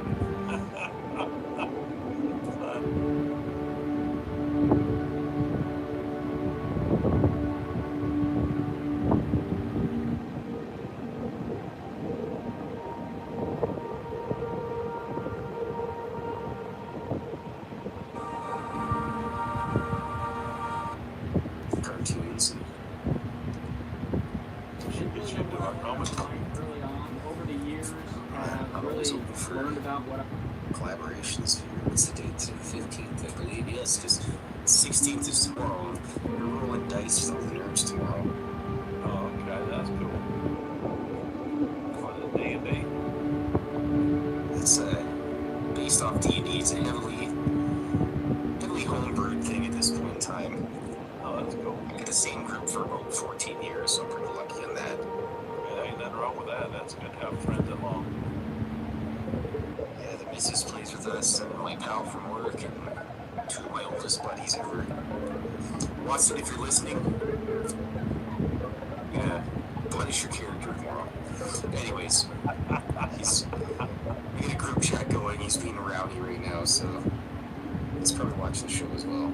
But anyways, let's see here. Oh, and for anybody listening, if you're interested, you can go to Etsy.com and just type in Filthy. You can collect my calendar for yourself. Get one for your mom, one for your mom. And if you also want to just go to the website, all the links are there. It's filthy.com, FYLTHY.com. It can also work good as a birdcage liner. I was thinking that looks way better. There you go. Hold on, let me get my little poster seat here for my drawings. It's just a mess. My entire studio is just No! What is your major fucking I turned it down already. If you turn that thing even on again, I'm going to destroy it. Skinwalker Ranch. Look at that bird's all busted up. It's like Foghorn Leghorn after he tried to scrap a kangaroo or something. That's cool. You did a good job. Thank you, sir. Alright, I'm gonna go feed the cats. Love you, Dave. Make sure you give Blob a nice pet for us, if you don't mind. I'll send you an update in about 2 minutes here, Dave. Alright. Hey, from all of us, make sure she gets an extra treat. Of course, always. Have a good night, everybody. Good night, Dirty Filth. Dirty Filth, everybody. Filthy.com. He is the best. He really is. That's a good job. Yes, he does. He does incredible. Alright.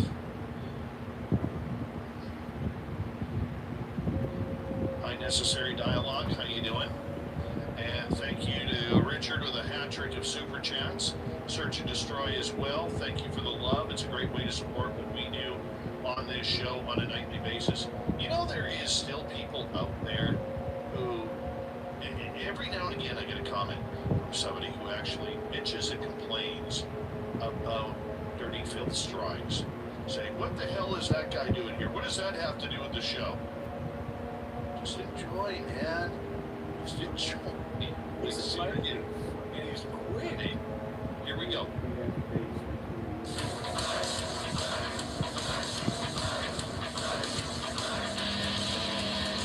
Here we go with the second hour of Spaced Out Radio tonight. My name is Dave Stein. You're the audience who loves to hear strange topics. We're about to continue here. Hour 2 of tonight's show. Hi, everyone listening in on our terrestrial affiliates around North America, digitally on every major podcast network. Our website, spacedoutradio.com. We have a plethora of features for you. Rock out to Bumblefoot, read the Newswire, check out our swag as well.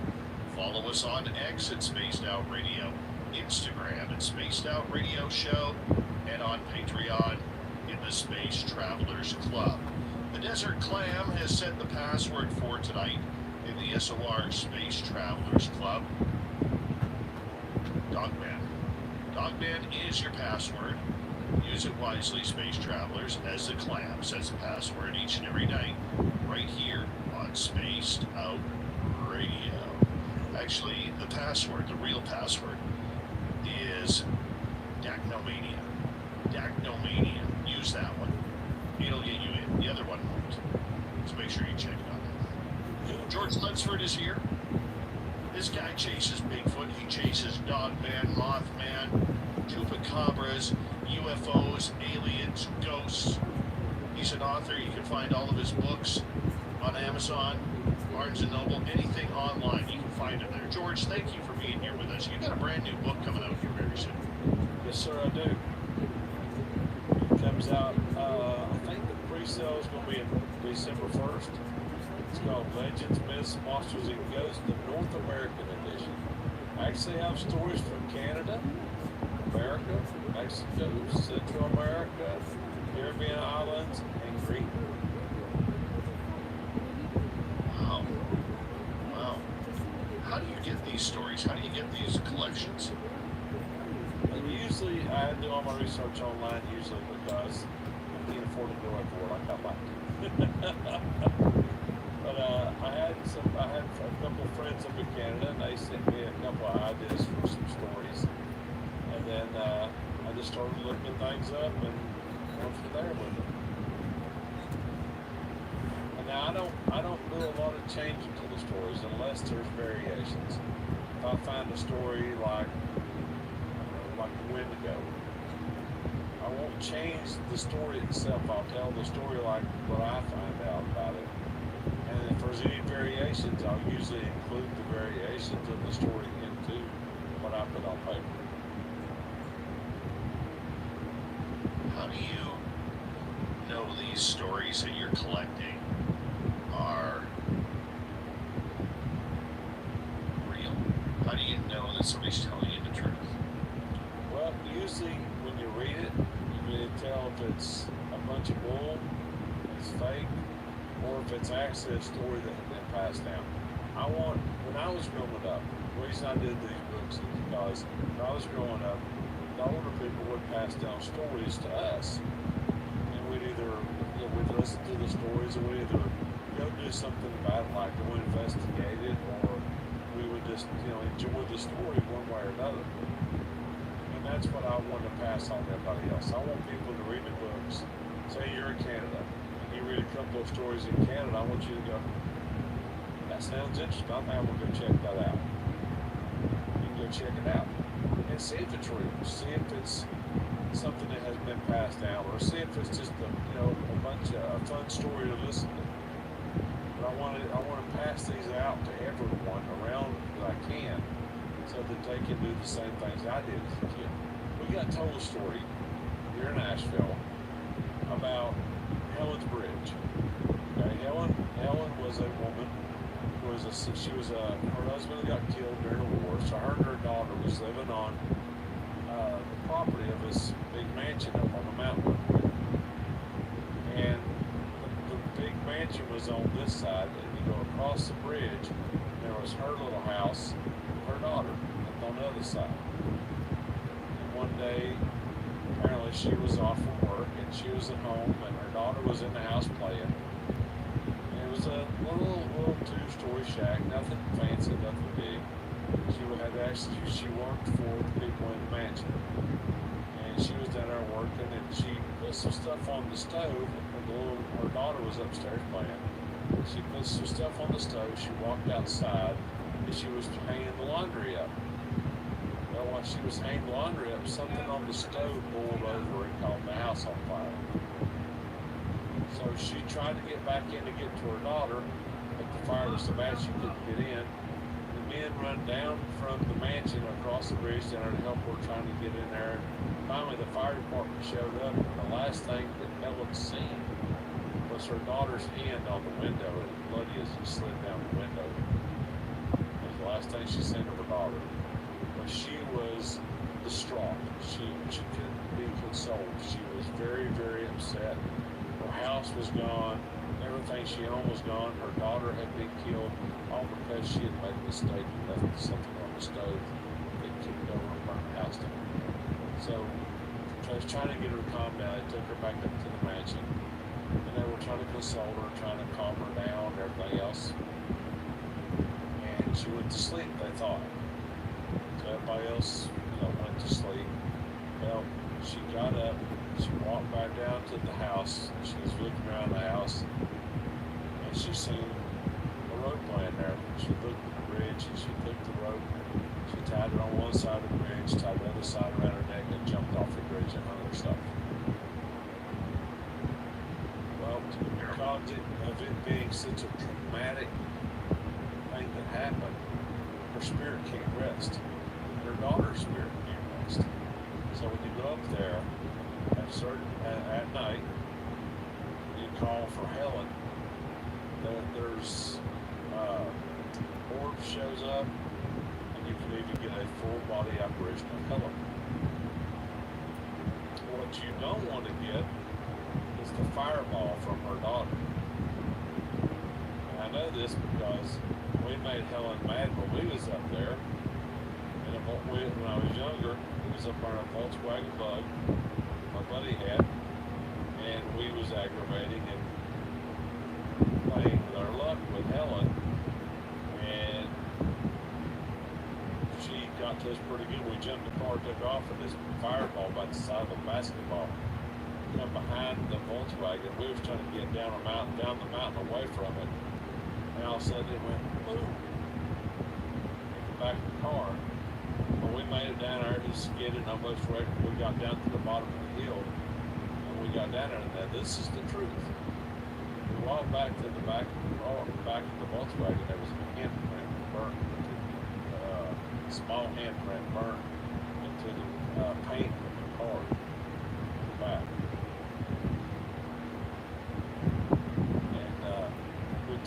He took it home, he pulled that piece off, he sanded it down, repainted it. Next day the handprint was back again.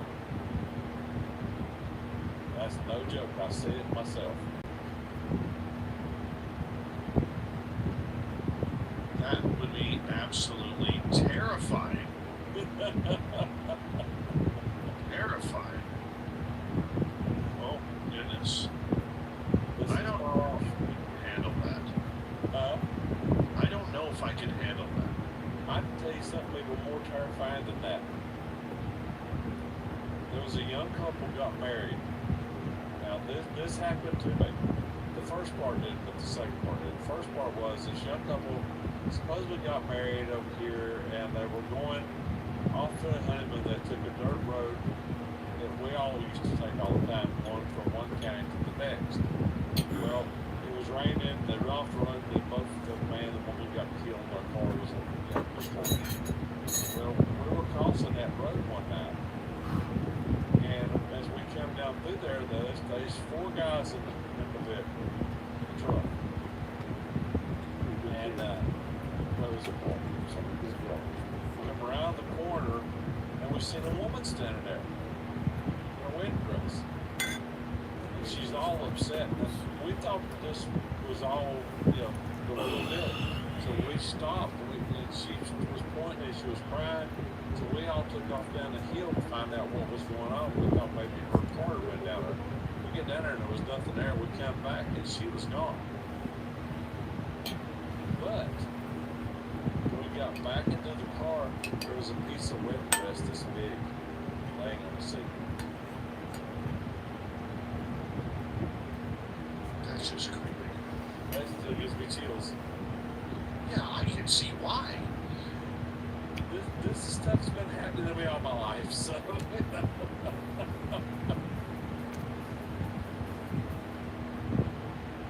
When you're dealing with ghosts compared to cryptids, what's the difference in your investigation technique and the way you handle situations? Honestly, ghosts, a lot of times people are mistaken natural phenomenon for ghosts. Like we did one investigation, and usually with the ghost, you feel something when you walk in. You'll feel an uneasiness, you'll feel something when you walk into wherever this is supposed to be haunted. And now we should have felt something in this place, because when we went into the property, the person they said that was haunting it had been killed there. And it was murdered. So we went in to inspect stuff. We took some equipment with us, and we had the EVP going. We had magnetometer. We had different things there to check and see if there's any kind of shift in the magnetic field, if there's any energy there, or whatever. And what they said was happening